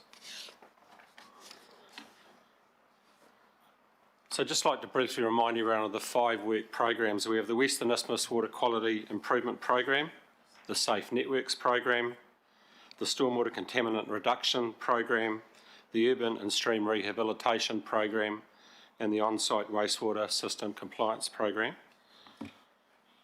Like Gail's area, we weren't dramatically impacted by COVID because of the nature of our works, but what we did end up doing as part of the emergency budget was having a couple of minor deferrals. So the Waterview network separation works were deferred, and our on-site wastewater database was deferred from this financial year that we're in at the moment, and that work will then be moved into subsequent years. Just like to initially focus on the Western Isthmus program, because obviously this is the big program within the water quality targeted rate. Around about 70 to 80% of the targeted rate sits under the Western Isthmus banner. I'd like to initially start by talking about the Akahu Bay project. Now, you might say, well, Akahu Bay is not in the Western Isthmus, but the reality is the work in Akahu Bay and provides for increased capacity in the Araki main sewer, which reduces overflows in the Western Isthmus. So it is indirectly linked to the Western Isthmus, and we obviously have a very significant separation program underway there, which is on target for completion by June 2021. The Daugherty Street project is delivered through the Wynyard Edge Alliance, and I'm delighted to say that that program is now effectively, the physical works are complete, and we're just going through the final contract wash-up for that particular job. The work in Freeman's Bay, which specifically at this stage is in relation to separation works in Picton Street, that work is about 50% complete and on target for completion in April 21. And the St Mary's Bay project is also about 50% complete and on target. That's by money as opposed to by time, and is on target for completion now in September 2021. And just an interesting bit of background on the project, the outfall that goes from Macefield Beach out to near the Harbour Bridge is some 400 metres long, and that's actually been made in Thames at the moment by welding together lengths of plastic pipe, and that's going to be towed up by a barge. A 400 metre long sausage will be towed up from Thames and be dropped into the harbour, next to the Harbour Bridge, dropped into a channel that will have been constructed ahead of time, and that work is scheduled to take place in late October, so it'll be quite an interesting task to observe. Next slide, please. So we've talked quite a bit about the need to actually get into the forensic work to really understand what's happening in our networks, and I'm pretty proud of the amount of work that's been achieved in this area. This really is the MRI of wastewater and stormwater. It's not until you get into that level of forensic detail that you can understand what's happening in the catchments. So we've had some 108 stormwater outlets sampled now at 16 beaches, and 15 k's of the network have been put under this detailed network inspection. And Langholm is a great example where we actually identified a previously unknown issue with the wastewater network, which I have to say and acknowledge the great support we've had from Watercare. So Watercare got in and fixed that problem, and that beach will move from a permanent red to a beach that is now predominantly green, and that's because until you go in and actually analyse and look at these issues and you find them, things can go on for years and years and years without people being aware of it. So the fact that the funding is now there to do this detailed assessment is going to make a huge difference over time to the success of the program. Next slide, please. And another great example is the work we're doing in the contaminant reduction space. So the Te Rāpururi wetland in the regional park, that's been another major success story, where this is where we had a 13-hectare wetland which hadn't been previously fenced off, so stock were getting into the area, causing a lot of stream erosion work. As you can imagine, stock and streams doesn't really go together that well. So we did a major fencing and replanting program, and that's just a small exemplar of the sort of thing that's going to have to happen across the region. And obviously the Kaipara project's now had a great boost with the announcement by central government of the funding to support that particular initiative. And we'd like to see programs like this extended not only to the Kaipara, but all of the harbours in the region. And obviously Gail and I are both delighted to take any questions. Any questions? Councillor Casey. Craig, can you remind me if the Western Isthmus reference group, or whatever it was called, is still meeting? I don't think I've been at a meeting for several years. So what's happening on the Western Isthmus is that Watercare had an existing community group they were working with in relation to the Central Interceptor. We've brought all of our work together with Watercare's work. So I have to apologise if you've been left off the list, Kathy, because they've been very active over recent times. But now that I'm aware of it, I'll make sure that you get added to the list.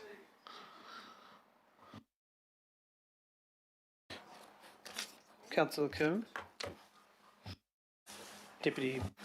Thank you, Mr. Chair. Tēnā koroa. Thank you for coming along and presenting it. It's really awesome to see this report and just the value of the targeted rate, and there's so many good news stories there. I just have a query, Craig, in terms of, I guess this is an ongoing concern about the fact that we have not been undertaking our regional responsibilities.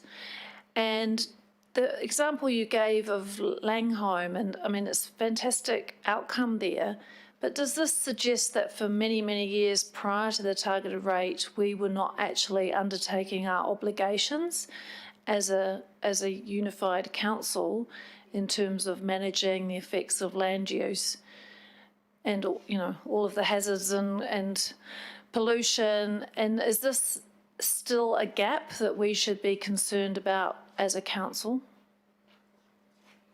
I think the issue to me is, in this case, more than a land use issue, it's the fact that when you have pipe networks in the ground, they are effectively live things. And until you continually monitor and assess the condition of that network, you don't actually know what's going on. It might all appear fine on the surface, but pipes over time will crack through a number of different reasons. And it's really those cracked pipes that causes the problem. And it's really the cracking that causes the problem, because the wastewater will naturally move to, so the stormwater network is effectively the way that water naturally gets to the coast. So when you have a fracture in a wastewater pipe, it will actually tend to track through the stormwater system.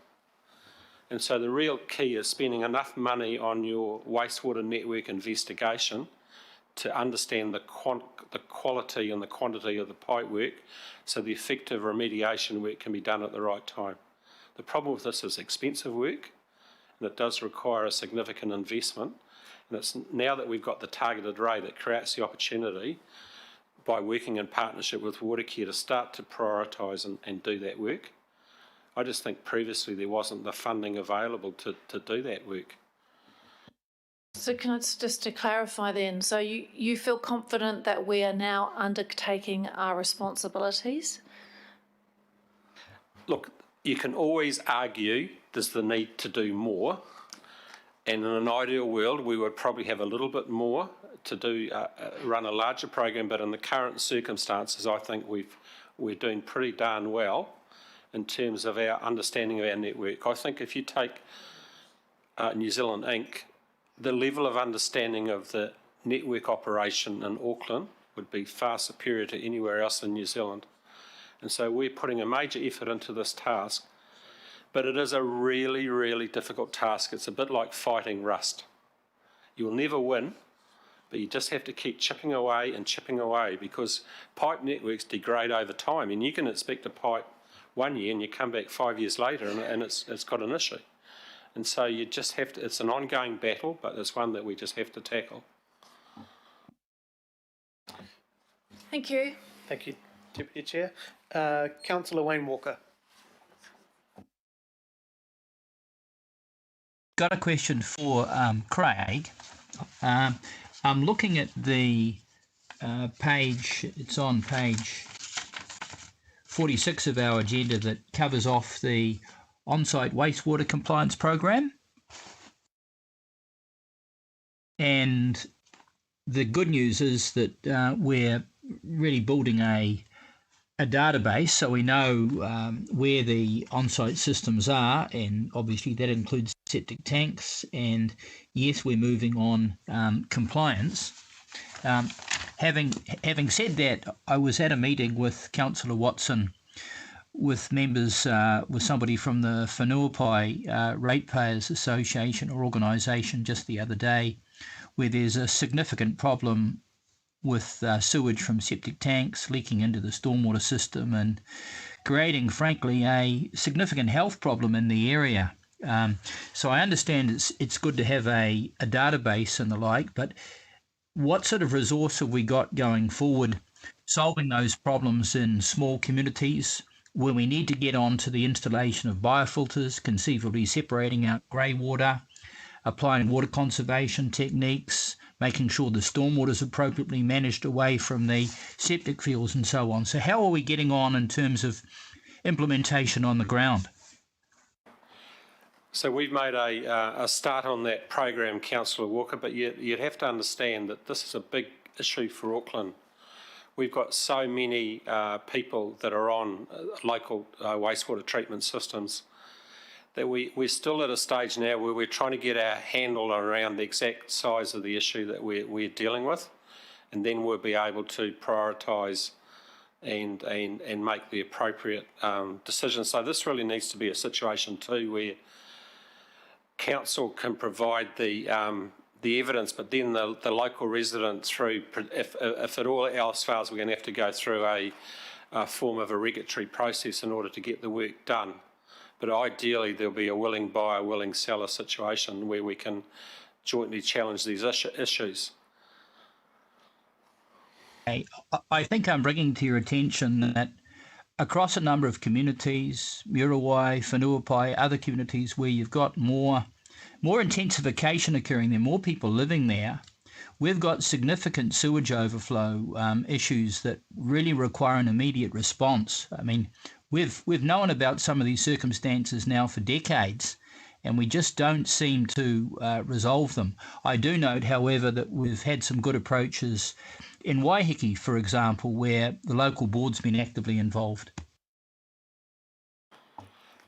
So we welcome working with local communities and with the local boards that where we've got known problem areas, we're very happy to come in and support and look at what a sensible outcome may look like. I think something that council is going to have to confront over time is that at what stage do you move from local solutions to perhaps a small network in a local treatment plant or the like? That may end up at some stage as being the most cost-effective solution for a community, and that's something that I think in the future we're going to have to tackle as a potential option and a way forward in these areas.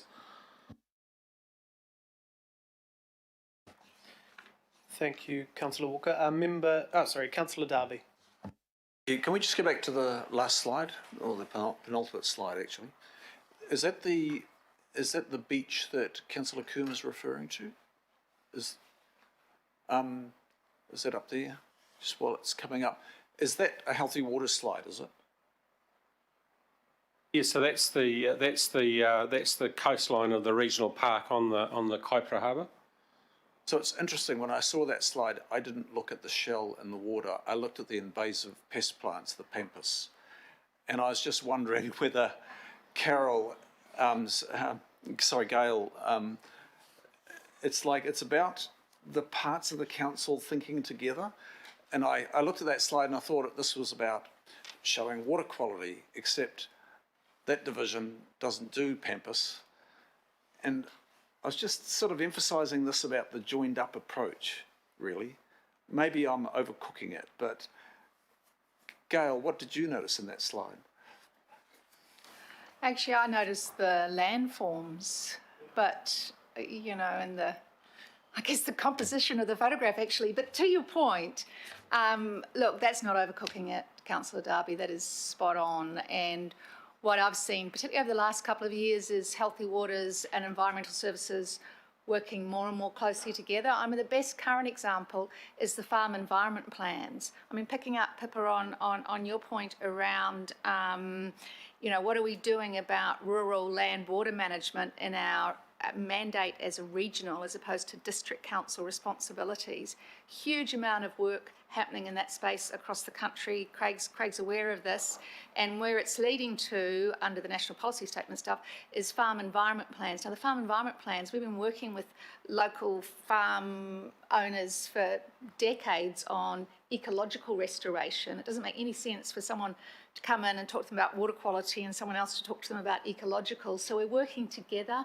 on that, and obviously that drive is coming from Mana Whenua as well, because the topics are so integrated. So we've got a way to go, but we're absolutely heading in that direction. Thank you. So just we've got over 10 years, there's about $750 million from the generosity of Aucklanders. And I was just wondering, going forward, how are we going to read success? We're seeing delivery of projects and programs here today, but can I assume that there is some baseline data, like before we embarked on this delivery, we have baseline data, and as we move through and we implement projects and programs, we can reconcile the new data against the baseline data and measure our success, whether it be for pest control, big dollop of money going into water quality. Is that my assumption? And then eventually, maybe 4 or 5 years out, we can look at baseline data over the years of delivery and reconcile that with the business case which was used to source the money in the first place. Is that the expectation? So on the Western Isthmus program, which is the big chunk of the water quality targeted rate for the first 10 years, I can give you a categoric assurance that we reported to the committee, I think it was in October 2017, with what success looked like for that project. And we said success will be achieved. We've got 10 overflow points which have a frequency of between 2 and 6. Every other overflow point will have a frequency of 2 or less. We identified where those 10 sites were, and quite frankly that's given us absolutely nowhere to hide. And if we can achieve that outcome, we will have delivered on our beach availability target. So I think for that program in particular, we were quite detailed and specific about what success looks like. Some of the other programs, by their very nature, are harder to get your arms around. Safe networks is an ongoing issue. I don't quite know what a KPI for safe networks would look like, other than doing so many kilometres of testing a year, because until we do the testing, we don't know what the fix necessarily looks like. But I think as much as possible, I totally agree with you, we need to have a measure of what success looks like, and I think for the majority of the water programs we can say that hand on heart what success looks like. So the majority, so what are we missing? What do we need to put in place? Because I'm just saying there's a lot of money at stake here, and a community has high expectation because they're coming forward with this targeted rate money for delivery of outcomes. So if we take urban and rural stream rehabilitation, there'll never be enough money to do full rehabilitation of all of the urban and rural streams. So we're going to have to make a call as to which streams and how we prioritise those streams. So that's an example, I guess. This program, I mean, I've said it before and I'll say it again, I believe this program isn't going to end in 10 years. We'll be having a conversation in the next LTP over what happens, because this program at the moment and the LTP stops in year 2028. The next LTP takes us out to 2031. But in terms of the program and how far we go, I think in the water sense, at least, I can see this as needing to be an ongoing program in order to get ahead of the game. Yeah, no doubt. I don't question that. I'm just questioning the measures, and I'll be looking out in months and years ahead to reconcile what was and what is, and what was spent and what programs were implemented, and did we get the benefits that we assumed? That's what I'm referring to. I am totally committed to the concept of having finite and discrete KPIs where I'm very happy to be held to account for the outcomes and giving the community the satisfaction that they are getting value for money with, as you say, the significant monies that are going into the program. Just to supplement that from an ecological perspective, prior to the targeted rate being approved is completely patchy. Like council in the first X years since amalgamation didn't invest in ecological data management in any way. So the ecological data was sort of hidden in PDFs associated with resource consents and people's old folders. And once we got the targeted rate, that fifth program that I talked about, the enabling tools, that was specifically to turn that situation around. So we've been scrambling a bit, but we now have a quite well-established baseline of data. We've got a program I didn't have time to mention called Ruru, which is our spatial database, and that's giving us the baseline so that we can layer on that the change associated with the targeted rates. So we're going to get there because, like Craig, we've got to be able to demonstrate tangibly what Aucklanders have bought and what the results are. So we're working on that, but we had a late start. We didn't actually start getting that together until we had the funding available through the targeted rate. Look, Chair, just in rounding up, my line of questioning is not doubting the need for the investment at all. I mean, you know that. It's just about ensuring the measures are in place, measure, report, so that we can actually build the business case for the next LTP and the next LTP, because we're going to have to keep growing the investment in this area. Absolutely. Thank you, Councillor Darby. Member Glenn Wilcox.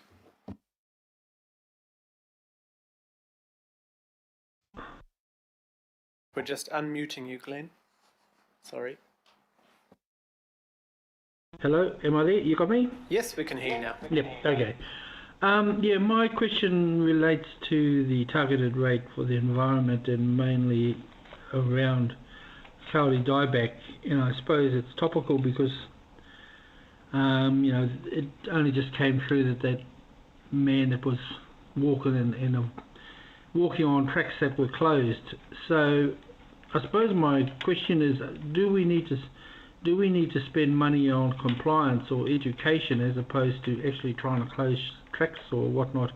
Because it only takes one person to spread the vector of pathogens. So I'm just trying to get a handle on this Kauri dieback kaupapa if we've got people who just are refusing to follow the rules.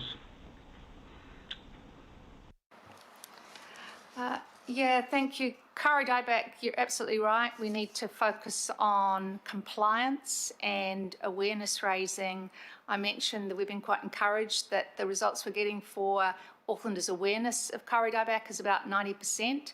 So that message has got through reasonably loud and clearly.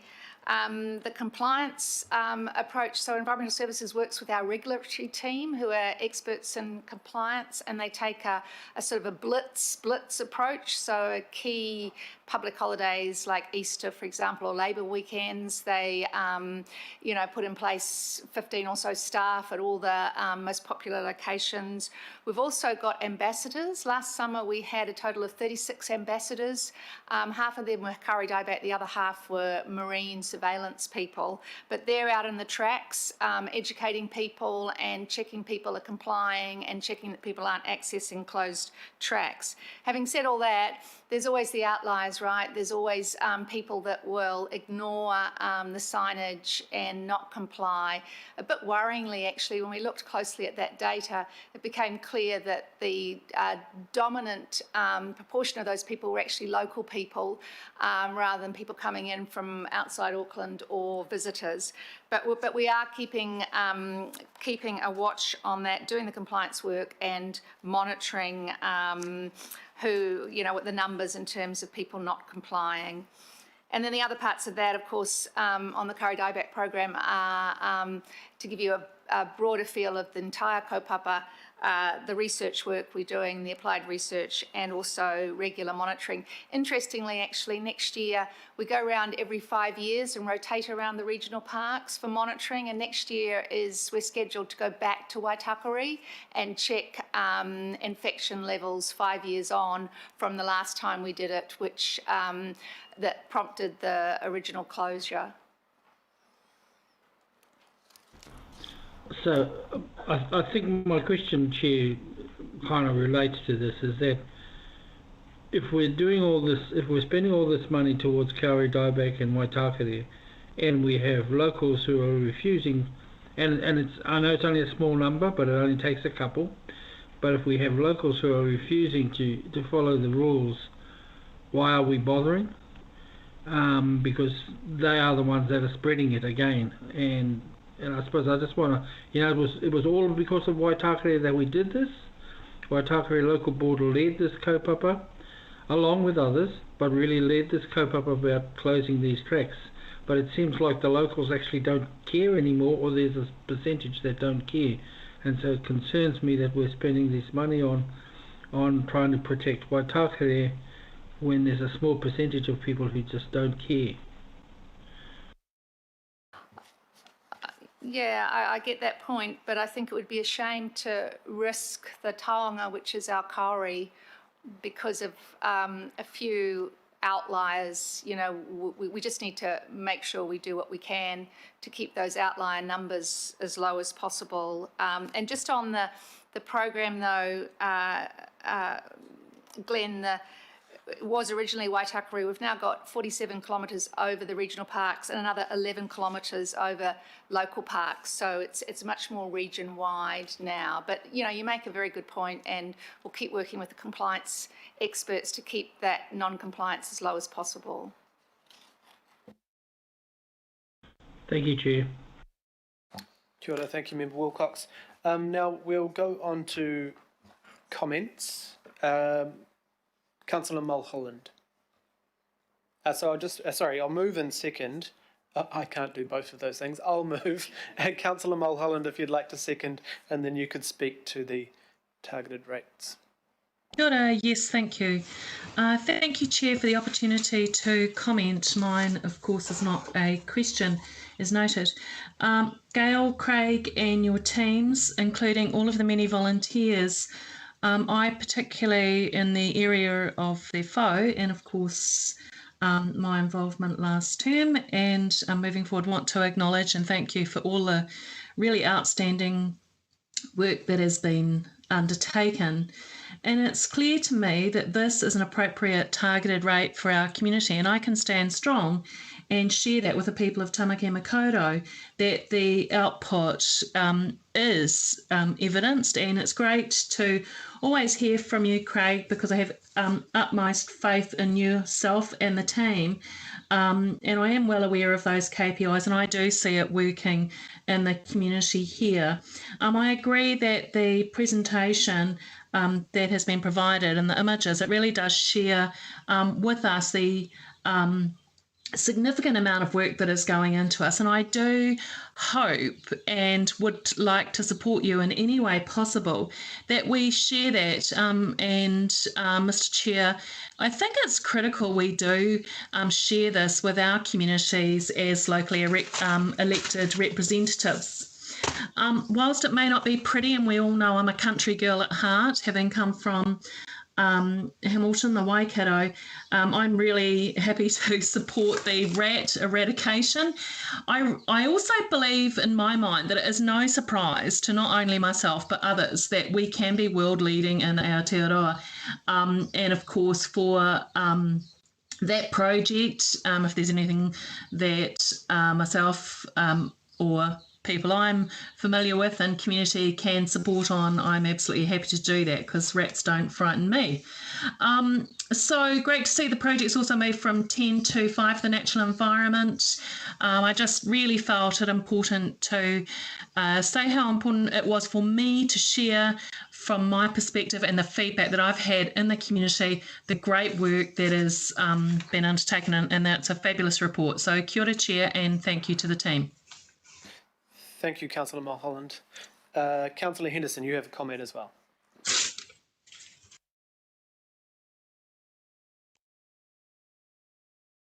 Oh, we can't hear you yet, Councillor Henderson.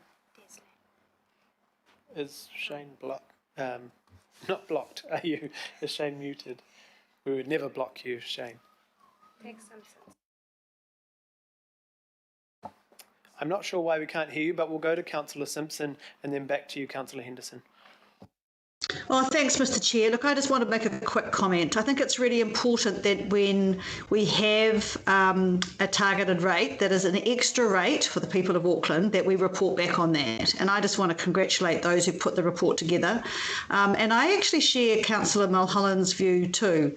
I mean, everybody in Auckland has contributed to this success and we need to promote it greatly. So I just want to say congratulations, and yes, let's get that message out. They've done a great job putting this report together. It's something that we should be proud of. Sadly, the starting point was very, very, very poor, but it was important enough for the people of Auckland to accept those extra rates, and I think it's important for Auckland to have the messaging of how that had been spent. Thank you. Kia ora, thank you, Councillor Simpson. And we'll try Councillor Henderson again. Hopefully we can hear him. Damn it! Have you tried leaving the conversation and coming back, Councillor Henderson? Sorry, we seem to have lost you.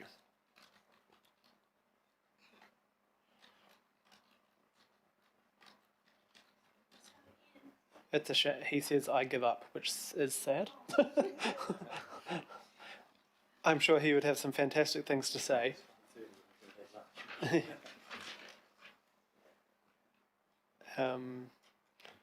Okay, Councillor Cooper will have a comment and maybe... Oh, yes. Okay, Councillor Cooper.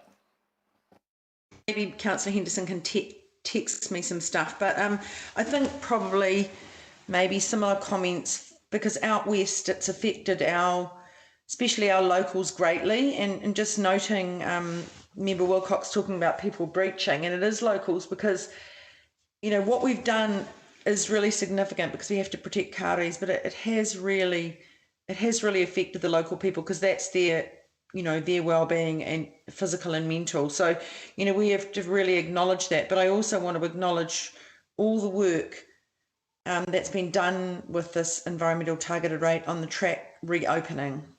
It's outstanding work. Was it 47 kilometres? And that's made a real difference for locals that they can go back in there with confidence that they're not,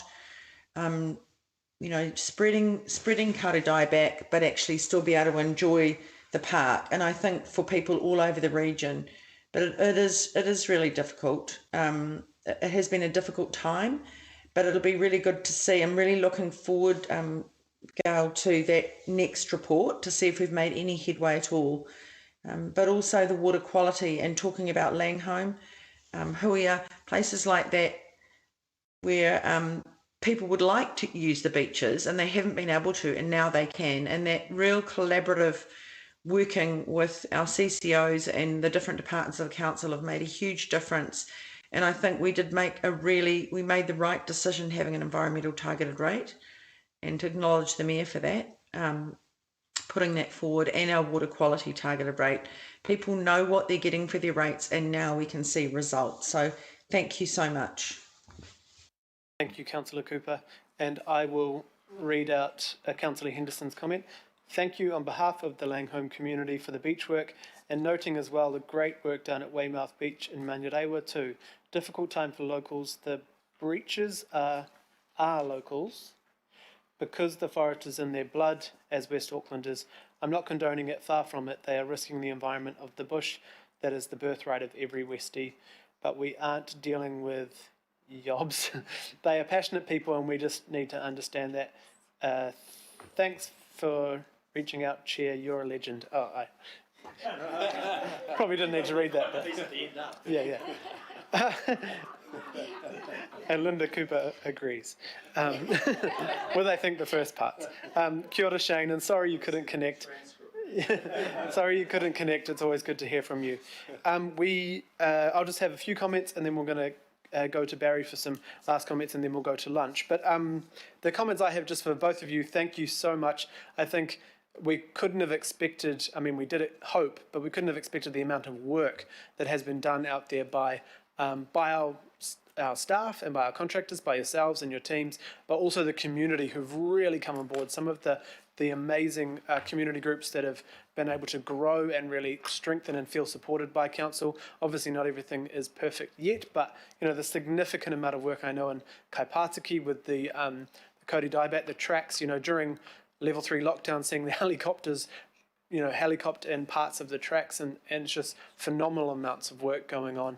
And the stations for people to get through and protect our bush, and so we didn't have to lock them off for decades. The pests work, the water quality space, Craig, what's been done in Takapuna, and the things that have been seen from the safe networks and then gone on for infrastructure investment after that. And it will take time, but it is speeding up faster than anything I've seen before. And I think we know, with the support of those targeted rates from the community, that people are really supportive, and now it's fantastic to see people are interested in water quality, environment, climate change. I know there have been people who've been talking about this for decades, but it's great to see those people have now convinced their communities this is important, and so will we. So on that, I thank you, and we will move this. All those in favour? Aye. Aye. And against? Aye.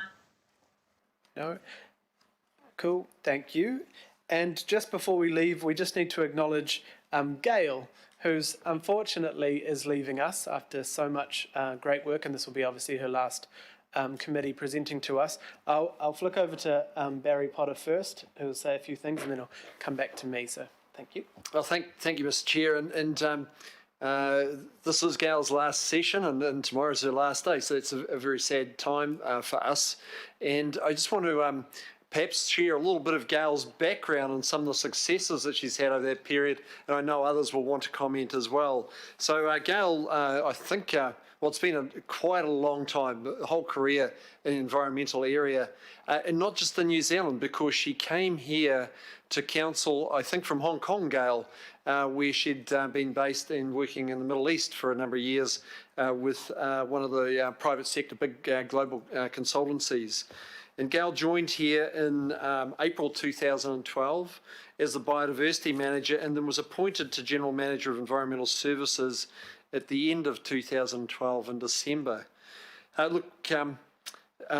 During that time here, substantial contributions to not just Auckland, but to nationally. And some of those I just want to highlight. And these, of course, have come out in the discussion we've just had. The establishment of the Natural Environment Targeted Rate was a great success. And I recall at the time, you know, perhaps I shouldn't say this, but others heard me say this before. There's usually three recommendations. There's the status quo, there's the one that's the big global thing you're never going to get, and then there's one you go for in the middle. Maybe that's a bit simplistic. And that's what we put up here, and I thought we'd go for the middle one. With Gail's work, you'll recall that we actually got the top recommendation there, so a huge success. And I think we are, well, I know we're seeing the changes in the environment through that, Gail, and what you've done there. But it's not just that. There's been the development of the new regional pest management plan, and that was quite an exercise and brought in a number of new things. And some of us will recall some of the discussions around some animals at the time, but that has been a big step forward. We've talked about the Kauri dieback program and the amount of work that's gone on there. In the way that's actually just changed, as people will know, I'm a Westie, the tracks out there, they're now fit for purpose for what they should have been all along, and they're being opened up, Kauri being opened up out there. We've had the Pest Free Auckland program, and that's quite remarkable. Over 1,700 groups out there, community groups, dealing with pests in their neighbourhoods. Wonderful achievement, and quite something. We've had the schools program, and the number of young people who are now driving the environmental program and opportunities through that schools program, where they see what can be done. I recall, it was a couple of years ago, we had the discussion about the Henua Ranges and the 1080 drop in the Henua Ranges. Look, the outcome of that program has been that we've gone from 25 pairs of breeding kokako in the Henua Ranges through to over 100 now. Quite something. And you can go down there and you can actually hear the kokako at the right time of the year. We've had the low carbon living programs and the impact that that's had on households and businesses and different ways of looking at things. We've had a lot of input that Gail's led into the weed management program and the impact that that's had. Outside of council, she's been very involved in many other things and held positions as an elected member of the Sustainable Business Network and EnviroSchools boards. And the Resource Management Law Association National Committee, very involved nationally in programs there. So there's things we can talk about, her leadership and the positive way she interacts and the excitement that always goes around Gail. We can talk about those. For me, probably the strongest message that I see and the thing that I observe is her absolute commitment and passion to taking us ahead in the environment. So, Gail, we're sad to see you go. You're on to some other things, but thank you very much for what you've done in your 8.5 years here. Kia ora. Thank you, Barry. I just have a message from a previous councillor and Deputy Mayor, Penny Hulse. So, tēnā koe, Gail. I hope your last Environment and Climate Change Committee is going well. This must be a time of mixed feelings for you after your amazing time with Council, leading some very challenging areas, but always with your warmth and commitment to supporting Aucklanders to live more sustainably. I'm so grateful to have worked with you, particularly over my last 3 years as Chair of the Environment Committee. Alf and I could not have successfully advocated for the environmental targeted rate without the huge amount of background research and academically robust creative thinking that you provided us with to support the proposal. Gail, I know your deep personal commitment to bringing nature into all our lives, and your Tread Lightly Caravan project is testament to your passion for protecting our fragile environment. Thank you for your inspiration, your friendship, and your help over the years, and for ensuring that we are always focused on the big picture, supporting our community to find ways to love their environment and live a bit more sustainably. Welcome to life outside of council. Lots of good work still to do. Noho ora mai Penny. Kia ora, and I think Alf wants to make a quick comment too.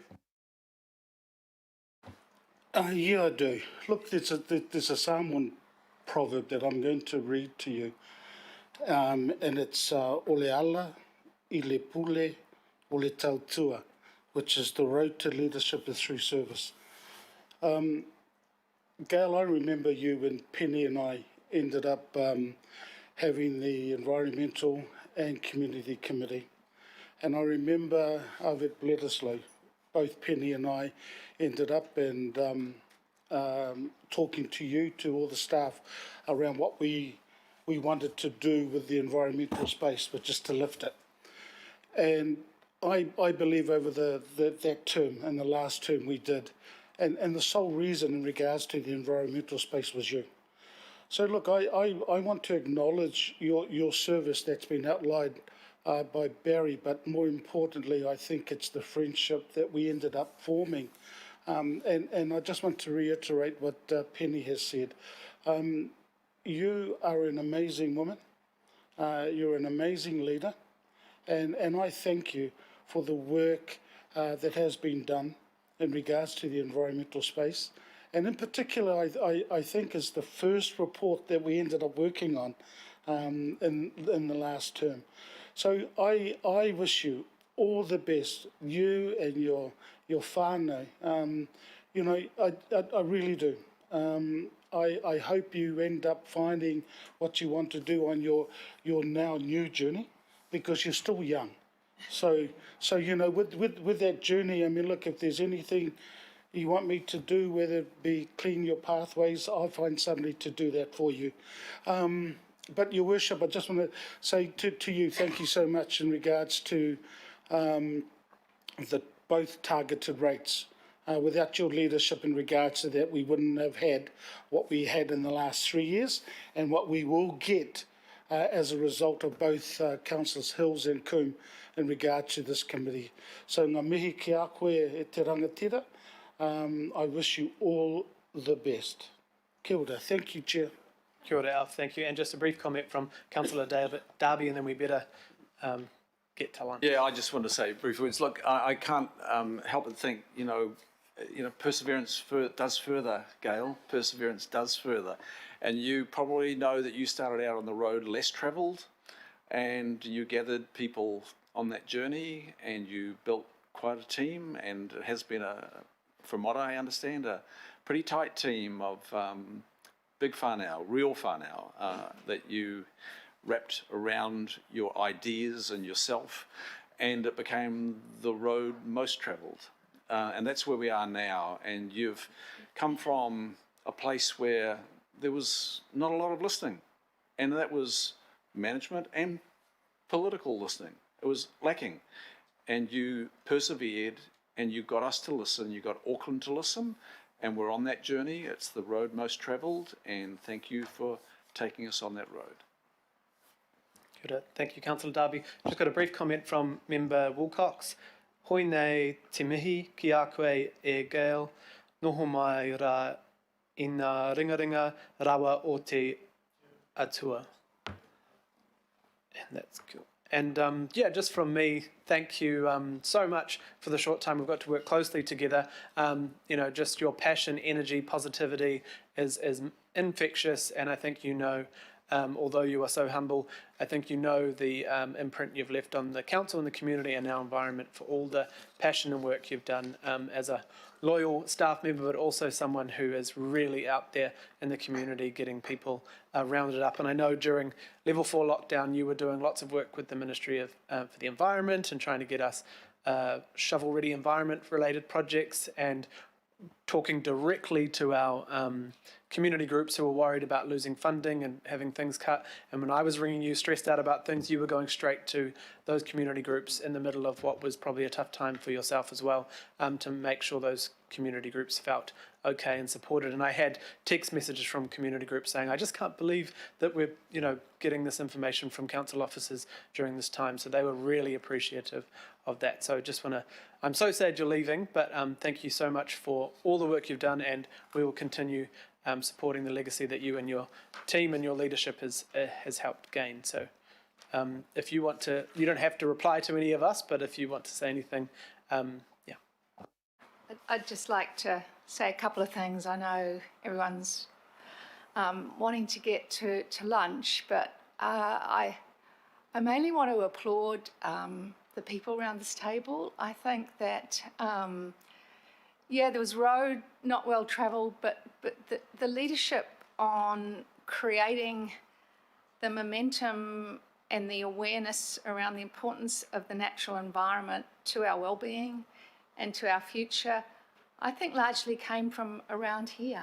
And it's still there. I hear Councillor Coombe asking things about, land water management. We've got a long way to go in land water management. It took us ages as a unitary authority to recognise that we're not just a district council, we've got region-wide responsibility, and we're on that, we're heading down that track, and I just feel really grateful to have been in this organisation, led by your insight, Mayor Goff, to grab this bull by the horns, if you like, and make it real and make it relevant to Auckland. And I just feel like I've been contributing along the way. So I've always been a huge supporter of Auckland Council. I've loved my time here. I'm pretty overwhelmed and emotional about moving on. I go from sadness to excitement, and it's a complete pendulum. But I just think you guys, you've led the way. You've mainstreamed this topic, and it's just gonna. I feel like I'm leaving behind a really cohesive department that is set up to support you as you continue to mainstream environment. So I just thank you, and I know you'll continue down that pathway, and hopefully our paths will cross. So thank you. Cool. Thank you very much, Gail, and we will hope you stay for a cup of tea and a conversation at a socially distanced distance from each other. But thank you so much again, and I'm sure we'll see more of you, hopefully coming to bang your fist on the table at public forum when we're needing to do things. So thank you so much. And to all councillors and staff, we will finally get to a lunch break. We'll come back at 2:15 and try and get through the last part of the committee really quickly so we can get on to ALF's committee as well. So thank you so much. See you in half an hour, just under.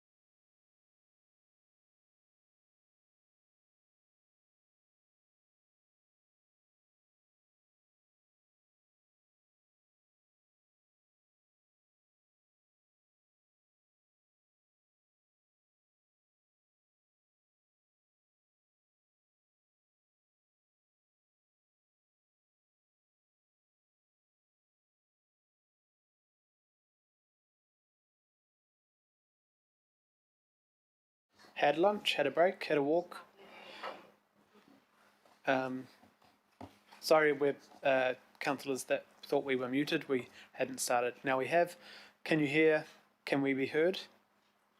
Just checking. Yes, cool. We can be heard. Right, we are straight on to item 11, and we have Toby Shepherd here to present this update report.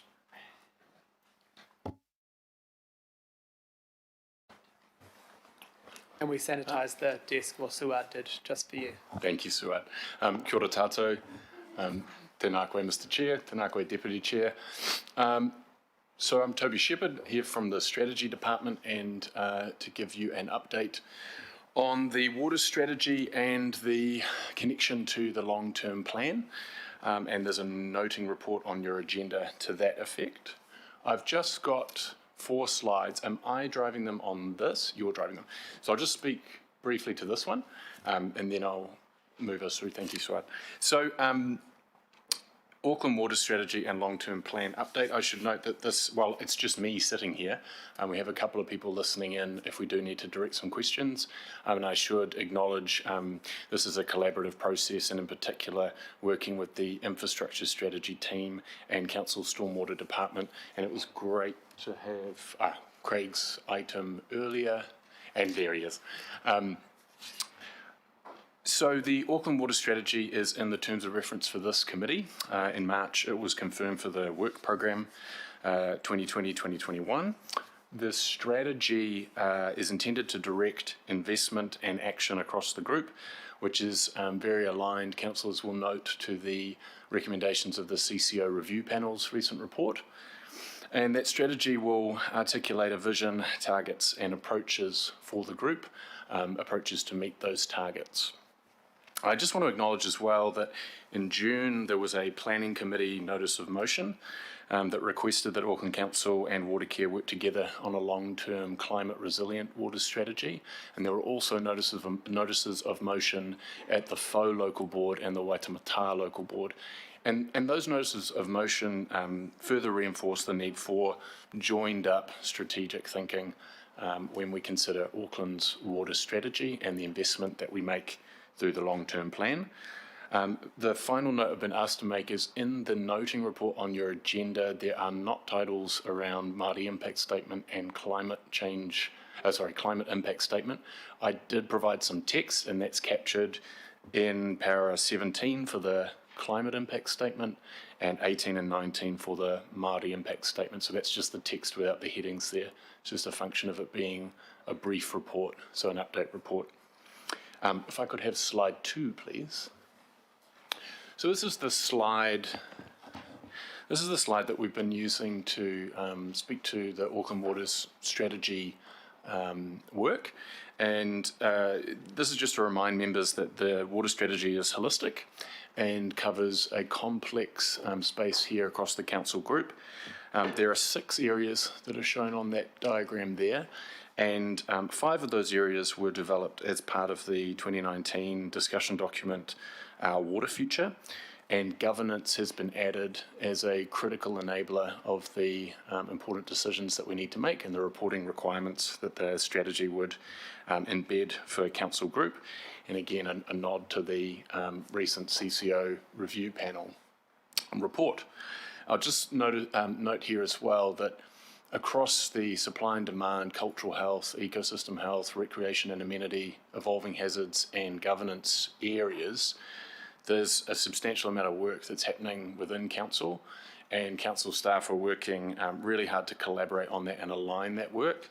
So some of that work is obviously the drought response, the long-term plan, infrastructure strategy investment, the national policy statement on freshwater and highly productive soils, the government's essential freshwater packages, 3 Waters reform, council's recent work and ongoing work in the too much water policy, and so on. So there's a lot going on here, and I think in part that was the reason for an update today. And councillors will also note that there's the rain tank plan change as a result of the work in the discussion document and as part of the strategy's ongoing action. So if I could have slide 3, please. Thank you. So this was just to remind members of the genesis of the upcoming workshop on long-term supply and demand. So recent council decisions as part of the drought response have altered Watercare's long-term outlook on supply and demand, or have an impact on Watercare's long-term outlook on supply and demand. And elected members have prioritised that element of the supply and demand work area from the previous slide, so that element of the 6 work areas. And that's because the decisions made for this work materially affect our long-term planning and asset management planning, and the infrastructure strategy and long-term plan are on that deadline. So following that instruction, Watercare and council parent staff we were instructed to form a joint technical working group to develop and provide advice on options for long-term targets and the pathways to get us there. And we've been working on those pathways over the last 3 to 4 weeks together as part of a technical working group. And just to reinforce there that that's not the entirety of the supply and demand work area of the strategy. It's particularly focused on Watercare's long-term supply and demand planning. That workshop is planned for the 22nd of September, and we're working furiously to get our advice ready for that workshop to take members through it. And at that workshop, councillors will give indicative advice indicative strategic direction to both Watercare and council staff as we continue to do that work. So there won't be decisions there at that upcoming workshop.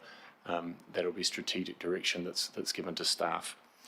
And that direction will inform our planning for the long-term plan and the asset management plans and further group activity.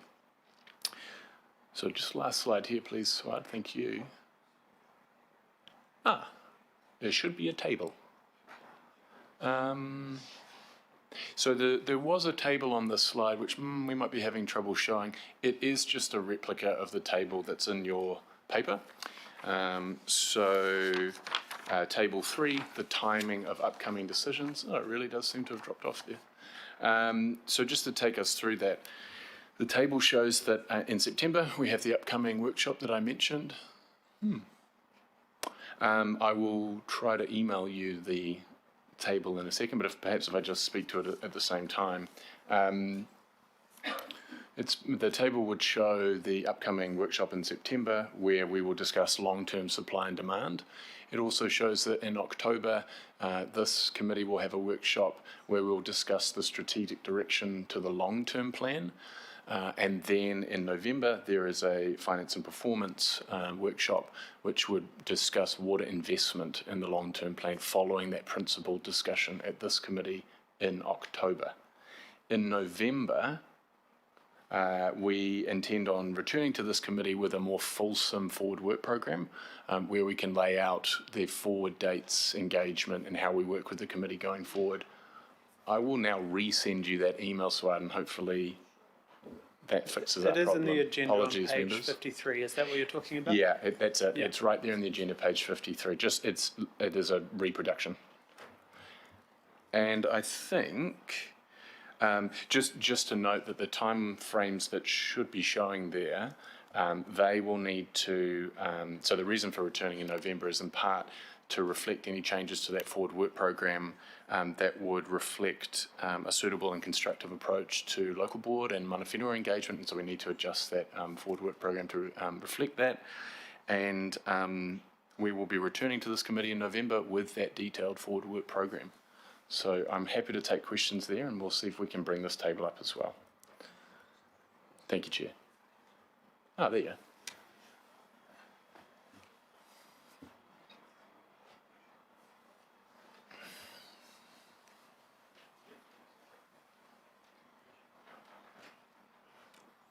That's the one. Sorry? So just a reproduction of what's in your agenda there.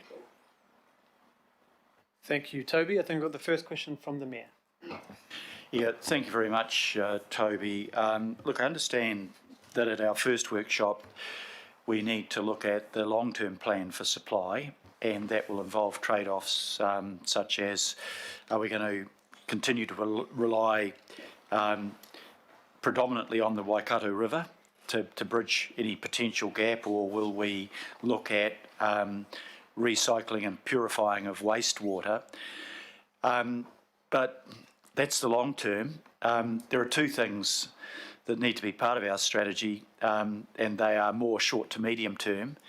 The first is the drought management plan, which I've said publicly and in correspondence to Watercare, I believe is not fit for purpose, and it isn't. If you look at, level 1 and level 2 being practically identical, and not a pathway to have a stepped up response to drought conditions. So is part of your work program the drought management plan, because that's immediately in front of us. And the second thing is really the medium term. At the moment, we are tracking to go to the Board of Inquiry seeking, what could be 200 million litres a day extra, or maybe 150, maybe including the extra increases that we've negotiated. And thank you, Waikato Regional Council, for yesterday passing our 25 million litres a day from Hamilton and the 100 million litres a day April to September. But my real question is, should we now, as we will be, put the extra 50 million litres a day through the pipeline with the expansion of or the redevelopment of the water treatment plant at Tuakau, a new water treatment plant alongside the old one? The big question I think we're all looking at is, will that be sufficient in the medium term to meet the water needs of Auckland before we look at the long-term solutions, which will either be, the extra take from the Waikato or the recycling? So the two questions are, where does the drought management plan fit into this and the revamping of it, which is necessary? And two, where is there the assessment of the ability of what we're going to be doing in the next year to meet the medium-term requirements of Auckland's water supply? Kia ora, Mr. Mayor. Thank you for the question. On the first one, it's perhaps an easier or shorter question. The drought response plan is not part of the Auckland Waters strategy. That work is being led on council side by Ian Maxwell and Andrew Chin from our stormwater department. So they're heavily involved in the drought piece there. We are connecting, of course, as staff across these issues, but drought response isn't part of our long-term Auckland Waters strategy. But we will acknowledge, or you will acknowledge, that the decisions made as part of our drought response to date are driving a change in the way that we think about supply and demand, and so that's how we've kind of come through a drought response workshop approach to the instruction for us to form that joint technical working group to look at the medium and long term. I don't want to preempt the discussion that we're going to have on the 22nd of September, which will address some of your questions there about how we think through long-term demand and whether our supply planning is sufficient to meet it, simply because that work is underway. That's the work of the technical working group right now. But I do want to give you confidence that as a council group, we are working to align first the assumptions that we base that on, so population and dwellings and growth and what we anticipate in terms of water efficiency and demand management, so that we can bring you a comprehensive view of the pathways that councillors might wish to pursue to meet those medium and long-term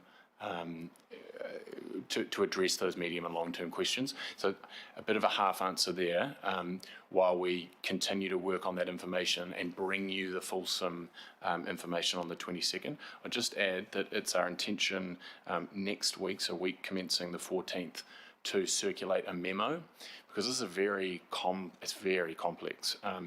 And we want to make sure that councillors have time to digest some of that information before we sit down on the 22nd and get into some of that detail that you're speaking to there. So it's coming, yeah. Through you, Mr. Chair. I mean, I just want to emphasise the fact that, rightly or wrongly, Watercare didn't anticipate that we would reach the high risk levels that we have at the moment in terms of potential water restrictions, and council ultimately, while we don't deliver the service, our role is to set the strategic plan for it. I think the question on most Aucklanders' minds will be, will the working together of Watercare now and council ensure that in the medium term we can deal with so-called 200-year droughts that may occur on a frequent basis if they are in fact influenced by climate change. And I think the anticipation is that we will have a strategy to ensure not at what will happen in 10 years' time, but in 2, 3, 4 years' time, will this strategy guarantee the supply of potable water to Aucklanders at the level that it needs to if we face recurrent droughts as we've seen in the last 2 years? I mean, that's the critical question I think that Aucklanders have front of mind.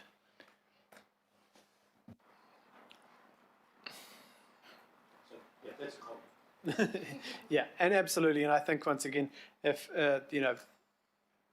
without the drought, we would be incorporating that into the water strategy, based on the factors in the terms of reference and the work program from March. But then we were thrown a drought and some emergency infrastructure funding, which makes Toby's job a bit more complex because we are running away with some investment in infrastructure and some immediate / short-term, medium-term decisions that have already been made around water infrastructure, while I guess the focus of this is to focus on that long-term, which will inevitably incorporate what we've already spent.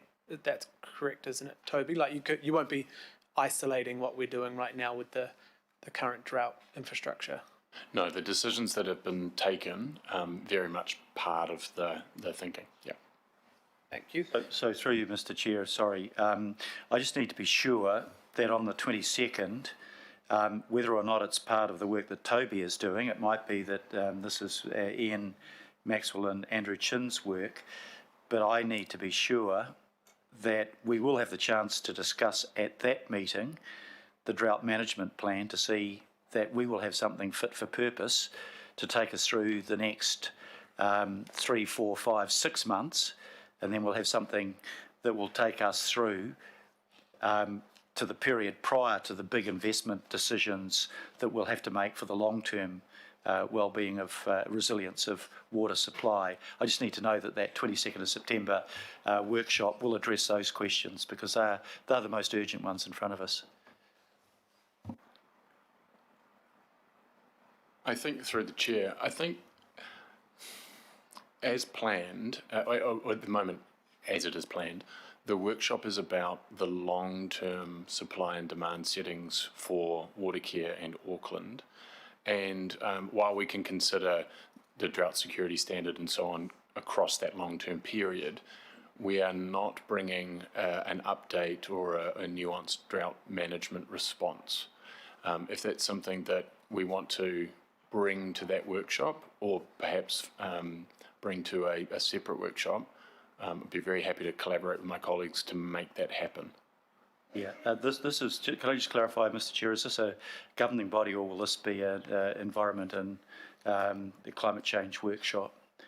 The 22nd, it's still down in the diary as a governing body, but you had agreed and staff had agreed that it would be environment and climate change. I guess the bit that it's nuanced, there is the immediate infrastructure that we've already approved that we will be using in the context of the 22nd and this water strategy, but it's not, I guess it's hard to explain. We're not updating, Toby's not here to update us on the infrastructure that's currently being built. But the water strategy will and is going to incorporate a long-term climate sustainable future for Auckland's water supply, which will inevitably include drought. Is that right? I think we may be talking about the same thing. Well, I just want to make it absolutely clear. On the 22nd, we must discuss the drought management plan and the medium-term outlook for Auckland. Because if we're only looking at the horizon and not looking at the immediate future, we're not doing our jobs. So regardless of whether you're cheering it or I'm cheering it, I'm saying that that has to be on the agenda. And it might not be Toby's work, it might be Ian and Andrew's work together with Watercare, but I want a discussion at that point, and I've indicated to some of our colleagues on the line for this discussion that that will occur at that point, and it really must. I'm happy to make sure that we have all those staff members and all parts of the conversation talking to each other. Yeah. Member Wilcox. Thank you, Chair. Yeah, where's my question? Oh, yeah. So my question is, okay, recycled water. What's the story here? Just about every other town second town in Australia is using recycled water. I don't see anything in the presentation about recycled water besides, yeah, we're going to do it, you know. But I don't understand why we're sending trucks to Lake Pupuke and all the rest of those other places, and yet there's millions of megalitres of water going out the drain at Rosedale and at Maunganui. Don't understand that, and so for me is what's the kaupapa with regards to tikanga Māori? And I'll preface this in the way of this discussion is the tikanga regarding the taking of water is usually in a Māori sense was decided in the Waikato by at the time that Watercare and others went to the marae there. But the decision was rested with Waikato Tainui, the iwi, and those iwi in the and the authority. So I'm just trying to understand. So what have we done regarding recycled water, and where are we? Because from the sound of it, it's only statute that's stopping us from using all that water.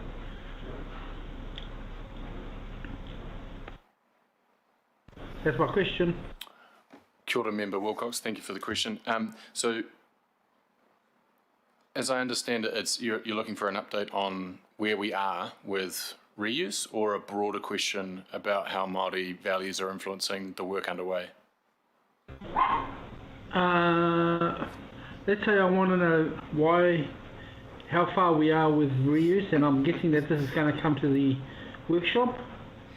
But I actually want something that we can, you know, recommend to the governing body or to this committee that we can actually get a decision, because I think we don't have time to muck around. It's a matter of getting the tikanga process in place now and the decision-making process in place for Māori. Okay, Kapai, thank you. So again, and I can appreciate that this is, I'm essentially directing us to the 22nd, but what we're intending to do on the 22nd is bring a view of long-term demand and supply planning, and as part of the demand side, we're looking at a number of initiatives that councillors around this table and many Aucklanders have both have asked for, and we have seen public feedback asking for their inclusion in our long-term planning, and so that might be things like more efficient fittings and rain tanks and so on. On the supply side, we're also cognizant of both reuse, future supply from the Waikato River, and other options that are on the table. All of those supply sources are in the thinking that we'll bring on the 22nd, and try to discuss them in a holistic manner, try to think through the costs and benefits of those approaches, but also to think about when they might be needed, and the work that's underway by that technical group will inform some of the thinking about timing for future sources as well. So we want to bring that to you as part of a package, and as I mentioned, we want to make sure that we provide a memo in advance so that we can start to provide members with information ahead of that workshop, and then we're actually quite excited about getting into the detail with you on that longer session on the 22nd. So I suppose my question is, there's still the tikanga issue to be sorted or to be understood, because I've already seen reports in the media that some Māori are saying we shouldn't be reusing water, or reusing water that's coming out of the sewage plants or our recycling, our purification plants or whatever they're called. So, I mean, I just want to kind of get some steer on this, where we're going and how we're doing to kind of overcome this issue. Because I don't see that in here. I see lots of things about the Māori of the water and all of that, but I'm not seeing this discussion and what's been done regarding this.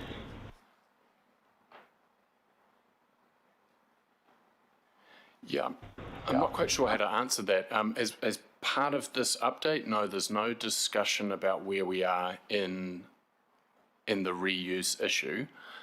That is an issue that would become part of the water strategy as it is developed, no doubt. But you wouldn't find a discussion in the noting report you have on the agenda today, no. So we did get some tikanga from Māori. I'm taking it, reading through the report and through your presentation. There was some tikanga Māori involved there. How was that arrived at? So, as part of the input to the Our Water Future discussion document, there were a number of hui that were held. The Mana Whenua Kaitiaki Forum was heavily involved in the development of that discussion document, and Māori values and principles were brought through that thinking. Probably the chief value that has informed the current technical work that's underway is that water is a taonga, and treating it as a precious, treating it as precious when we think about water use across Auckland. And that's been one of the key drivers as we work with our water care colleagues to understand demand management efficiency. And as I say, we'll be able to provide more detail on the potential demand management benefits that we can achieve as a region to put into action that water is a taonga principle that came through extremely strongly in the engagement as part of the public engagement document and as part of those specific hui that were held as part of that process. Yeah, but didn't this also come through in the National Iwi Leaders Forum from that discussion that was had? I think it occurred about 2 years ago, all of that kōrero. I mean, have we moved further from there, or have we just regionalised that discussion that happened at a national level?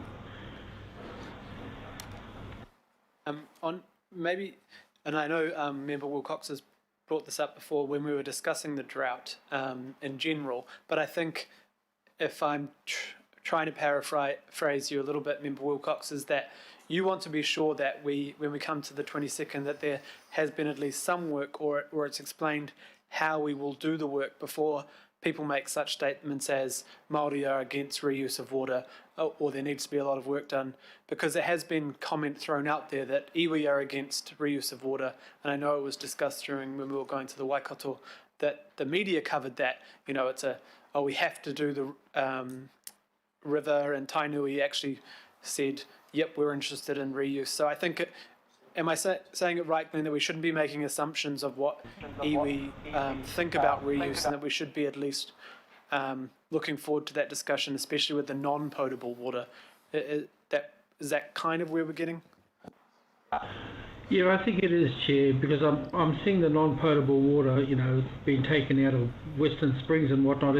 It's in poorer condition and actually worse, almost poisonous, compared to the water that's coming out of Rosedale, and yet they're sending trucks all the way to Pupuki and Western Springs to get water that they use right next door at Rosedale. I don't understand it. Yeah, I think that's really good discussion, and maybe you and I and Toby can work offline about how we might be able to kick off some of that discussion before a well thought out proposed discussion with all iwi is done, because I would hate for any assumptions to be made, like you say, that there's just Māori are against the reuse of water when you've told me that's not correct on all corners of Tāmaki. Oh, you're on mute, sorry. Oh, yeah. No, thank you, Chair. Yeah, I think you've kind of nailed it there. I am getting an invite to this workshop, aren't I? Well, At this stage, because it was still sitting as a governing body workshop, there wasn't, but because it is intended to be environment and climate change, the invite will go out today or tomorrow that it will be yourself and Member Wilson are invited. But of course, anyone's welcome to come to the workshop anyway. But yeah, thank you. Just a point of order, Mr. Chair. yes, Mayor Yeah, look, I've just had clarification. We'll be having a governing body workshop on the 17th that will deal with those issues, and the 22nd, as Toby has suggested, will be just on the long term. But those other issues are obviously vital.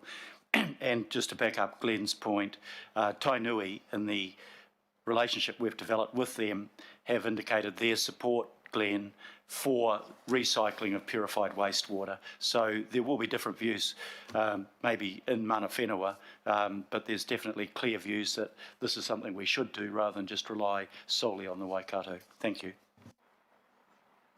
Good, thank you. Councillor Sayers, got a question or comment? Thank you, Mr. Chair, and thank you for the presentation. I just want to pick up on the Mayor's comments, and I want to support what you've said, Mr. Mayor. And obviously, we've got two meetings coming up: the GB one and this environmental one. But I think that there is some overlap around that supply and demand.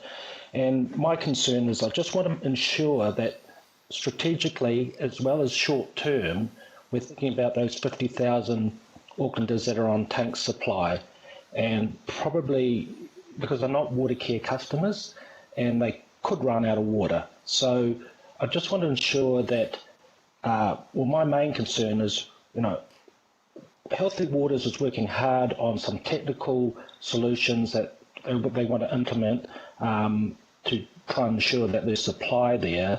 However, what's the contingency if we can't deliver on that for whatever reasons? Could be outside our control, could be COVID lockdown, it could be difficulty getting land consents, it could be difficulties around getting water withdrawal consents. There's a lot of things that potentially could go wrong. So just what I'm signalling or flagging is strategically just thinking about what our contingencies might be in a worst case scenario. Because those people aren't water care customers, water care will cut those the current bores off. They've already indicated that if we go to another higher alert level with our freshwater systems in the drought. So we really can't leave people sitting out there, households with no water at all. So that's I just want to flag that in the contents of today's committee meeting, Richard. So, thanks. Good, thank you, Councillor Sayers, and that will be something that definitely bring up at the workshop next week. That will be, I think, with water care and Andrew leading, but also the long term. That's the short term issues that we need to ensure that your residents and all residents of Auckland are looked after, but also that Toby will be able to look to discuss a long-term strategy to ensure that all Aucklanders have that security of supply long-term, however that looks, and whether that's a partnership with those communities that looks quite different to a water care customer type thing. But yeah, definitely keen to hear your ideas on that, and councillors who have residents that have a lot of tanks and rely not on the water care supply. Thank you. Councillor Wayne Walker. Just got a question or a suggestion. So yes, it's really good. We're working on the waters strategy. Frankly, just in terms of the interaction with the government around what it's doing in the water space, it would be great if every council in New Zealand had a water strategy, because I'd suggest scarcely any of them do. But just in respect of how we develop this strategy, and this goes to a conversation I've had with Toby, as much and all as we don't have the strategy, we're effectively having to implement a number of things to meet our requirements around the drought and obviously conserve water. And the other related strategy is our climate change strategy, which really doesn't deal with too much about water at all. So we have a real opportunity to integrate what we do in the water space with what we do in the climate space. And I think I mentioned before, there's about 670,000 gigajoules of energy involved with water in the region. Now, that is just energy on the part of Watercare, let alone the component that deals with water that is found within residential, commercial and industrial processes. So the impact of water as it goes to climate change is absolutely huge. And what follows is that if there's one area where council can make a difference in the water space in terms of implementing our climate change targets, it's around water. And so my question around that to Toby is, can we be ambitious in that area, Toby? We will be bringing you ambition, Councillor Walker. And I would just profile a little bit here as well that with respect to Watercare, that they do have ambitious climate change targets already, and they are in motion on their climate change strategy. And so there is work underway, and some really successful work around embodied carbon and energy and so on in the running of that network. And just to acknowledge that here as well. And I guess the related question that I was effectively putting around the strategy is we've got an opportunity to identify probably quite a number of things that we could be implementing at a practical level. For example, we could be making use of stormwater in the stormwater network where it's in the vicinity of parks to irrigate playing fields. So if we can apply those sorts of practical tests to make sure that the strategy is delivering on the things that we need to do to implement, then we'll have a strategy that is fit for purpose, which is what we need. So will we be applying those sorts of tests, Toby? Thank you, Councillor Walker. Yeah, I think what you're speaking to there is something that is very topical at the moment, and it's the production of clear, relevant and directive strategy making. And so I spoke very briefly in the presentation around, a strategy needs to touch on the vision, the outcomes that we want to achieve, the targets that we think as a group are appropriate for Auckland Council and Auckland, and then an articulation of the approaches to achieve those targets. So it's very much the intent, and I know in my conversations with the Chair and the Deputy Chair on this matter, that the intent here is to make that strategy that clear, relevant and directive document to direct council's activities in that way. Okay, that's great. Bye. Thank you, Councillor Walker. Good questions. And Toby also is working in closely with Alec and team as well to make sure it's, Nice. Weaved in with the climate plan and that work, is already going on, but very good comments in how that we can, roll this out as Auckland's biggest water user as well as the council. Is a good plan. There are no other questions. I'll move this and... Happy to second. Perfect, Councillor Walker. And would anyone else like a comment? I know that we've had questions, but just to ensure that anyone else would like to comment on this paper. Cool, thank you very much. And yeah, just, it's just thank you so much, Toby, for getting this done. It was really important to me that we would at least give the committee an update of where you were and the fantastic work you're doing behind the scenes in partnership with Watercare as well, and actually being at Watercare's offices. And, I think the work is really ramping up in the relationship between us all. So be looking forward to those workshops. So thank you. Okay, all those in favour?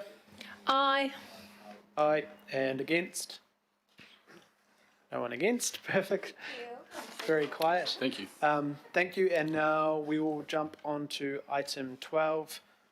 We have Parul and Briar on our consultation on hard to recycle plastics and single-use items and the submission development. And Toby's just sanitising his space for them. So thank you, councillors.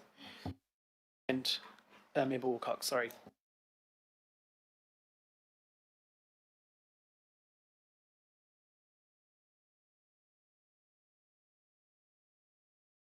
Cool. Thank you. Rules. Kia ora tātou. I do have Briar Watts with me, who is the Senior Planning Advisor within the Waste team, and she is the author of the report and also leading the work on the submission. So we do have a short presentation to take you through some of the key aspects of the consultation document, and Briar will take us through that. And in the end, there's a bit of a timeline in terms of how we're progressing. We would have liked to bring to you the full submission, but unfortunately the timelines are such that we have to have the submission to the ministry by the 4th of November. So it is quite tight. Before we start on what's in the consultation document, I just wanted to give you a brief overview of where this has come from. So last year, the Chief Science Advisor to the Prime Minister did a piece of work which actually looked at plastics in a natural environment. And they made quite a few recommendations in that report in terms of what we should do as a nation to deal with the impact of plastics on the environment. And I think as a first step, the government has come out with this consultation document that looks at banning single-use items further to the plastic bags that they did previously, and also looking at hard-to-recycle plastics as well. So what we've got is just a brief summary of what's in the document, and then Briar will also talk to what is our stance as council in our previous submissions, and then we'll just look at a timeline and take any questions. Briar?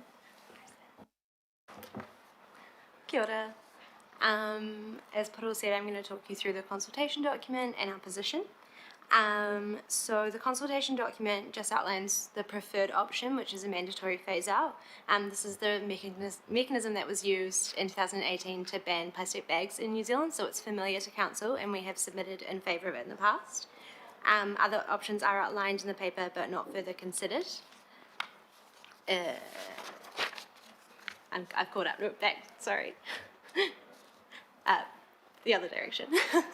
Thank you.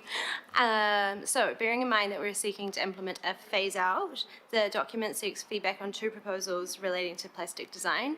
The first is looking to move away from hard to recycle plastic types, starting with a phase out of PVC and polystyrene packaging in all oxo-degradable plastic products. So those are materials that break down into smaller pieces when exposed to light or air, but not smaller particles.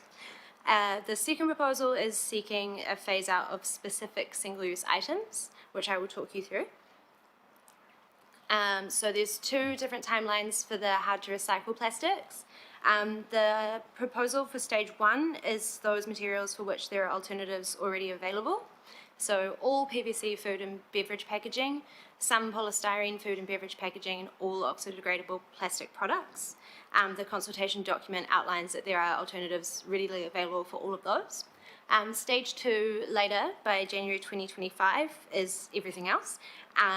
Those materials that don't currently have alternatives available, and the government in their consultation document outlines how they will move towards uncovering innovation that will make alternatives available. Next. The second proposal is for the single-use items that are proposed for phase out. So the table you can see outlines all of the details of those.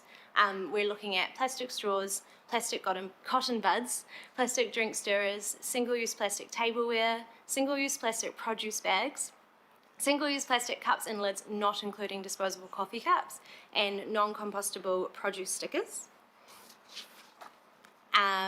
We are having discussions with different parts of council about this because there are some potentially contentious issues. We're aware of concerns around accessibility and stigma associated with the ban on plastic straws, so we're seeking advice from the Disability Advisory Panel on this aspect. We also have quite a strong community passion around single-use coffee cups in Auckland, so we'll be working with our community groups on that aspect of the submission. And finally, Watercare has a concern around wet wipes. In the consultation document, these are not proposed to be banned, but they are proposed as the subject of further investigation. So Watercare is working on preparing a response to that aspect of the submission. Our position, as I mentioned earlier, we have previously submitted numerous times in favour of banning single-use plastic items, as well as that plastic is a priority waste stream in the WMMP. And when we last did consultation in 2018 on the waste plan, we received multiple comments in favour of removing single-use items from residents. So, for our position in the submission, we will be likely to support option 6, which is the mandatory phase out of hard to recycle plastics and single use items, and we'll be supporting both proposals with potential changes to the proposed list around plastic straws and coffee cups, depending on the feedback we get on those items. And over to Parul. So that just gives you a flavor of what's in the consultation document and what we are looking to submit on. The timeline here, as I said, is although we've got enough time, but the committee does not meet before the date of submission.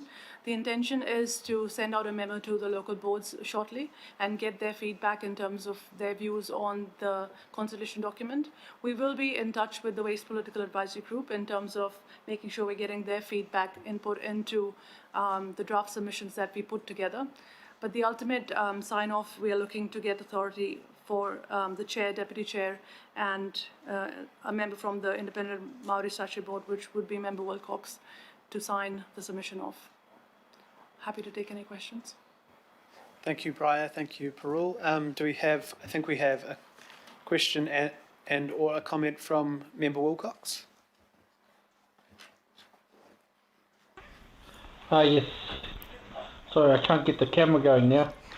Kia ora. My question is actually, are we talking plastics here 4 to 7? Again, the same stuff that was in that COP14 Basel Convention?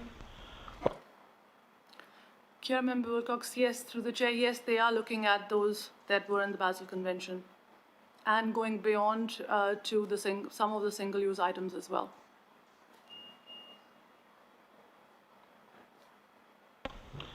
Yeah, so just to inform you, yes, I've just received a notification from the OMSB board chair, the chair, that it will be me, and so we'll just see how fast we can get this done. Do we have enough material now to make a decent submission? I suppose that's... Yes, we do, and we will continue to work with our stakeholders and also the CCOs. We are going to have a meeting with them as well if they've got anything else to submit on. So, yeah, we do have information. One final question, Chair, and that is, will we be able to use some of the stuff, especially as I know we've got good submissions from Māori in Auckland, will we be able to use some of the stuff we got from the waste bylaw that we did? When was that, last year or the year before last? Through Mr. Chair, yes, definitely. As per your guidance at the Waste Political Advisory Group meeting as well, we would also look to pull out any submissions and feedback that we've had from the Marais within Auckland as well, and the work they've done on waste minimisation, so we will work with that. Thank you. Kia ora, thank you, Glenn. Yes, much of the submission direction will be built on the submissions and plans we've already passed which support this general direction already. So there's lots of good information that the Council has supported before this. Councillor Casey. Two questions, one about straws and the other about wet wipes. The straws, I'm really glad in the report that you say that you're going to consult with the Disability Advisory Panel, because that's quite critical, but it wasn't on the timeline up there. So just yep. There would definitely be feedback from the Disability Advisory Panel. On wet wipes, they're one of the biggest causes of blockages in our waterways. What's our position on that? It wasn't clear. Yeah, so in terms of the consultation document, that is not an item that they have put forward, but we would be submitting in support of banning them as well. So, and Watercare, and Watercare is working on a submission as well, because they are a big issue for them. Just want to ensure, we have met with Watercare, the Food Council. I met with a whole lot of supermarkets and everyone else at the time around wet wipes. We wouldn't be looking to ban all wet wipes, are we? Because of the, many people, parents, but also people in care homes and different things do use wet wipes. It's more around the naming of the flushable, but also, I guess, more education around that you can't flush any wet wipes. But there was some concern that it sounded like we were trying to ban all wet wipes. So where is the distinction going to be in our submission around the suggestion they're flushable? It definitely has to be around that because it is the result of the impact that it does have on the system. So it is not banning all wet wipes that can be, as you said, used for other purposes. One's here as well, so yeah. On straws, the only options you're looking at are the ban or medical exemption. Is there anything else that we're looking at? We need to take guidance from the Disability Advisory Panel, but in the first instance, the medical exemption is part of the concern because of the stigma associated with the medical exemption. So that's what we're seeking guidance around, is how we can make straws available for people who need them without making them out themselves as any particular ability need. Thank you. We've got comment from Councillor Mulholland. Oh, sorry, there was an... Oh, cool. Sorry, Councillor Mulholland, we had a question first from Councillor Darby. Thank you. And just following on the straws discussion, so there are alternatives to straws: glass, metal, bamboo, paper, and they're all in the market now. The flag that you've got on straws is because none of those solutions satisfy that particular user cohort that you're discussing? Yes, so the rigid straws are a health risk. There are sort of accessibility needs that they can be dangerous for people. So it's just figuring out what types of straws can be available where to make sure everyone is safe and can access beverages. Okay, I now understand. Okay. Now we are picking up these fruit and vegetable stickers, these little things that end up in your compost. And that was it the ministry that identified that, or we identified that? That actually came through the report that I referred to earlier from the chief advisor, science advisor to the Prime Minister. And that was part of the big report that they did, that they proposed banning them. So that has come through the consultation document that they are proposing to ban. So it is the government's proposal. Okay. Can we just come back to the coffee cups again? What's the flag there? Do you mean the flag for us or the flag for the ministry? Well, for us, yeah. So the ministry isn't proposing to ban single-use coffee cups. That's right. Yes, so in the consultation document, they state that there is not a readily available alternative that would keep the economy that relies on single-use coffee cups flourishing. Our contention is probably that there is. Yeah, sounds like they need to get out of Bellamy's, Mr. Mayor. I think there are quite a few schemes like Again cups that are in the market now that give you the reusable option. And I think what we are wanting to flag is through our submissions or the feedback we have had, people are keen to see that this gotten away from the market as well. So. Yeah, okay, that's great. Thank you. Perfect, thank you.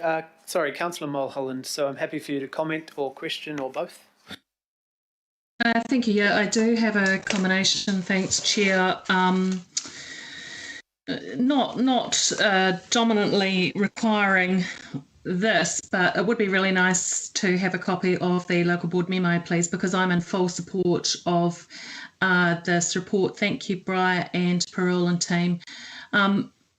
Councillor Casey actually did comment to the wet wipes, which is one of my concerns. Now, whilst I will always stand for health and wellbeing and safety of those with disability or medical and health needs, I do think that we do need to take a strong stand with regards to branding on the packaging. That absolutely need to be. I think that we have in the last 20 years changed so many ways that we live and try to make life easier, but I do think these wet wipes are a bit of a burden.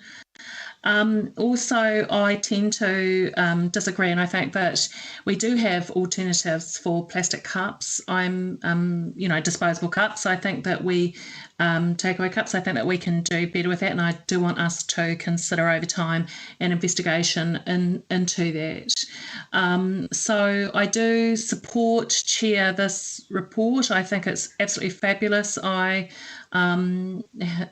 can scuba dive. I've got my license to scuba dive, and I do see the effect of this, and I'm certainly not eating much fish nowadays given the plastics in our oceans as well. So very, very supportive of this work, and want to acknowledge the team. And thank you, Parul, when you did meet me a while back on other matters of, recycling and managing waste. Kia ora. Thank you, Chair. Kia ora. Thank you, Councillor Mulholland. Councillor Coombe. Thank you, Mr. Chair. Tēnā kouroa. Thank you for bringing this work to us, and very keen to speak in support of us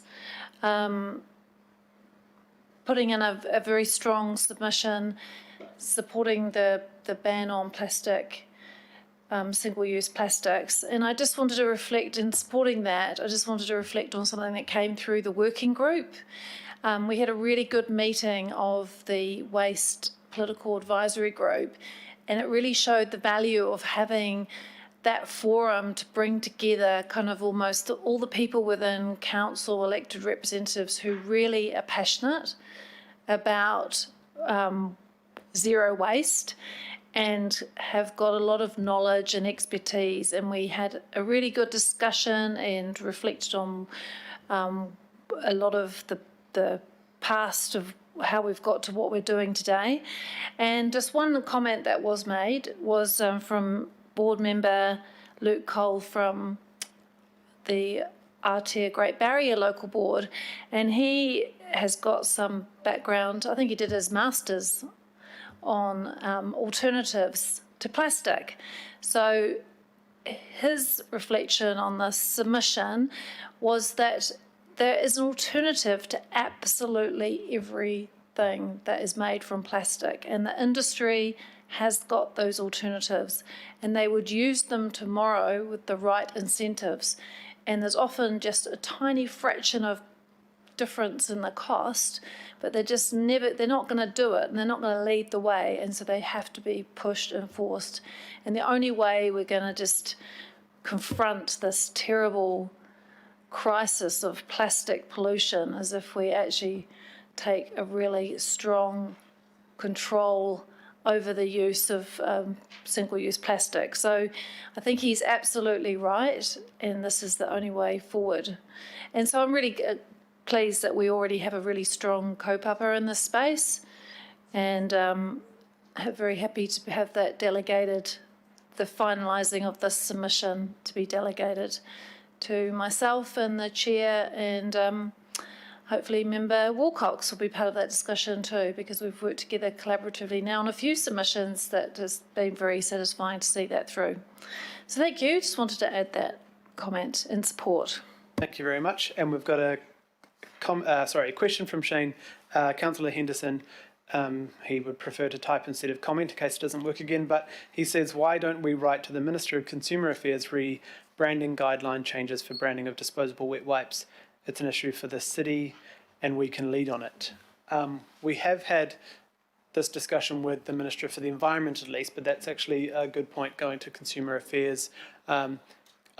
We all collectively managed to get Countdown to change the labelling of the shelving, but they didn't. The issue is the definition of flushability, which is actually a scientific definition that many of the wet wipes businesses who we met with disagree with. So there has to be I think it's turgibility or something. There has to be a law change or a change to the science around that before we can require the products to not say flushable. But I think Shane brings up a good point. It could be broader than just the Minister for the Environment on that. So definitely keen to take that up and remind us again, Councillor Henderson, if you haven't heard back on that, because that's a great direction to take it. One last short comment from Councillor Darby, yes. I just want to check, when we're discussing alternatives, we often assume that the alternative is better, but we don't examine the alternative, we just assume. Like a bamboo straw is better than a plastic straw. But then we discover, years later, the world's bamboo canopy is being deforested, making straw replacements. So do we think about, in our submission, do we think about the sustainability of the alternatives? Do we emphasise that? Through you, Mr. Chair, we definitely do, and I think for us, reuse or reduce is the first option. Rather than having another bamboo straw instead of, or paper straw instead of a plastic straw, do you actually need a straw? To start with that premise. So I think the submission will be based on the fact that what is the best alternative, where you have single use, can you actually do without the item, or can you have something that can be reused? And then you look at the alternatives down the track.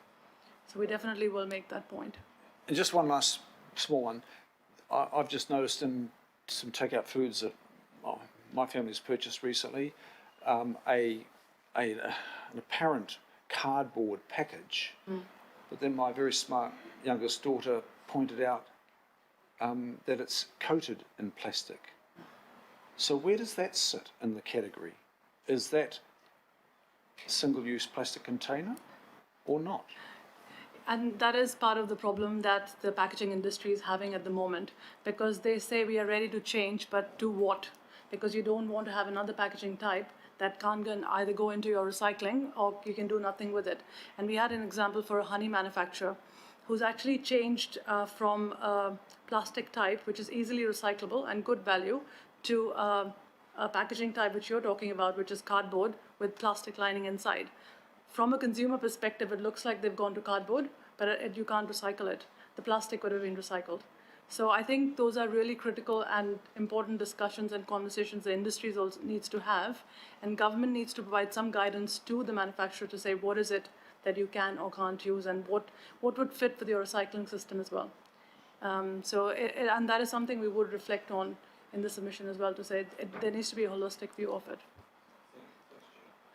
Thank you very much. We are running out of time, so we must move on. But Councillor Mulholland has said she would like to move this item because of her passion for this discussion, and Councillor Casey would like to second. All in favour? Mr. Chair, before you go, it's meant to be me at the Independent Maori Statutory Board, but that's okay. Oh, did you want to? Sorry. You are. Yeah. I said. Oh, yeah. Right, I said sorry. I get what you're in my saying. comments that it will be me. I've received notification from the chair. So we will change out a member of the Independent Māori Statutory Board, and we'll put in member Glenn Wilcox. Sorry about that. That was my fault. Sorry, Glenn. Thank you for that.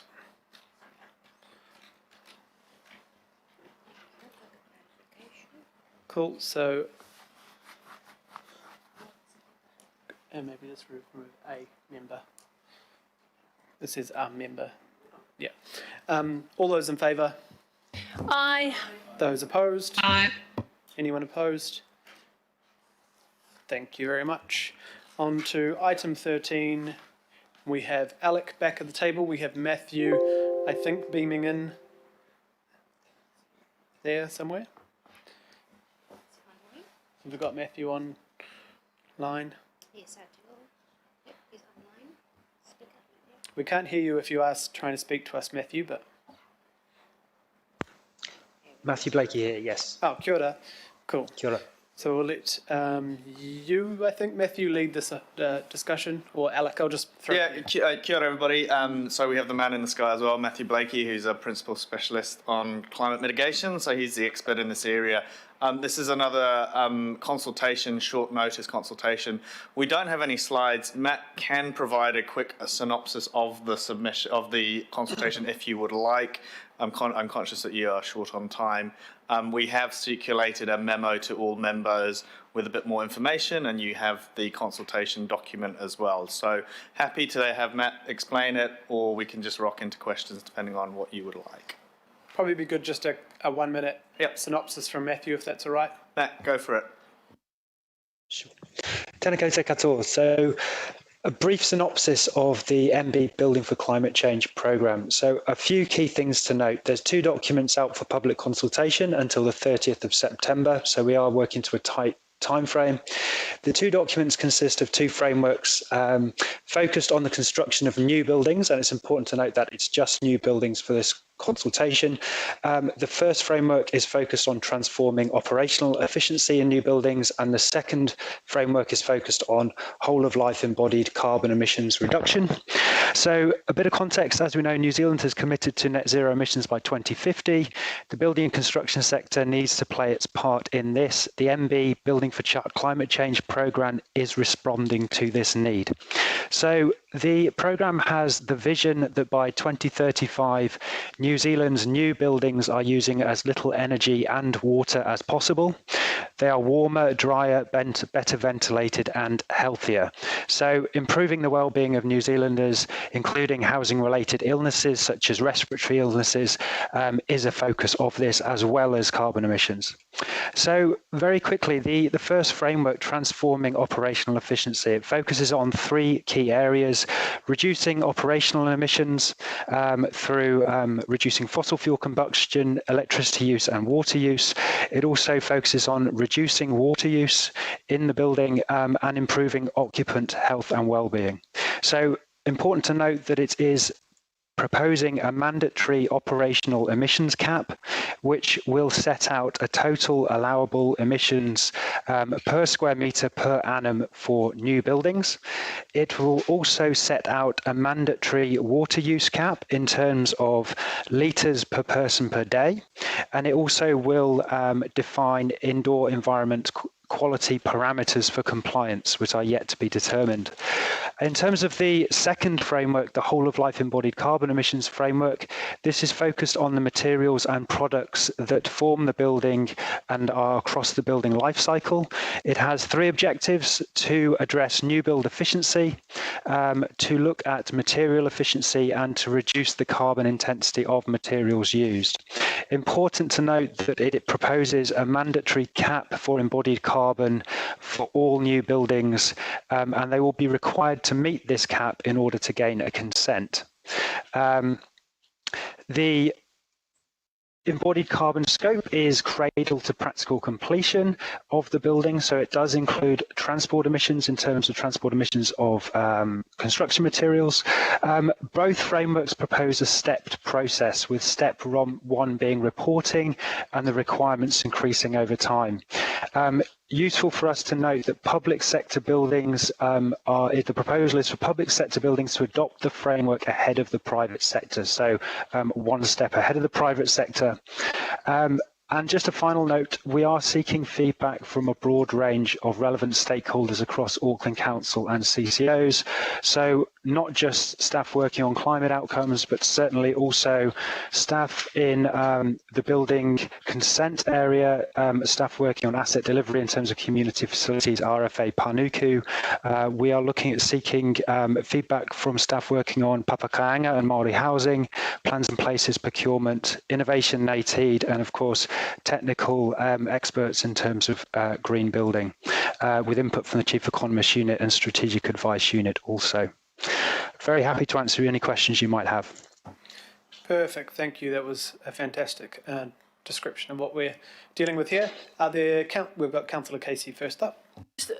I was trying to listen carefully. What are we doing about fires, old fireplaces and old wood burners? Was that part of what you called internal environmental standards? So through the chair, just important to note firstly that this is just addressing new buildings. So in terms of fires and domestic fires in existing buildings, that would be out of scope for the consultation documents.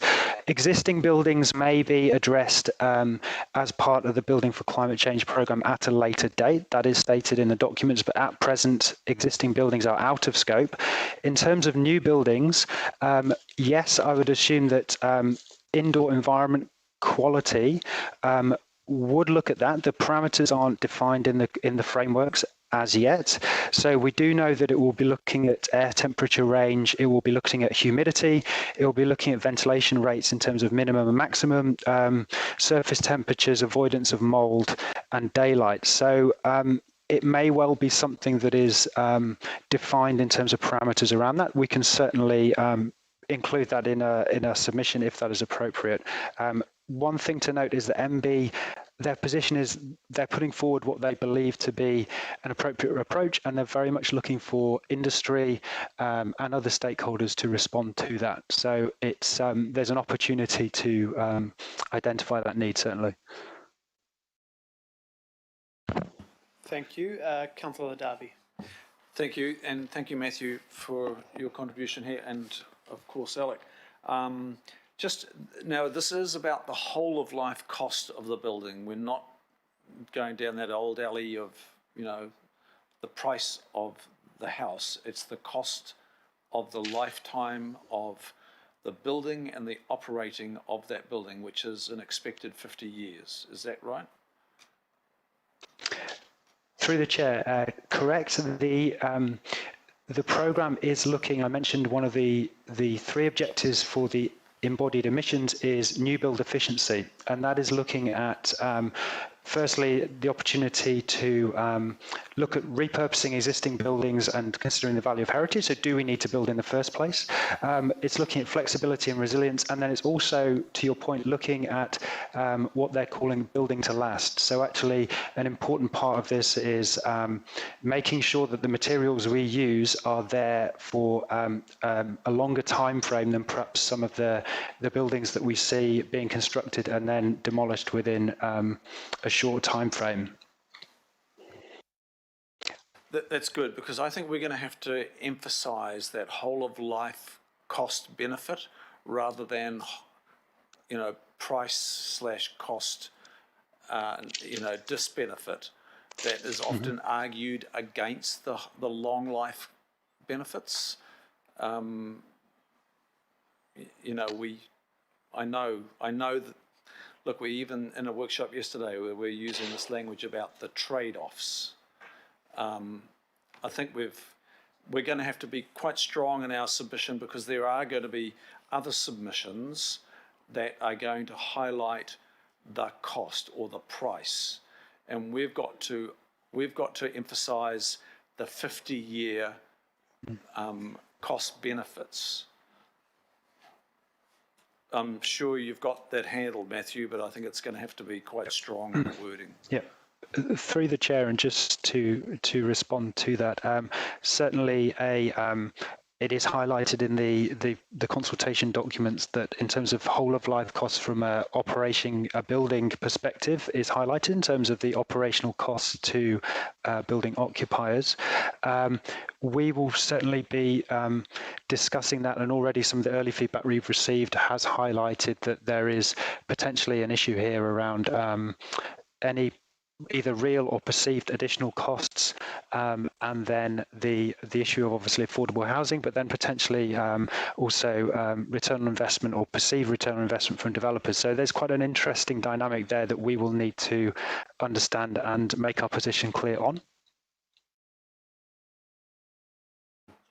Thank you, and I do not have any other questions, so we might move. I'll move this. Would Councillor Darby would you like to second this? I think this is exactly what we need. It's climate all over it, and it's a clear direction for us as council, but also as for the community, the industry, to have some clear direction on what it looks like to have carbon-free or carbon-friendly buildings for our future. So thank you. All those in favour? Aye. Aye. Against? No. Thank you. Chair, we have the summary. Chair, can I just... Oh, sorry. Member Wilcox. Yeah, Chair, can I just say it will most probably be me, but the officers can check with the Secretariat tomorrow. But it most probably will be me again on this one, just because of the time issue. Perfect. Thank you, Member Wilcox. You're our submission superstar. So thank you. Item 14. Any questions quickly on the summary?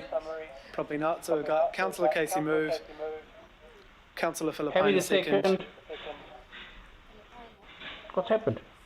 We can still hear you, Member Wilcox. Oh, sorry. That's all right. I hope you're right. Councillor Filipina was seconding the item 14. Oh, we've pushed Maya out something. So item 14, all those in favour? Aye. No extraordinary business. And we will close the meeting with a quick karakia. He karakia whakakapi, kia whakakiria te tapu, ki wātia ai te ara, kia turuki whakataha ai, kia turuki whakataha ai, humie, huie, tai kie. Kia ora, thank you all very much. We'll have a quick, we need a 10-minute break to reset the committees. We're going straight into Alf and Kathy's committee. Yeah, we've got to change over. So oh, right, sorry. Everyone has to leave this Skype and go on to the the PACE committee. So thank you all for sticking it out, stamina, and we'll be on to the next committee in 10 minutes' time. So 3:44. Thanks, Richard.